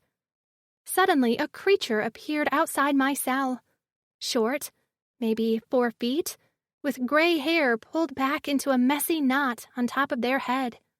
Their paws were tipped with long digger claws like a mole. They scuttled forward, hunched over, wearing a long shirt that brushed their ankles. "Hello?" I called out in a raspy whisper, my voice aching from disuse. The creature let out a squeak of surprise. I caught a glimpse of big, round eyes before they scrambled back the way they came, out of sight. I ran to the front of my cell and tried again. "Hello?" I managed again, this time with a little more tone to my voice. Smashing my face against the bars, I tried to get a glimpse of the creature. I cleared my throat. "Who's there?" My words were followed by silence. Eerie, careful silence. But when I closed my eyes and listened hard enough, I could just make out the sound of rapid breathing. "I won't hurt you," I whispered. "Please come back." Finally, after a few long moments, came the patter of small footsteps. Peering around the edge of the cell bars was a round face with massive gray eyes that took up half of their face. Silver threads were woven throughout the gray hair, and 2 little holes fluttered above a closed mouth. The creature held their clasped paws over their round belly. "I'm Jenny," I whispered. "Ira," the creature murmured in a high voice. "I'm a female eelbob." "I'm a female human." I smiled at her, and she stretched her mouth into something that looked like a smile. "I live 2 cells over," she said, and then hesitated as she rubbed her paws together, claws clicking. "How did you get out?" She held up her digger paws. "A tunnel." I blinked. "You what?" "I leave my cell to steal a Borlick's bud when me old one dies. I don't like the dark." Suddenly her face lit up. "Do you want one?" Let me get you one." She scuttled off out of sight before I could say another word. When I saw her again, She was in the cavern below, plucking 2 small orbs off the wall before shoving them into her shirt. On short legs, she raced back to the staircase. In moments, she returned to my cell. After squeezing the flexible flower bud through the bars of my cage, she instructed me to fluff it up like a pillow. I did, and the glowing ball filled my small cell with a warm light. It's so pretty. Thank you. I reached through the bars to shake her paw, but she stared at my palm before nuzzling it with the top of her head. Giggling, I patted her soft, downy hair. But if you can get out of your cell, why don't you escape? My throat ached, and I hoped it held out a little while longer so I could get some more information out of Hera. She was the first friendly face other than Fenix that I'd seen in ages. There's nowhere to go. The surface of this planet is uninhabitable, and the Glazers would find me no matter what level I dug to. Level? At least in the cell they feed me well, and the price for that isn't so bad. She shrugged her shoulders. Could be worse. Price? I rasped. What price? Hera blinked at me. Don't you? Oh, I forgot. You just arrived. Well. An alarm blared, sending my heart racing as the orb began to glow with a reddish tinge. What? I have to go, Hera said hurriedly. They can't catch me outside my cell. But what? Don't worry, she yelled as she hurried away. Just do what they tell you to do. Who? I tried to scream after her, but my voice gave out completely.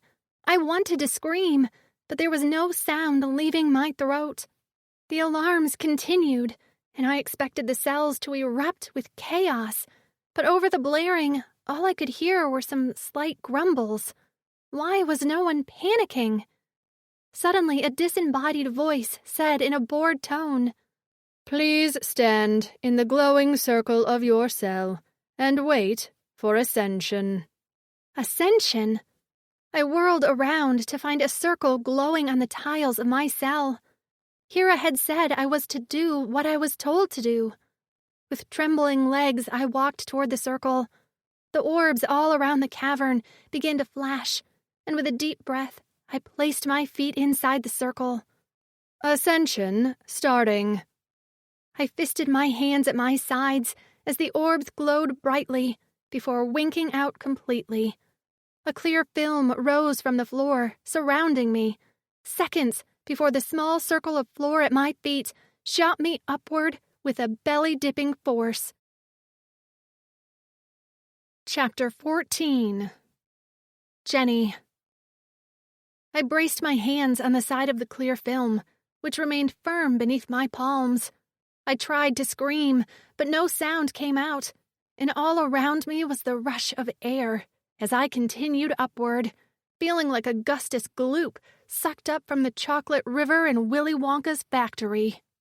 I passed underground levels at dizzying speeds, catching glimpses of families huddled together in drab clothing, then another level with a rug-covered hallway. Each level increased in decadence until the floor under my feet began its slow ascent. We passed another large cavern, this one lined with sculptures made of shining jewels and decorated walls. Everything was bright and shiny. I pressed my nose to the clear film and met the gaze of a familiar set of twins.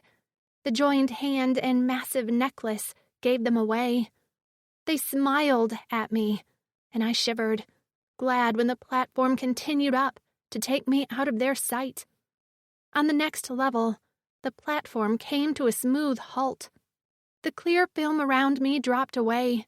The ring in the floor glowed before fading away, and the robotic voice came. You are now free to move about your enclosure.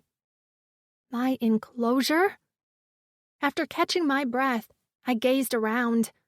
I was in some sort of clear box, about 12 by 12 feet, and inside the box with me was furniture. Earth-like things, but clearly designed by someone who was not from Earth. A table and 2 chairs were completely off in proportion, as the chair seat was at the same height as the table's surface. A comically large vase was placed in the center, stuffed with faux flowers that were unlike any earth flower I'd ever seen. A large fir covered a bed that was way too high for me to climb on. I tugged on the cover of the fir, and it tumbled down to the ground. Picking it up, I wrapped it around my shoulders and surveyed the rest of the room. A blob of fur was in the corner, sitting on a plush pillow, and I gingerly stepped toward it, wondering if it was alive. Only when I crouched down did I realize it was not a living thing, but instead was a matted figure of fur with a collar resting on top. Was this supposed to be my pet? It was cobbled together with the semblance of 2 legs and a head. Did they even know what a dog or cat looked like? 2 crude eyes were carved into the round head shape. I backed away from the inanimate object as my skin began to crawl. Outside my box, I could see dozens of other boxes with singular creatures inside, all of us forming a giant circle. In the far distance, I spotted Hera watching me with her big eyes. Her box was piled high with dirt, and she'd already tunneled below to press her face up against the clear wall, reminding me of an ant farm. Another bird-like creature was in a box with jungle-like massive leaves and branches, which it currently was perched on, cleaning itself. Each box was different, the contents seeming to fit the habitat of said creature. Large floor-to-cavern ceiling doors opened on one end of the room, and aliens, some blue, like the twins, but others in all shapes and sizes, entered. Some were alone, others seemed to be grouped in families, but they all wore jewelry and ornate clothes. As they stopped at each glass box to point and wave at the creature inside, I realized with a sick churn of my stomach what was happening. "This is," I murmured to myself, "an exhibit." A choked sob left my throat. "We are the zoo." I huddled on the ground and tossed the fur over my head to hide. Suddenly a voice echoed in my box. "You must remain visible at all times. Correct this immediately." "Fuck off," I muttered. "Correct this immediately," the voice said again. I ignored it and shivered. Rubbing my hands together, I frowned as I realized the temperature in my box had dropped in temperature. Fast. Lifting the fur slightly, I exhaled, and my breath came out in a puff of white. I tossed the fur off my head. "What the—" "Correction made. Climate returning to normal." My mouth dropped open as the box warmed quickly. Oh my God, they'll punish me if I can't be seen. Feeling helpless, I could only watch from my huddled position on the floor as a family of blue aliens stopped in front of me. The mother's hair was piled on her head in a riot of curls and jeweled barrettes. The little girl standing in front of them tilted her head as she studied me. I resisted giving them all the finger. The last thing I needed was to be turned into a glacier. "I heard they got a human," the male said in a deep voice. "Apparently the trade didn't go as planned, because she's a disappointment." They didn't have to rub it in. I rolled my eyes and climbed up on one of the stupid chairs. Plucking at the fake flowers, I ignored the aliens outside my box. "But the rumor is the Glassistries got something even better from the Rogastics." This got the male's attention. And mine. "Is that right? Who did you hear that from?" The female patted her head of curls. "Uberna told me while she did my hair. You know she's a gossip. She heard from her sister, who was dating one of the cousins of a Glassistries guard, that a big foreigner in chains was delivered. That's all I know." The little girl tapped on the glass. "Doesn't it do anything?" I turned with a glare and stuck my tongue out. The little girl giggled and unfurled her black, forked tongue. I think it likes me. See? We're playing a game. What's wrong with its tongue? The mother said. Is she dying? I hated it here. I had checked every single box, and Fenix was nowhere to be found. Where was he? He had to be alive, but I was sure he was in great pain. My heart ached, and I wanted to cry. I sat picking at the fake flowers until they were a scattered mess on the table. I ignored everyone else that came to gawk at me in my box. There were gray aliens with cat-like paws and horned things that sneered at me with yellow eyes. The contents of my box, so Earth-like but so not, creeped me the hell out. I actually longed for the privacy of my cell where I could sleep in peace. I'd tried to lay down a few times and got another warning. I was dozing sitting up, feeling like I'd cheated the system, when increased chatter made me open my eyes. The crowd began to gather toward the doors, and through the throng of bodies, I caught a glimpse of two familiar faces, the Glazistries, as they were called. I'd done enough eavesdropping to pick up some things. Walking in front of the twins was a child. I couldn't assume age, but he wore a pair of wide-leg, shiny pants and a vest.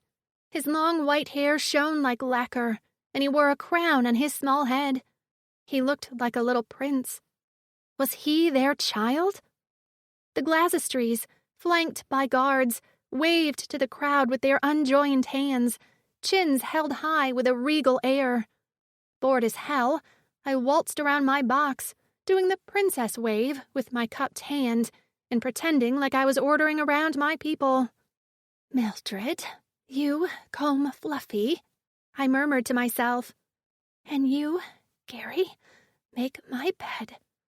I need some beauty rest before the ball tonight.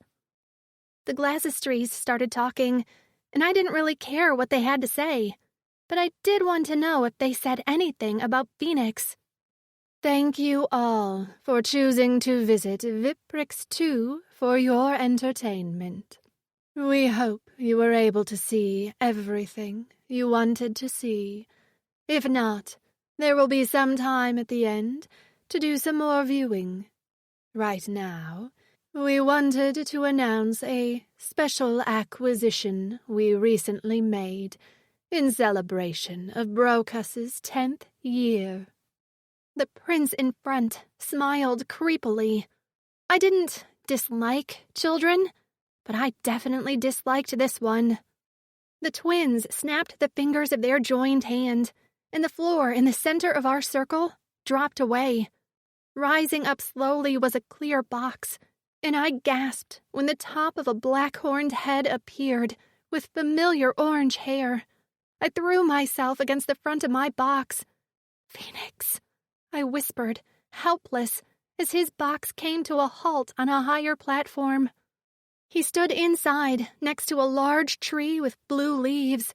His boots trampled blue grass and green dirt. Next to him was a gray boulder he ignored. His eyes scanned the boxes, stopping on each one until he found mine. Our eyes met, held. I waved as a sob bubbled up my throat. Relieved he was alive, but sad as hell we were separated. I could only watch as he gave me one distinct nod. I searched his body for signs of trauma, but his eyes were clear, and he stood strong with his gloved hands loose at his sides. The crowd, on the other hand, surged toward the platform, eager to get a look at what was inside. This is a Drixonian warrior from planet Corin, the Glazistries announced. Drixonian warriors are legendary fighters, lovers, and nearly impossible to capture alive. They have incredible defensive weapons with hidden bone blades in their forearms, head and back, which are called machetes. Machetes. The crowd echoed together, like they were receiving an anatomy lesson. a guard rapped on Fenix's box. His nostrils flared a moment before he unleashed his machetes. The crowd gasped as his black machetes shone in the harsh light of his box. "And this warrior," the Glazistry said as they drew closer to the box. "this warrior isn't like all Drixonians. He is completely unique. During the battle with the Uldani, we have some Uldani here, don't we?" A few titters rippled through the crowd before some scattered gray hands raised in the air. The Glazistries smiled.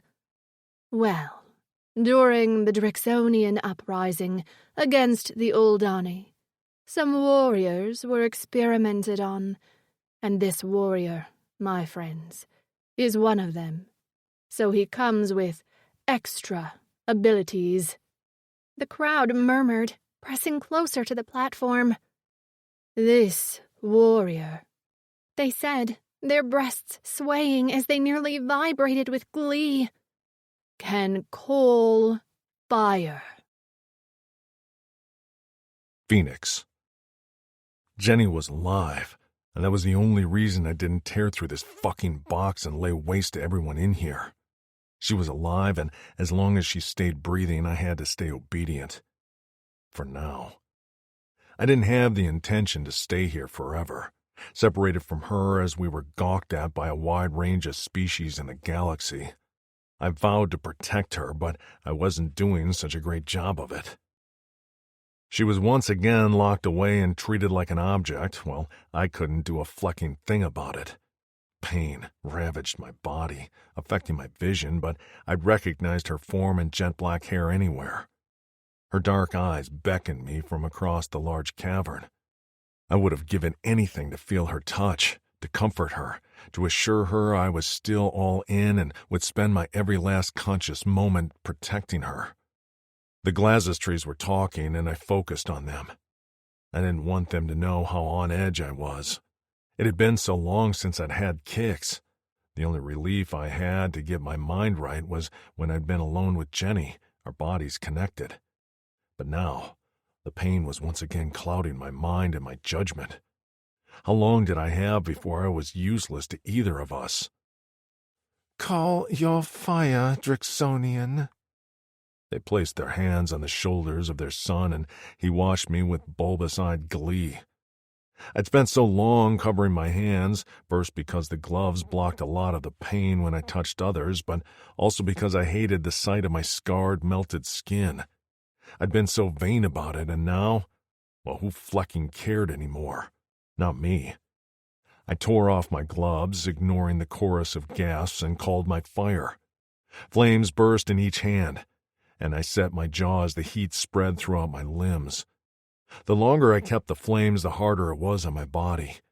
I glanced down at my fingers where the scales twisted and writhed in the flames. The crowd pressed against the platform where my box sat, each trying to get a glimpse of the other.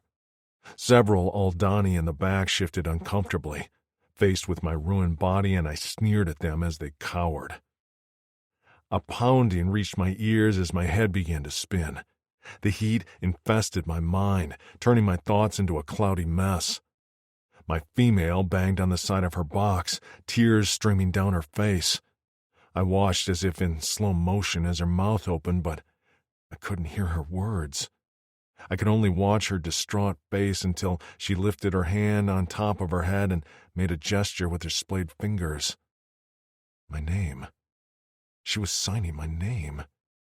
Suddenly, a gray fog filled her box, and a light near her head blared. She dropped to a crouch, covering her arms as the fog continued to pour in. "Jenny!" I screamed as her body swayed. When her head lolled to the side and she collapsed, I drove my fist into the box. One punch, then two, but nothing happened. Nothing splintered. The material held up despite my assault. Furious, the image of her prone body flashed in my mind. I threw back my head and roared. Heat consumed me, flames curled in front of my eyes, and then everything went from bright orange to black. Chapter 15. Fenix. The Rogastix wasn't lying. Apparently not. We will need to pay for another import of kicks. I can get one by next sunrise. Do it. Word is spreading. We can increase our hospitality prices, all to see the Drix. Well, then we have to keep him alive. I struggled to wake up, but my limbs were too heavy. The pain was barely there, only a dull ache in the base of my spine. I smacked my lips, and the familiar sour taste of kicks lingered on my tongue. I hated it as much as I welcomed it.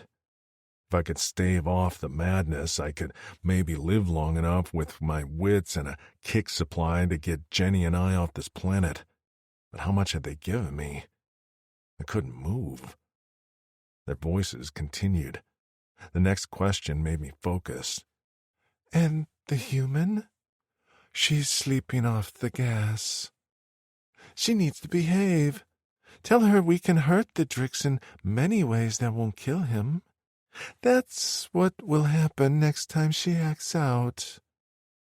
Yes, your Glazistries. There was a dual sigh. What are they saying about her? They found her boring in the box, but when she seemed panicked for the Drix, well, we had a lot of interest in that. They enjoyed her pitiful protest. It was her willingness to risk punishment in order to call to the Drix, and his response to her falling. Everyone enjoys a good story. A good story. The Glazistries murmured. I'd heard enough. With a groan, I lifted to a sitting position to find myself in a barred cage in their room. Brocus, their son with a hand-picked male of their choosing, sat on a chair just outside my bars, watching me. Little flecking creep. I lay on a soft bed, completely nude and covered with a soft fur. Where'd my pants gone? I made sure to cover myself since they already stared at me in a lustful way that made me want to hurl. Noticing my wakefulness, they turned from their conversation with a high-ranking guard, if his uniform adornments were any indication, to waltz over to my cage as if they hadn't nearly destroyed my world. The room spun a little, and I clutched my head. They'd given me a higher dose of kicks than I usually took. My stomach cramped, and I bent over with a sharp curse. Coughing, I choked back the bile which threatened to rise. You did well. Even your tantrum was appreciated, said the Glazistries. Can I touch him? Brocus asked. No, dear heart, they said. Not now. He pouted, and I snarled at him. He didn't seem fazed. Is Jenny all right? I asked. She's fine. I want proof. Four bulbous eyes stared at me, and they fluttered their neck vents in what seemed like annoyance. You don't trust us? I barked out a laugh that sent a sharp spike of pain into my skull. No. When she wakes up, we will show you. She better wake up soon, I growled. Tisk, watch your tone with us. I gritted my teeth and kept silent as I imagined all the ways I'd wring their necks given the chance. We can hear you plotting our demise, but one thing you have to understand is there is no way off this planet for you and the human except death.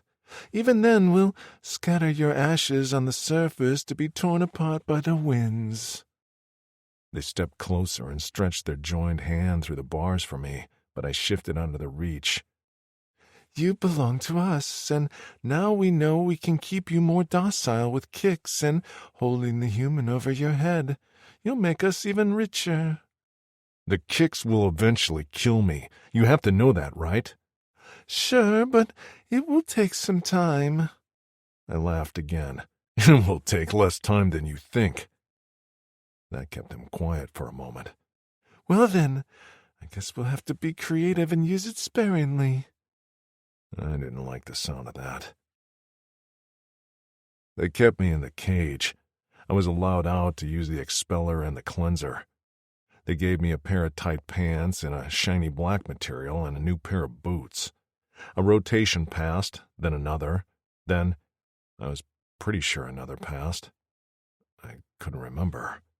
The pain lurked below the surface, barely held at bay by the scant amount of kicks they doled out to me when I couldn't stand. When I tried to ask for more, the Glazistries told me I'd just had a dose, and I couldn't remember if that was true or not. I had to take their word for it. Sometimes they'd stroke my face, and although their touch spiked my skin like needles, it reminded me of another touch in another time. A past life, maybe? This touch had been warm and soft and had made me happier than anything in my life. So I allowed it and listened as they cooed in their matching voices. When the pain became too much, I retreated to my furs and dreamt of another hand.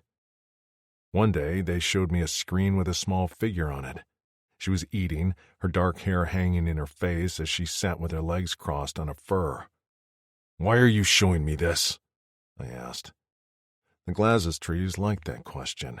Their eyes bulged. "Just some entertainment. Do you enjoy looking at her?" "Entertainment?" She looked familiar, and I reached for the screen, but they yanked it away. My head pounded. "I can't." "Are you sure? Who is she? I know her, right?" "You don't know her," they said, leaning toward me. "You don't know her at all." I knocked the heel of my palm into my temple. "Are you sure?" "Positive. So, do you enjoy looking at her?" She then lifted her head and stared at me through the screen. Those eyes. I knew them. I looked into them while I was inside of her. I knew it. "Jenny." The word came to my tongue without thinking. "That's Jenny." The screen went black and I surged forward, shoving my fingers through the bars to grab it. "Wait! Wait!" The Glazistries cursed. "Not yet." They tossed the screen to a guard. "He will forget soon." I sank to the bottom of my cage, gripped my hair, and screamed. I couldn't remember what I forgot. I couldn't remember at all. Jenny.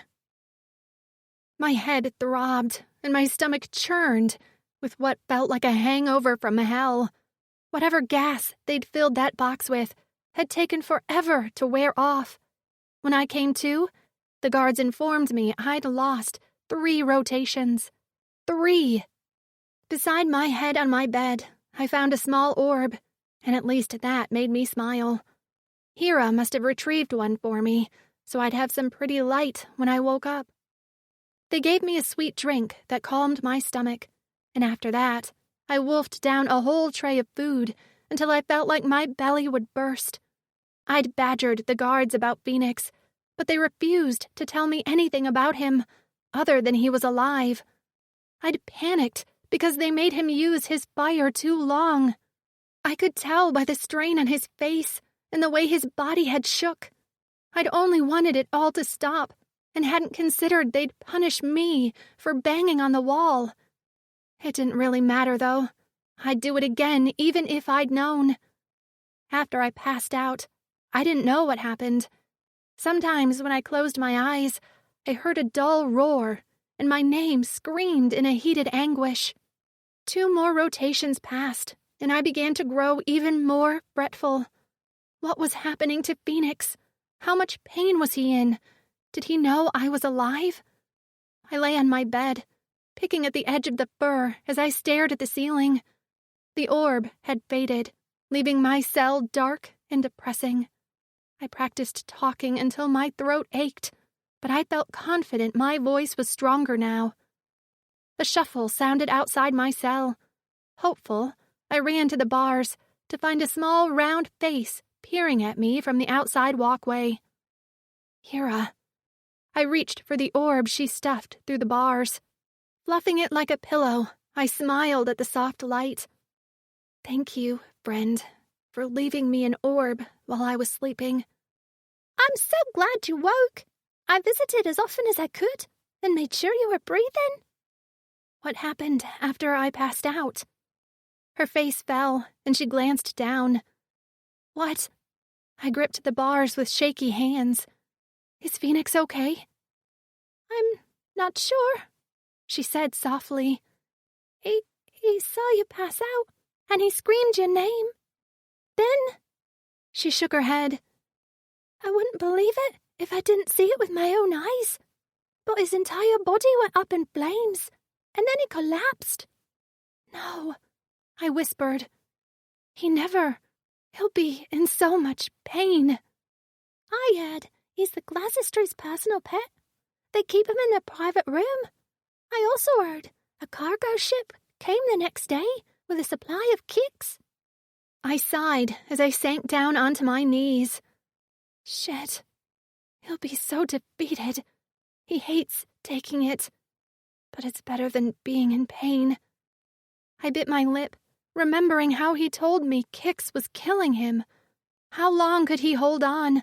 Were they dosing him right? So much was out of my control, and I hated it.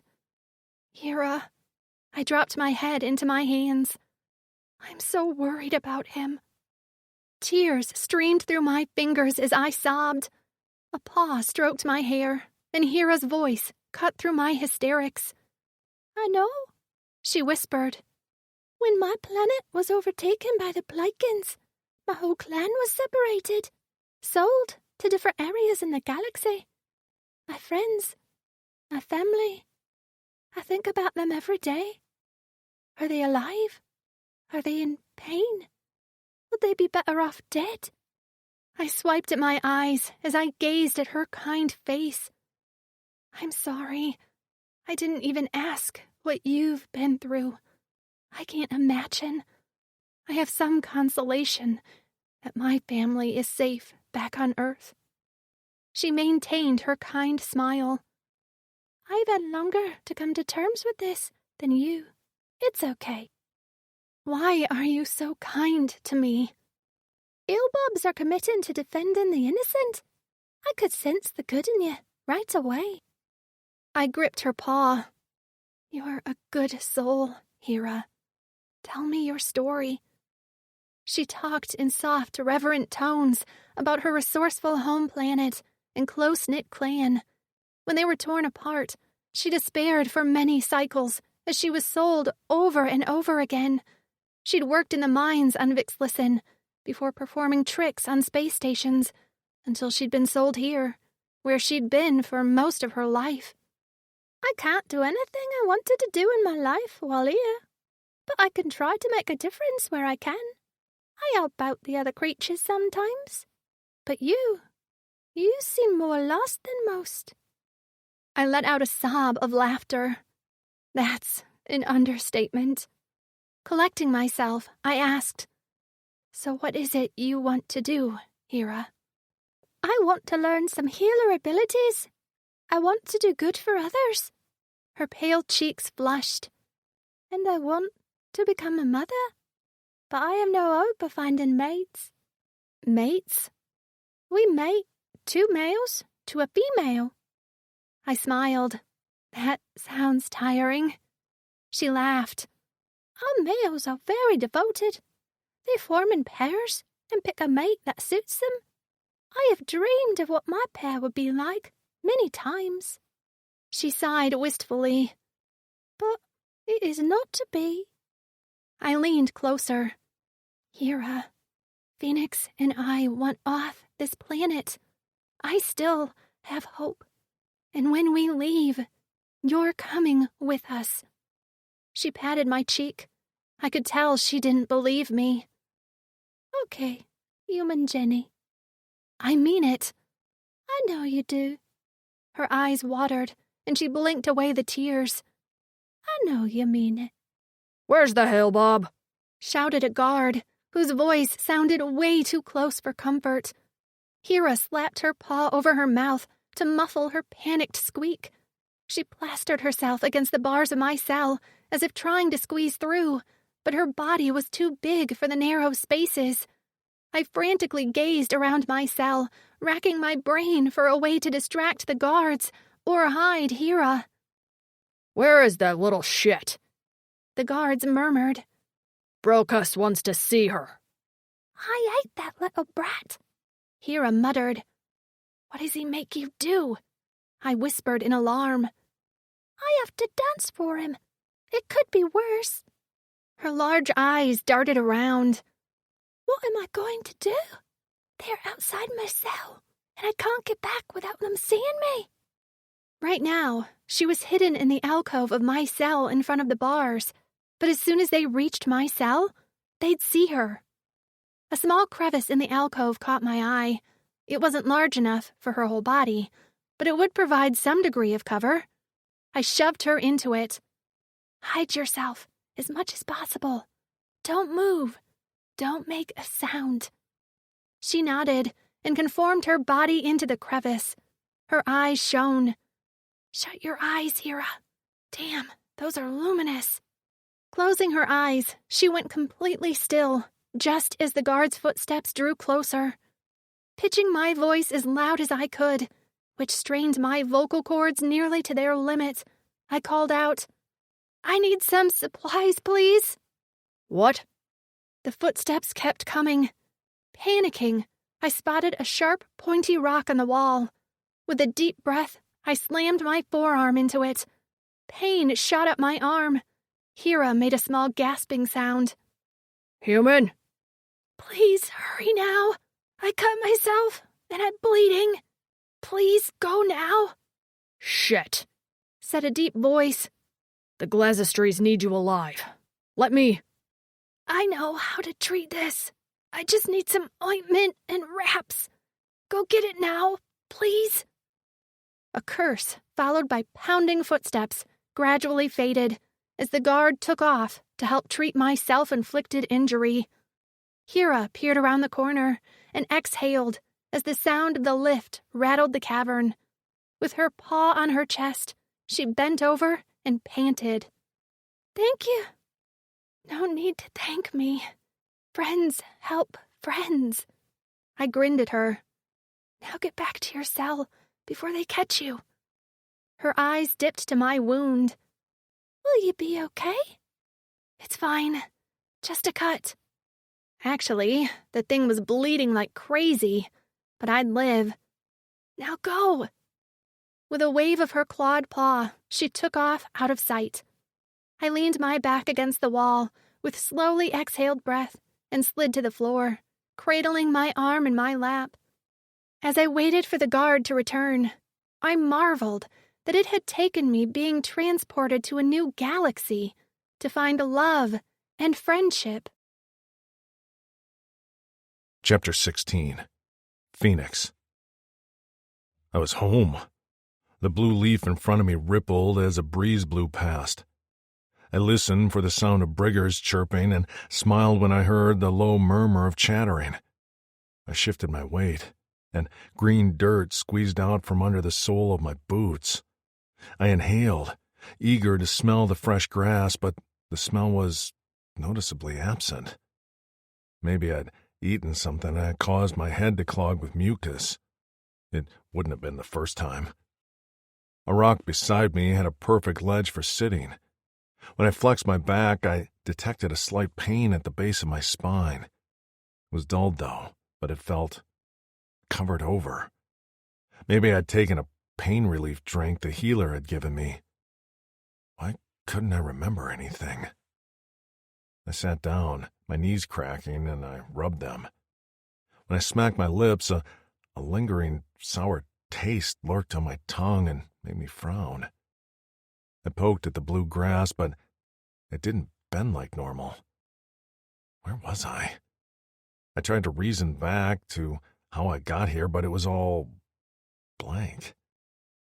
I rubbed my forehead. Why couldn't I remember? Miko was probably looking for me. I sighed as I reached up to rub the leaf. When I pulled my hand away, my gloved fingers were stained blue. The leaf's surface where I rubbed was a dark gray. What the fluck? I muttered. Suddenly, the sounds in the forest changed. Briggers weren't chirping. These were voices. I peered in the distance and saw a number of curious faces peering at me. "What?" I shouted, rising to my feet. My head swam. "What do you want?" Their voices continued, warping into one sound that echoed in my head like a chant, over and over again. "Fire! Fire! Fire! Fire!" Then I saw one face pressed through a clear film. Something about the eyes scratched at the back of my mind like an itch. The long dark hair hung over the being's shoulders. Slowly, she lifted one hand on top of her head as her eyes leaked a clear liquid.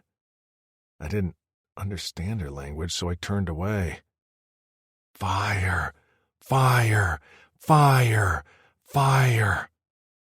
I knew what to do now. I tore off my gloves, called my fire, and let the heat consume me. Jenny. When the platform returned me to my room, I collapsed on the floor in a flood of despair.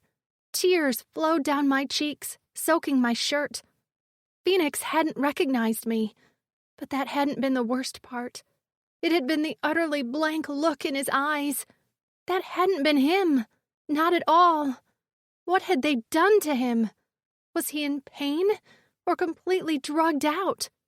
I sobbed and clutched my chest, heart breaking into 1,000 pieces on the floor of my cell.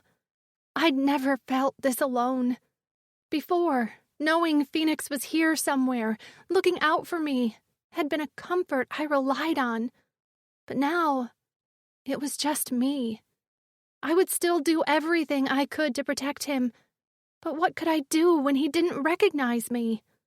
I hated the Glazistries. I hated those blue bitches so much, using all of us to outfit themselves in jewels and entertain their shit of a kid.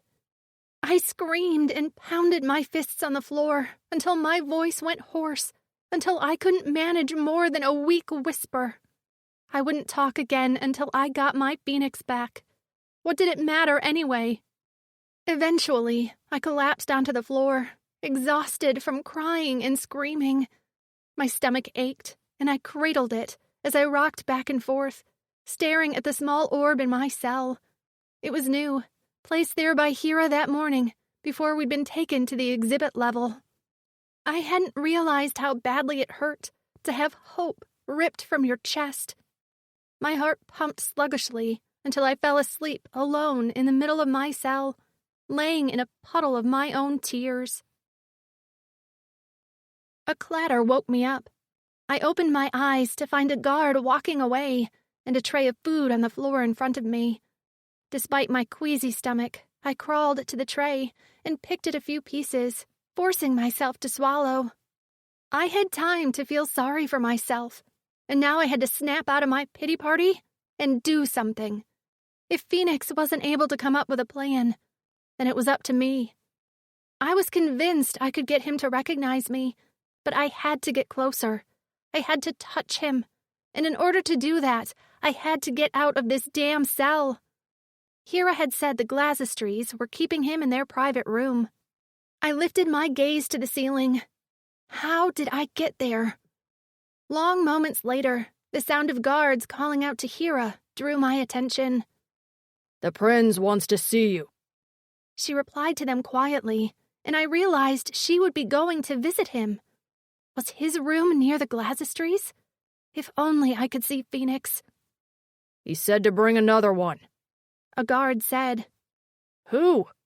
The other guard asked. "He said surprise him." This was just the break I was looking for. I tried to yell out, but my voice failed me. I picked up the tray and rattled it down the bars, up and down, until the guards stomped over, one holding Hera by her collar. She stared at me with massive eyes. I looked right at the guards and pointed at myself. They assessed me. "You want to go with this one to see the prince?" I nodded. Did I seem too eager? Finally, the guard shrugged. "Put on the clothes in the chest. Let us know when you're ready."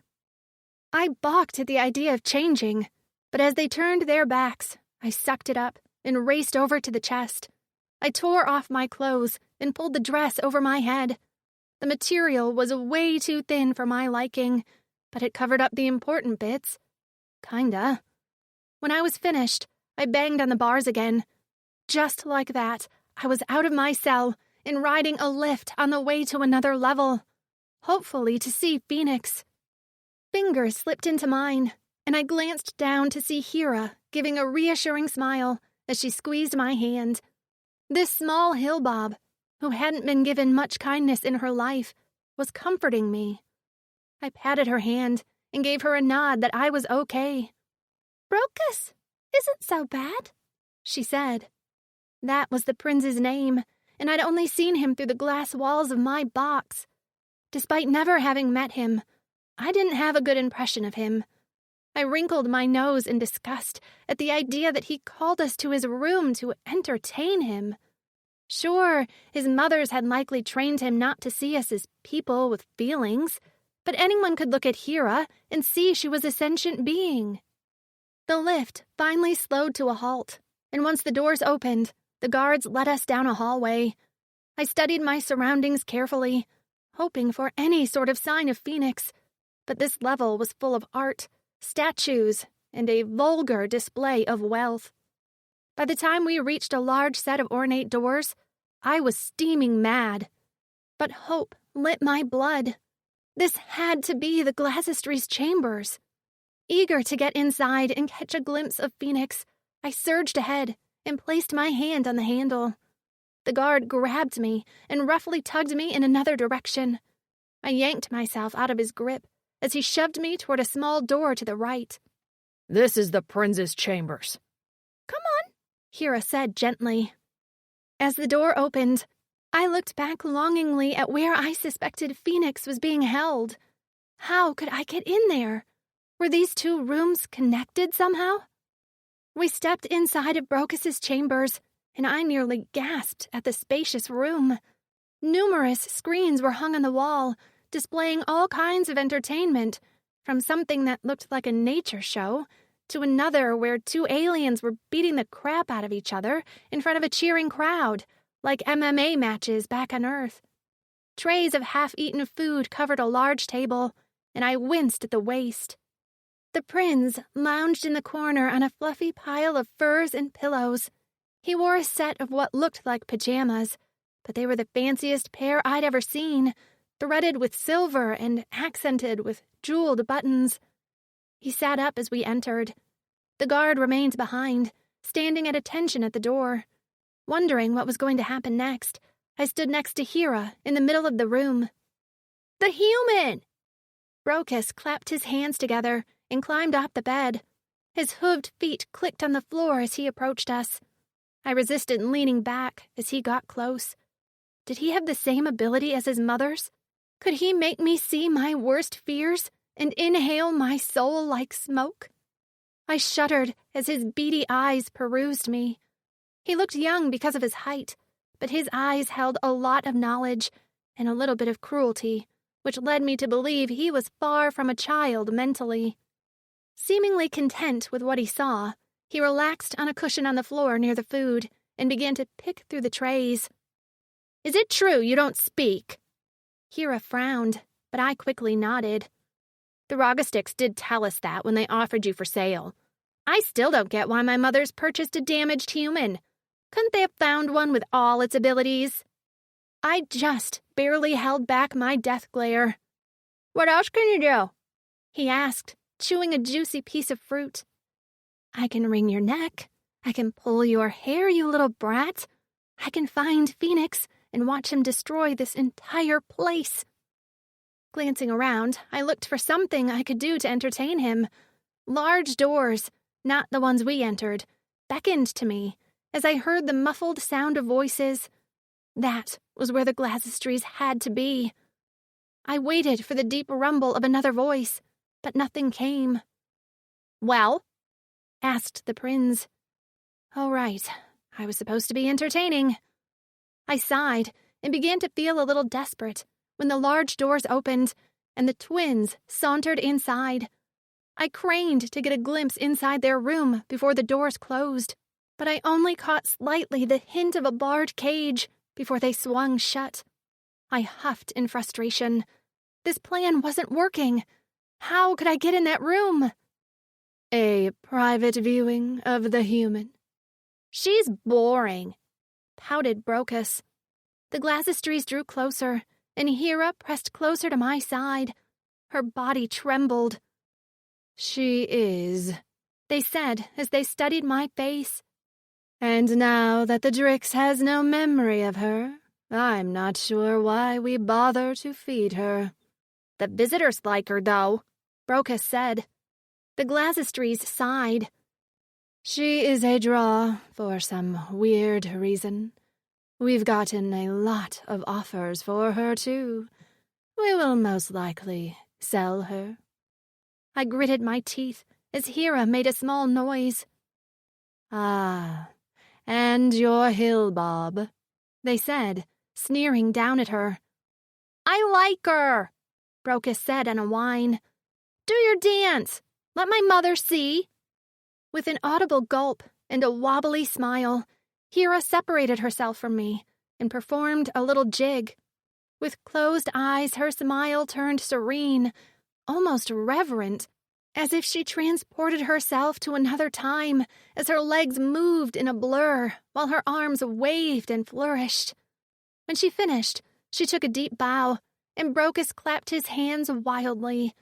Hera's eyes opened, focused, and her smile immediately dropped. See? Brocus said to me. Why can't you do something like that? I wasn't a dancer or an entertainer. I was a psychologist, for fuck's sake. The only dancing I'd done was a Zumba class once or twice. I tried to recall the moves and moved my legs stiffly to an imaginary beat. By the distaste evident on Brocus's face, he wasn't impressed. I didn't blame him. He took a cup and whipped it at me in anger. The metal chalice hit me in the arm, and I gasped as pain shot through my biceps. I glared at him, thinking my dancing hadn't been that bad. Hera let out a shriek and ran to my side. In her hurry, her foot kicked the discarded chalice, sending it spinning across the floor to slam into Brocus's shin. Ow! He cried. The Glasistries let out a terrific scream and lunged for Hera. Every instinct in my body fired, and I threw myself between them and the small hill bob. I didn't doubt for 1 minute they wouldn't kill her. Suddenly, Hera let out a wounded cry, and I turned to find Brocus with a long, thin reed in his hand. With a vicious snap of his wrist, he whipped Hera on her back. The resounding crack echoed in the room. Hera cried out in anguish. I didn't think, not about me or the consequences, but only on protecting my friend. She was in this mess because of me. I tore the reed out of Brocus's hand and shoved him. He flew back, his small body colliding with the table of food. Trays went everywhere. The boy cried out in pain. And suddenly, time seemed to slow to a halt. I stood holding the reed. Hera cowered at my feet, staring up at me in awe. Brocus lay on the table, cradling his arm. And the Glasistries? I slowly turned to find them frozen with their bulbous eyes, firing at me with retribution. Oh, shit, I thought to myself. You're not worth another meal, they shrieked. Their joined hand rose and swooped toward me in a vicious arc. Pain exploded in my cheek. Blood filled my mouth, and the last sound I heard before I hit the floor was a mighty roar and rattle of chains. Chapter 17. Jenny. The Glasistries were pissed, and I learned very quickly that when they were pissed, they also got excited, like anger fueled their cruelty, which meant, well, it meant pretty shitty things for me. I hadn't been able to talk since screaming my heart out in my cell, but it hadn't mattered anyway. There was no defense. I'd made my choice to defend Hera, and I didn't regret it. I'd live with this choice, no matter how it ended. And judging by my current situation, that might be sooner rather than later. After the disaster in Brocus's room, they'd immediately had a set of guards usher me down to the lift. I was now tied to a rock in the cavern with a rope around my waist. I'd tried to pick at it with my nails, but it was no use. The bands were as thick as my neck. Hera stood next to Brocus, nearly shaking out of her skin. Her big doe eyes stared at me helplessly, and I tried to offer her a reassuring smile. It didn't help. She only collapsed onto her knees and shook. Brocus ignored her, instead making a big show of the sling on his arm. The little shit. I didn't hate kids, but I sure hated that asshole. A dozen guards stood in front of me, and I wondered if this was some sort of firing squad. I should have been more fearful of my immediate future, but all I could think about was Fenix. Would he wonder where I was? Would he think I let him down? I wanted to tell Hera to keep an eye on him and help him if she could, but I couldn't speak. Even a small gasp felt like razor blades in my throat. The Glazistries, after fussing with Brocus, waltzed over to me. They went all out for this. Jewels around their throats, on their wrists, and a long shining skirt. Their breasts swayed as they walked, the jewels around their nipples twinkling in the light. They lifted their joined hand to touch my cheek, and I jerked away. But I couldn't exactly go anywhere, so I had to tolerate as they brushed my skin with their cool fingers. We treated you well, fed you, and you repay us by hurting our only son. Their voices rose in intensity until I had to wince at the high-pitched shriek. Shaking themselves, they lowered their voice to a normal level. You aren't worth our time, and now that the Drix doesn't remember you anymore, well... They smiled, and their neck slits fluttered. We'll have him do the honors. His last memory of you will be killing you. What a way to fracture what is left of his mind, don't you think? My stomach plummeted into my feet as the door to the lift opened. Fenix stood on the platform, flanked by 2 guards. His posture wasn't right. He didn't hold his head high, and when he walked, it was with unsure, shuffled steps. Seeing him like that shredded the last of my heart and hope. No, this couldn't happen.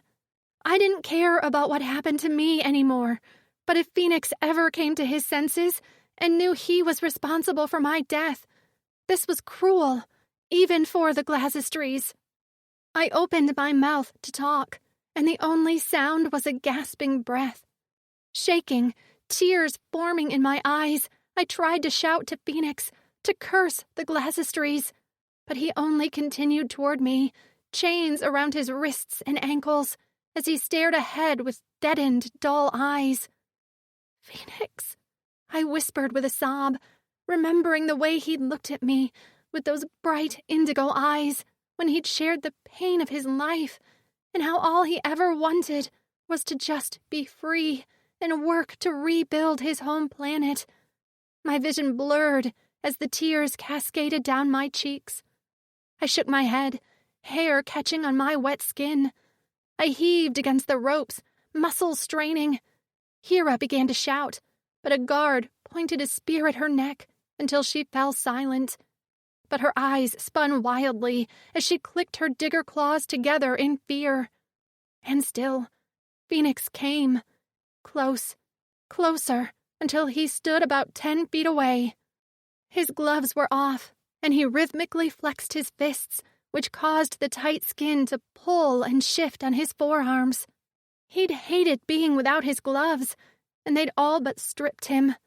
He wore no shoes, only a pair of loose pants that hung low on his hips. His physique was as impressive as ever, so I knew they were feeding him.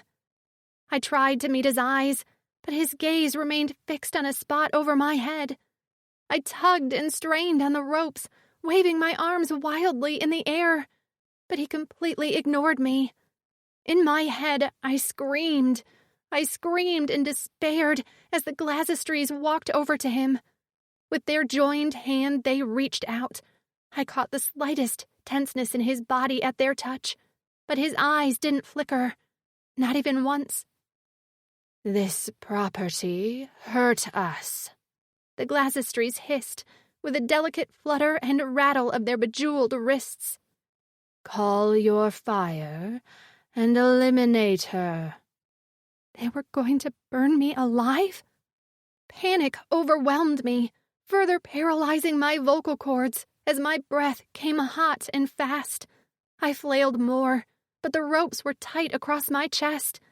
Fenix's eyes flickered once at my face before he dropped his gaze to his hands. With a flex of his fists, flames burst to life on his palms. "Fenix!" I screamed in my head. Scuffling to the side drew my attention for a split second. Hera struggled with a guard. He held a hand over her mouth, but she clawed at him. With a flare of her nostrils, she opened up her mouth and bit down on his fingers, hard. He yelped, and in the split second his hand left her mouth, she screamed one word. "Jenny!" "Shut her up," the Glasistries hissed, but I wasn't paying attention to her. The fire in Fenix's palms darkened for a split second, and his shoulders bunched. He rolled his neck from one side to the other. "Burn her," the Glasistries urged at his side. "Burn the enemy." A ball formed in the center of Fenix's palms, just like the ones I'd seen when he fought the ogresses. I refused to close my eyes, but I braced for the first hot lick of pain to singe my skin. I hoped I passed out from smoke inhalation before I felt too much pain. Was there a worse way to die? I wasn't sure. Sorry, teenage girls of Salem. This must have sucked. Big time. Fenix met my gaze over the flames, and I searched for 1 ounce of the soul I knew. Seeing nothing, I let out a soundless sob before mouthing, "Please," as I lifted my hand to the top of my head. Splaying my fingers, I moved my lips to say the last word I thought I'd ever say. "Fenix." He drew back his hand to throw his fire, when suddenly he stopped. Frozen, flames licking at his skin. Something flickered in his eyes. A muscle in his cheek twitched. He blinked, and then his hands slowly dropped to his sides. "Burn her now, Drixonian!"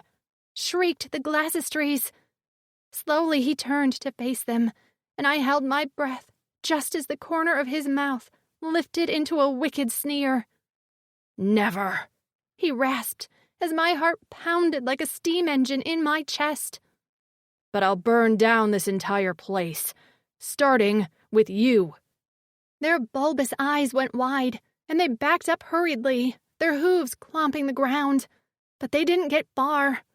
Fenix let loose. With a roar, fire burst from his palms in a solid stream like a flamethrower. Screams lit up the cavern as he raised the guards, who scrambled to form a wall in front of their royalty. Hera, free from the guard who had been holding her, ran to my side and began to chew through my ropes with her sharp teeth. I stared in awe as Fenix fought a one-sided battle. The entire cavern was filled with flames and smoke. An alarm went off, and the cell doors burst open, most likely an emergency mechanism in the case of fire. Which, well, this was such a case. Guards on fire ran shrieking toward the lift before collapsing in blackened husks. A protective group huddled around the Glasistries, moving as quickly as they could toward the lift. But they were no match for Fenix. Not like this. With a scream of pain and frustration, Fenix formed a massive fireball between his two palms before tossing it at them overhead. It hit the group like an explosion.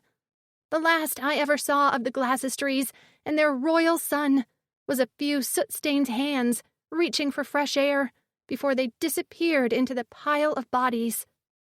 Creatures crept out of their cells as Fenix slowly let the fire die in his palms. His body swayed, and he stumbled just as Hera chewed through the last thread of rope, holding me in place. I rushed to his side, barely catching him before he hit the ground. He reeked of smoke, and his hands were a melted mess. I brushed my fingers on his pale cheeks and finally uttered one little whisper of a word. "Fenix." Sorry, he mumbled. couldn't remember. Not until you said my name. I never said it, but I'd signed it, and that got through to him. He craned his neck behind me, and I looked in the direction of his gaze.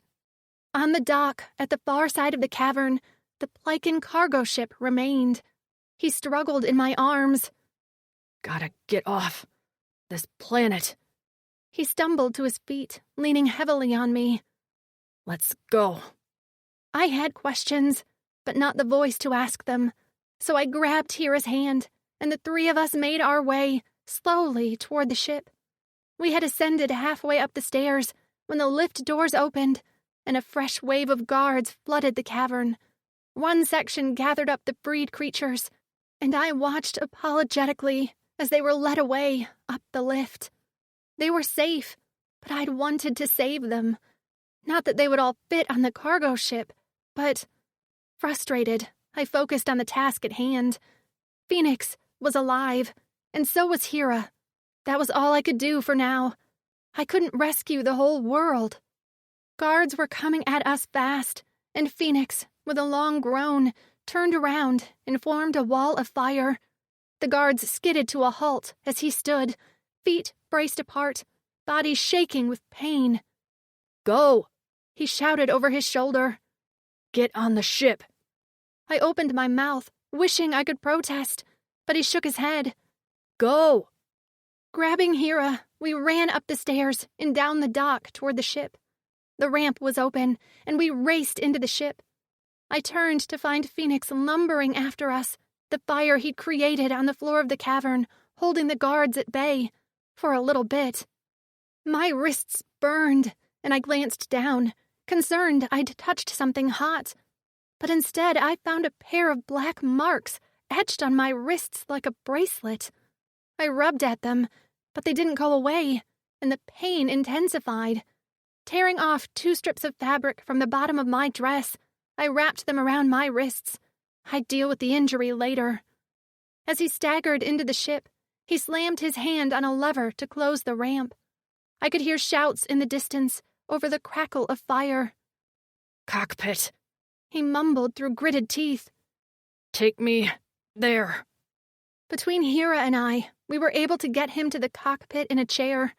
I stood by helplessly as his hands, nearly useless from the prolonged fire use moments ago, fumbled with the controls. But soon I heard the engine roar to life, the thrusters engaged, and despite the sounds of laser fire pinging off the cargo ship, we flew free from the dock into the encased tunnel. Hera and I gazed out at the surface of the planet, where winds whipped and rains pounded the ground, but we were in a contained, modulated tunnel. It wasn't until we left the atmosphere with a shudder and black space surrounded us that my knees gave out. My head pounded, and I sucked in a sharp breath at the throbbing. It was probably from the smoke. Oh yeah, and the near-death experience at the hands of an alien I'd fallen in love with. At least my wrists had stopped hurting. Hera curled up in the co-pilot chair, large eyes staring out the front window in disbelief. With a groan, Fenix slumped in his chair. His hazy eyes tried to focus on me, but his pupils were blown. Can't remember. Had a plan. I cradled his face and pressed a kiss to his forehead. He made a rumbling sound in his chest before letting out a shaky sigh. Don't stop touching me, Jenny. Please. I swallowed around the lump in my throat and forced out one more word. Never. Chapter 18. Fenix. My memory was fuzzy. I tried to recall how I'd gotten in this cargo ship. Why was I on a bed of furs? Also, where was the pain? I rolled over, finding a sleeping Jenny next to me with her body plastered against mine. Outside the port window, nothing but black space and the occasional distant star was visible. I could hear the distant murmur of the engine. Jenny stirred and lifted a hand to brush her hair off her face. Noticing bandages on her wrists, I yanked off the crude cloth strips to check her wounds, except she didn't have any wounds. I stared at the marks on her wrist, confused as I racked my brain. Between two golden bands that ran the circumference of her wrist was a delicate pattern. I knew what those were, but the answer was hidden somewhere in my wreckage of memories. I ran my thumb over them, but the skin was smooth as ever. "What?" Jenny rasped. She tucked her hands from my grip and sat up. Rubbing her wrists, she blinked at them when the marks proved permanent. She cleared her throat and shook her head as she shot me a questioning look. I reached for her again, and that was when I spotted my own wrists. Despite the scarred and melted skin, the same golden lines shone on my scales and the same pattern as Jenny's. Her eyes went wide as she thrust our wrists together. "They match?" Her voice was scratchy, and it seemed most of the progress she'd made had been lost. What had happened? I remembered high-pitched voices, chains, and lots of fire. A sharp spike of pain seared my brain, and I gasped as the room faded in and out. Hands reached for me, warm, soft hands that chased away the pain as quickly as it came. Suddenly the memories flooded back. Everyone. The Glazers, the exhibits, Jenny tied to a rock as I stood in front of her with my flames. I sat up and grabbed her suddenly by the shoulders. "Were you hurt?" She shook her head and gave me a kind smile. "No, I almost...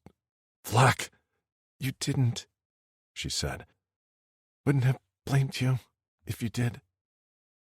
I grabbed a canteen of Quaw off the table beside her bed. "Drink, your voice is strained." She gulped down a few sips. I looked to the door. I should get to the cockpit. I didn't even set a flight path. "Here, she rasped. "What?" "Here, the hill, Bob. On our way to a space station to refuel." I exhaled. "That's good. I can decide then how to get you two to safety." "Two?" she queried. I sighed as I rubbed my head. "I won't last long with no kicks." She reached for me. "But I grasped her hands in mine. "Your touch is only temporary, and it's okay. We've got the Fleck off that planet. I have time, enough time to figure out how to keep you and Hera safe." "How long?" she whispered. "Long enough." I didn't know if that was the right answer. I brushed her cheek with the back of my fingers. "I'm sorry. I'm so sorry I couldn't get us out of that sooner. They gave me enough kicks to get by, but not enough to keep my mind intact." "You remembered?" A tear spilled down her cheek. "When it mattered, you remembered?" I tapped my fist on my chest. "You're in here. My Cora, my blood, my mind invaded every crevice. I'm sorry I made you doubt me." "I didn't," she whispered. "Even when I thought it was the end. I didn't doubt you. You saved us." I shook my head. "No, you saved me. I don't think I could have come back without you. The memory of you was too strong to be forgotten. I'd still be there, out of my mind as their weapon of destruction." "But you're here." She shifted closer and nuzzled her cheek with mine. "With me." "Back on the ship. Before we were taken by the Glazers, did you take me inside you to ease my pain? Or because you wanted to?" She let out a small puff of air that warmed my face. "Fenix," she whispered, her eyes filling again. I dropped my gaze. "You don't have to." "It was both," she whispered. "But even if you hadn't been in pain, I would have..." She coughed. "I would have wanted that moment with you." And now? She smiled. And now, we make the most of our freedom. Closing the distance between us, she pressed her lips to mine. Immediately, a different kind of warmth spread throughout my body. Not the biting heat of pain, but like turning my face to the sun. I delved my tongue into her mouth, my tongue-piercing clicking on her teeth, and she let out a little laugh before pressing her chest against mine. After a quick stumble to the cleanser to wash the soot from our bodies, we tumbled back into the furs naked. As she clutched my shoulders, I held her gaze as I ran my hand down over her pert breast to her wet cunt. My fingers slipped through her folds, and she arched her back as I plunged 2 fingers inside her. She immediately opened for me, letting her legs fall to the side. Beneath me, she was pliant, wet, and ready. I sucked a nipple into my mouth and tortured the bud with my piercing as she writhed on the furs, held in place by my body and fingers stretching her. Fenix, she gasped. The intensity overwhelmed me, and my body felt like it had swelled as my head pounded with my want for her. Take me, she murmured with hazy eyes. Come inside me, Fenix. Cock in hand, I pressed until my entire shaft disappeared inside of her. Her chest heaved and the veins in her neck bulged as her mouth opened and closed. Yes, she moaned in a fuller sound than I'd ever heard her make. Pulling out, I plunged back into her. Her body jolted on the furs, breasts bouncing. I did it again and again, the warmth now seeping into my blood, my bones, replacing the constant heat that lurked like a shadow. My hips worked, slamming into her while the room filled with the sounds of our mating. Small cries left her lips and her temples grew damp. My subcock latched onto her clit and her eyes went wide. Suddenly, her body went stiff, and then she let out a cry of pleasure that gripped hold of my balls and squeezed. Spilling my release inside her, something ruptured in my head with a shower of sparks. I opened my mouth on a silent scream just as rapture consumed me. Fenix? Came a whispered voice. Fenix, please. Are you okay? Fenix! I opened my eyes to find I lay sprawled across a naked Jenny. She shook me frantically. What happened? I groaned as I rolled off her. Dizziness swamped me and clutched my head. I waited for the sick thread of pain to slice through me, but the aches never came. I frowned as I pulled my hands away. The marks on my wrist were still there, and this time, when I searched through the wreckage of my memories, I found it a whole fleck of a lot more organized. There was the Aldani in one corner, while Rex, Miko, and Zekri hung out in another. Even the mines had their own place, dark as it was. There was no longer pain, but a soft melody that sounded like rainfall hitting leaves in the forest. I stared at Jenny as the melody continued, reminding me of when I used to stand in the rain as a chit, letting it hit my face as it played a rhythm on the foliage. I turned to Jenny, who rubbed at her temple almost in confusion. What? She swallowed, and her brows dipped. Why does my throat feel better? Her voice was still raspy, but the tone was markedly improved. I reached for her hands, comparing the marks on her wrists as I entered the room in my mind, the rainfall following me, where Drixonian legends were kept. I remember now, I said softly. These are locks. Locks? Thetis blessed us on rare occasions with Korra Eternals, our perfect mates. The locks are a symbol of that blessing, and in here, I tapped my head, I feel you. You're a soothing rainfall, a melody. And you're... She let out a happy sob and rubbed her throat. You're like honey. Honey? I can feel it on my tongue, a sweetness. It's a golden amber and it's coating everything. The pain, I whispered. It's gone, and it's not from your touch. Before I still felt it lurking to return, but this is an emptiness, a good emptiness. and I feel full. A sweet fullness. Your voice. It doesn't sound back to normal, but it doesn't hurt anymore, at least. So we have hope, I said, barely able to believe it. If I don't need kicks, then our future is wide open. I'll make you a happy mate, Jenny. I promise. You've already made me happy in more ways than you can imagine. She pressed a soft kiss to my lips. Now, let's go check on Hera. You made a lot of noises in here, and she might be concerned. I sat on the edge of the furs as I pulled on my pants. We weren't noisy, were we? She snorted as she pulled her hair back into a tie. Hey, I didn't say we. You were the noisy one. I squinted at her. When can we make more noises? She rolled her eyes as she tugged her shirt over her head and kissed my forehead. Later. There weren't many places we could refuel without proper travel documents, which none of us had. As we pulled into the dock of a sketchy station too close to Vic's Listen for my liking, I wondered how the hell I was going to bribe the guards. There were some Zens on board, but not enough to pay for fuel and bribes. On top of that, we needed supplies. The high of escaping with Jenny hadn't worn off yet, but it was stained with the uncertainty of our future. Once I had to start thinking practically about how we'd survive, reality hit. None of this was going to be easy. I wished I could talk to Rexor. Had he ever made it home safe? I could try returning to Torin, but the thought of seeing any Aldania again made my hand shake. I patted my pocket, which held the few precious Zens we had. Would have to do for now. Then figure something out. Fenix? Jenny's voice cut through my thoughts. I turned to her with a smile, but her expression was concerned. I tended to forget she knew what I was thinking now. No hiding anything. I'm here. What's on your mind? I ran my fingers through her hair.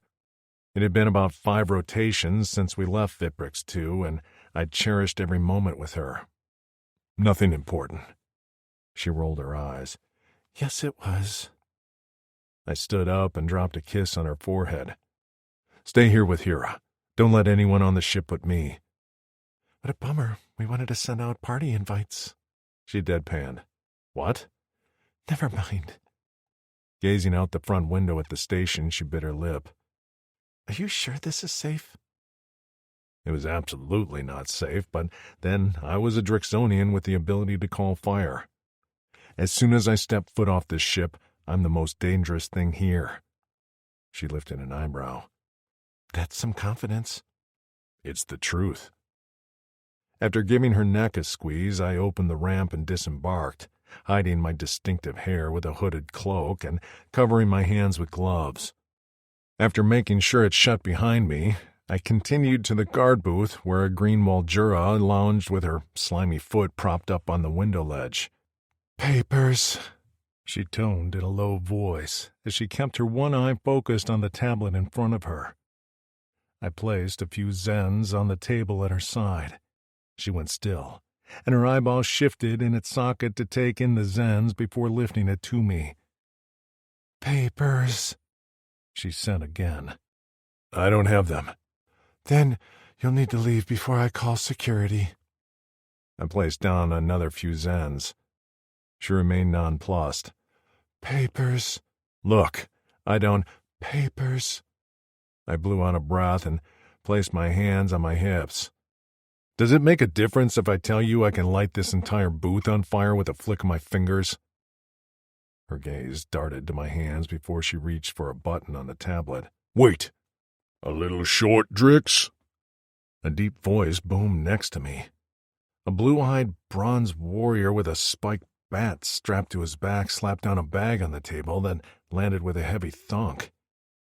Abandoning her button, her face shifted to a bright yellow as she let out a squeal and ripped open the bag. Digging a curved claw inside, she stabbed a sticky cake and shoved it into her mouth. Chewing happily, she ignored us. He beckoned me into the station with a jerk of his chin. She doesn't care about Zens. She just wants Velvups from Rinyan 1. I stared at him. Thank you, but... Do I know you? His blue eyes glowed as he grinned. His long white hair was pulled back into a braid, and the sides of his head were shaved. White swirling tattoos covered his chest and neck. I mean, I only saved you from all the Aldani. Kind of offended here, Drix. Saved? What? His gaze drifted from my face down to my gloved hands before returning my face. He cocked his head. When's the last time you were on Corin? Corin? Not since I was born. He took a step closer to me. You're one of those, aren't you? What? You're one of those stolen warriors they're always talking about. Have you ever seen a warrior like me? Bronze skin, blue eyes, less good-looking, goes by the name Kazel? No, I'm sorry. He sighed. It was worth a shot. Anyway, where are you heading? I didn't know how much to trust this warrior, but he had helped me out. I'm not sure. Well, let me give you some information.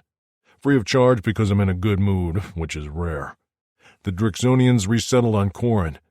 Heard there's a winged one and a spiky one with a big mouth. He turned and I grabbed for him. He glared at my hand on his arm, but I didn't let go. Who are you? How do I know you're not lying to me? You don't know.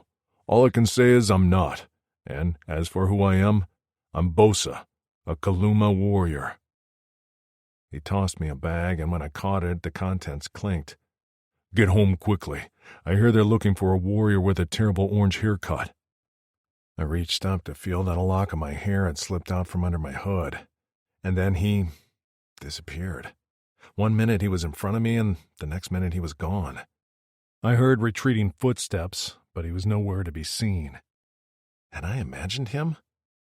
When I opened the bag in my hand, a handful of Zen spilled out into my palm. That flucker, I muttered.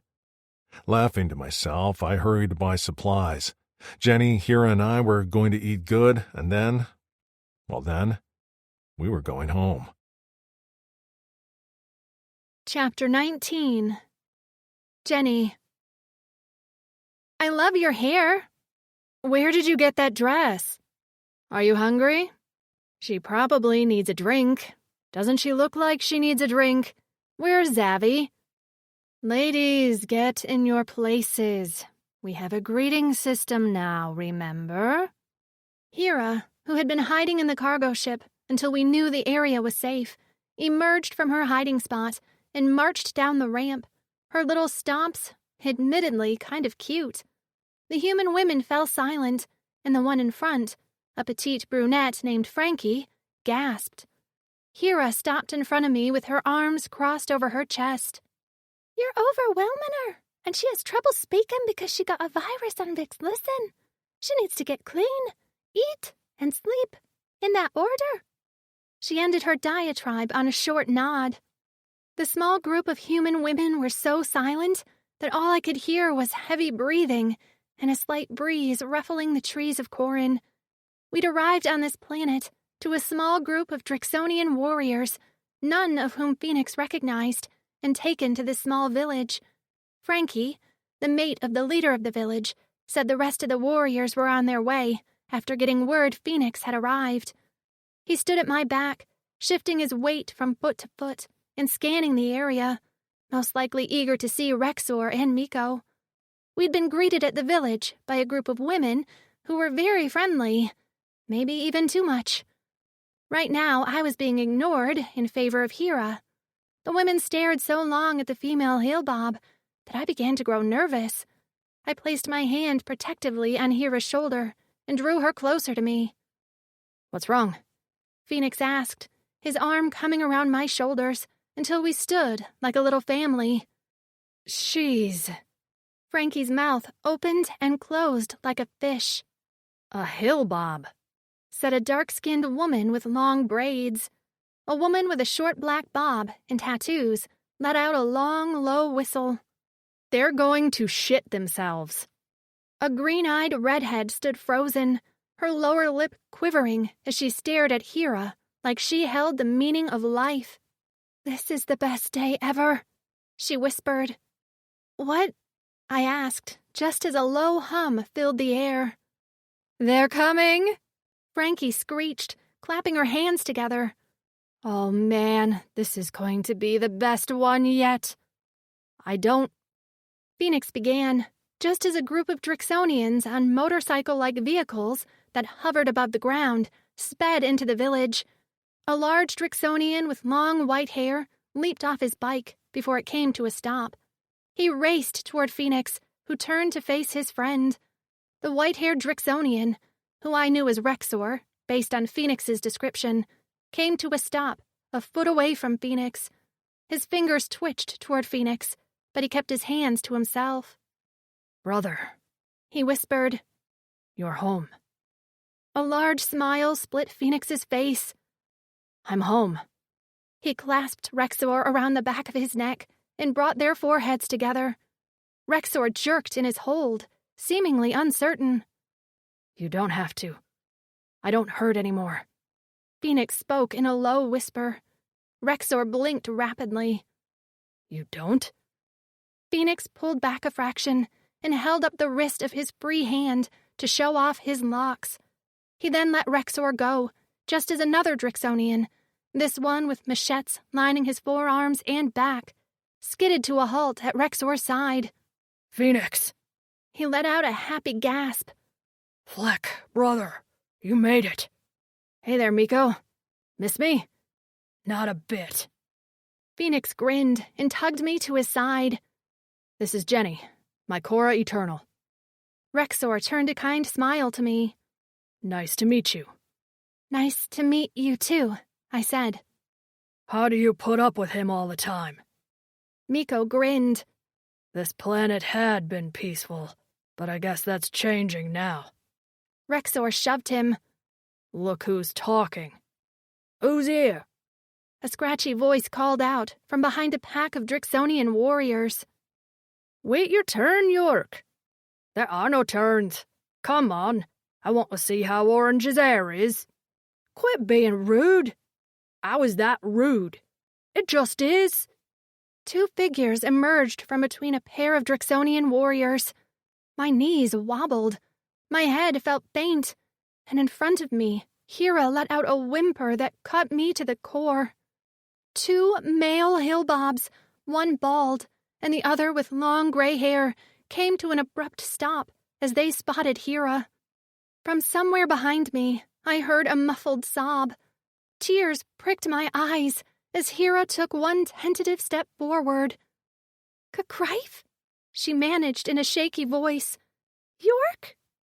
York stumbled and fell to one knee as his large eyes filled. Crife stared dumbfounded before lurching to Hera and wrapping her in his short arms. She clung to him with her digging claws, while York managed to get to his feet. He fell against them, so they were now a murmuring, sobbing bundle of 3 hillbobs. It was a homecoming that touched me to my core. We might not have been able to save everyone on that damn planet, but we made a difference in these 3 lives, and that was more than I could have hoped for. Fenix's hand slipped into mine, and I smiled up at him. You did good, Jenny, he said. Yeah, I guess we did, I whispered. I guess we did. Fenix. We learned later that York, Crife, and Hera had been childhood friends. For the next few rotations, they were inseparable. Rian, Miko's mate, couldn't stop crying whenever she looked at them. Her and Miko had met York and Crife in the pit on Vixlisten, and the Hillbobs were responsible for saving their lives. Hera had been there for Jenny when she'd had no one, not even me. There was a lot of bravery packed in the small Hillbobs' bodies. With the absence of pain, I'd been able to dream again. I'd missed the hover bikes, and Daz, Rexor's brother and leader of the village, immediately put me on the mechanical crew. By day, I worked on the bikes and did any other odd jobs that needed completed to restore the city of Granite. By night, I spent my night in Jenny's arms and her body. Her voice was getting stronger, and she made friends with the women, especially Daisy, Rexor's maid, and Rian. Rian and Daisy both said they approve of me, she said one night as we lay in the soft furs. Did you need their approval? I pressed a kiss to her stomach. She gave a soft laugh. No, but they were both very fond of you. Rian said you helped her understand Miko. No one really understands Miko, I muttered. Oh, I like him. He's an annoying flucker. She laughed again. I loved the sound now that it was less scratchy. All right, whatever you say. She sighed and ran her fingers through my hair. Were you born with black hair? Yes, it changed when the Aldani experimented on me. Rexers too? Yes. She continued, fussing with the orange strands. I'm happy, Fenix. I smiled against her skin. I'm happy too. Do you think about Zachary? My stomach flipped. Every rotation. Do you think he's okay? I hope so. He deserves to be happy too. He does. I lifted onto my elbows to look into her brown eyes. But he has to realize he deserves to be happy. I didn't until I met you, until you showed me I could dare to dream again. Real life is better than the dream now, don't you think? I do. I pressed a kiss to her lips. Stay in this real life with me, Jenny. Always. This concludes Fenix by Ella Maven. Narrated by Oliver Highpoint and Rachel Woods. Copyright 2021 by Ella Maven. This unabridged audiobook is published by arrangement with Ella Maven, care of Corbusiero Literary Agency, and was produced in the year 2024 by Tantor Media Incorporated, a division of Recorded Books, which holds the copyright thereto. Please visit tantor.com for more information on our growing library of unabridged audiobooks.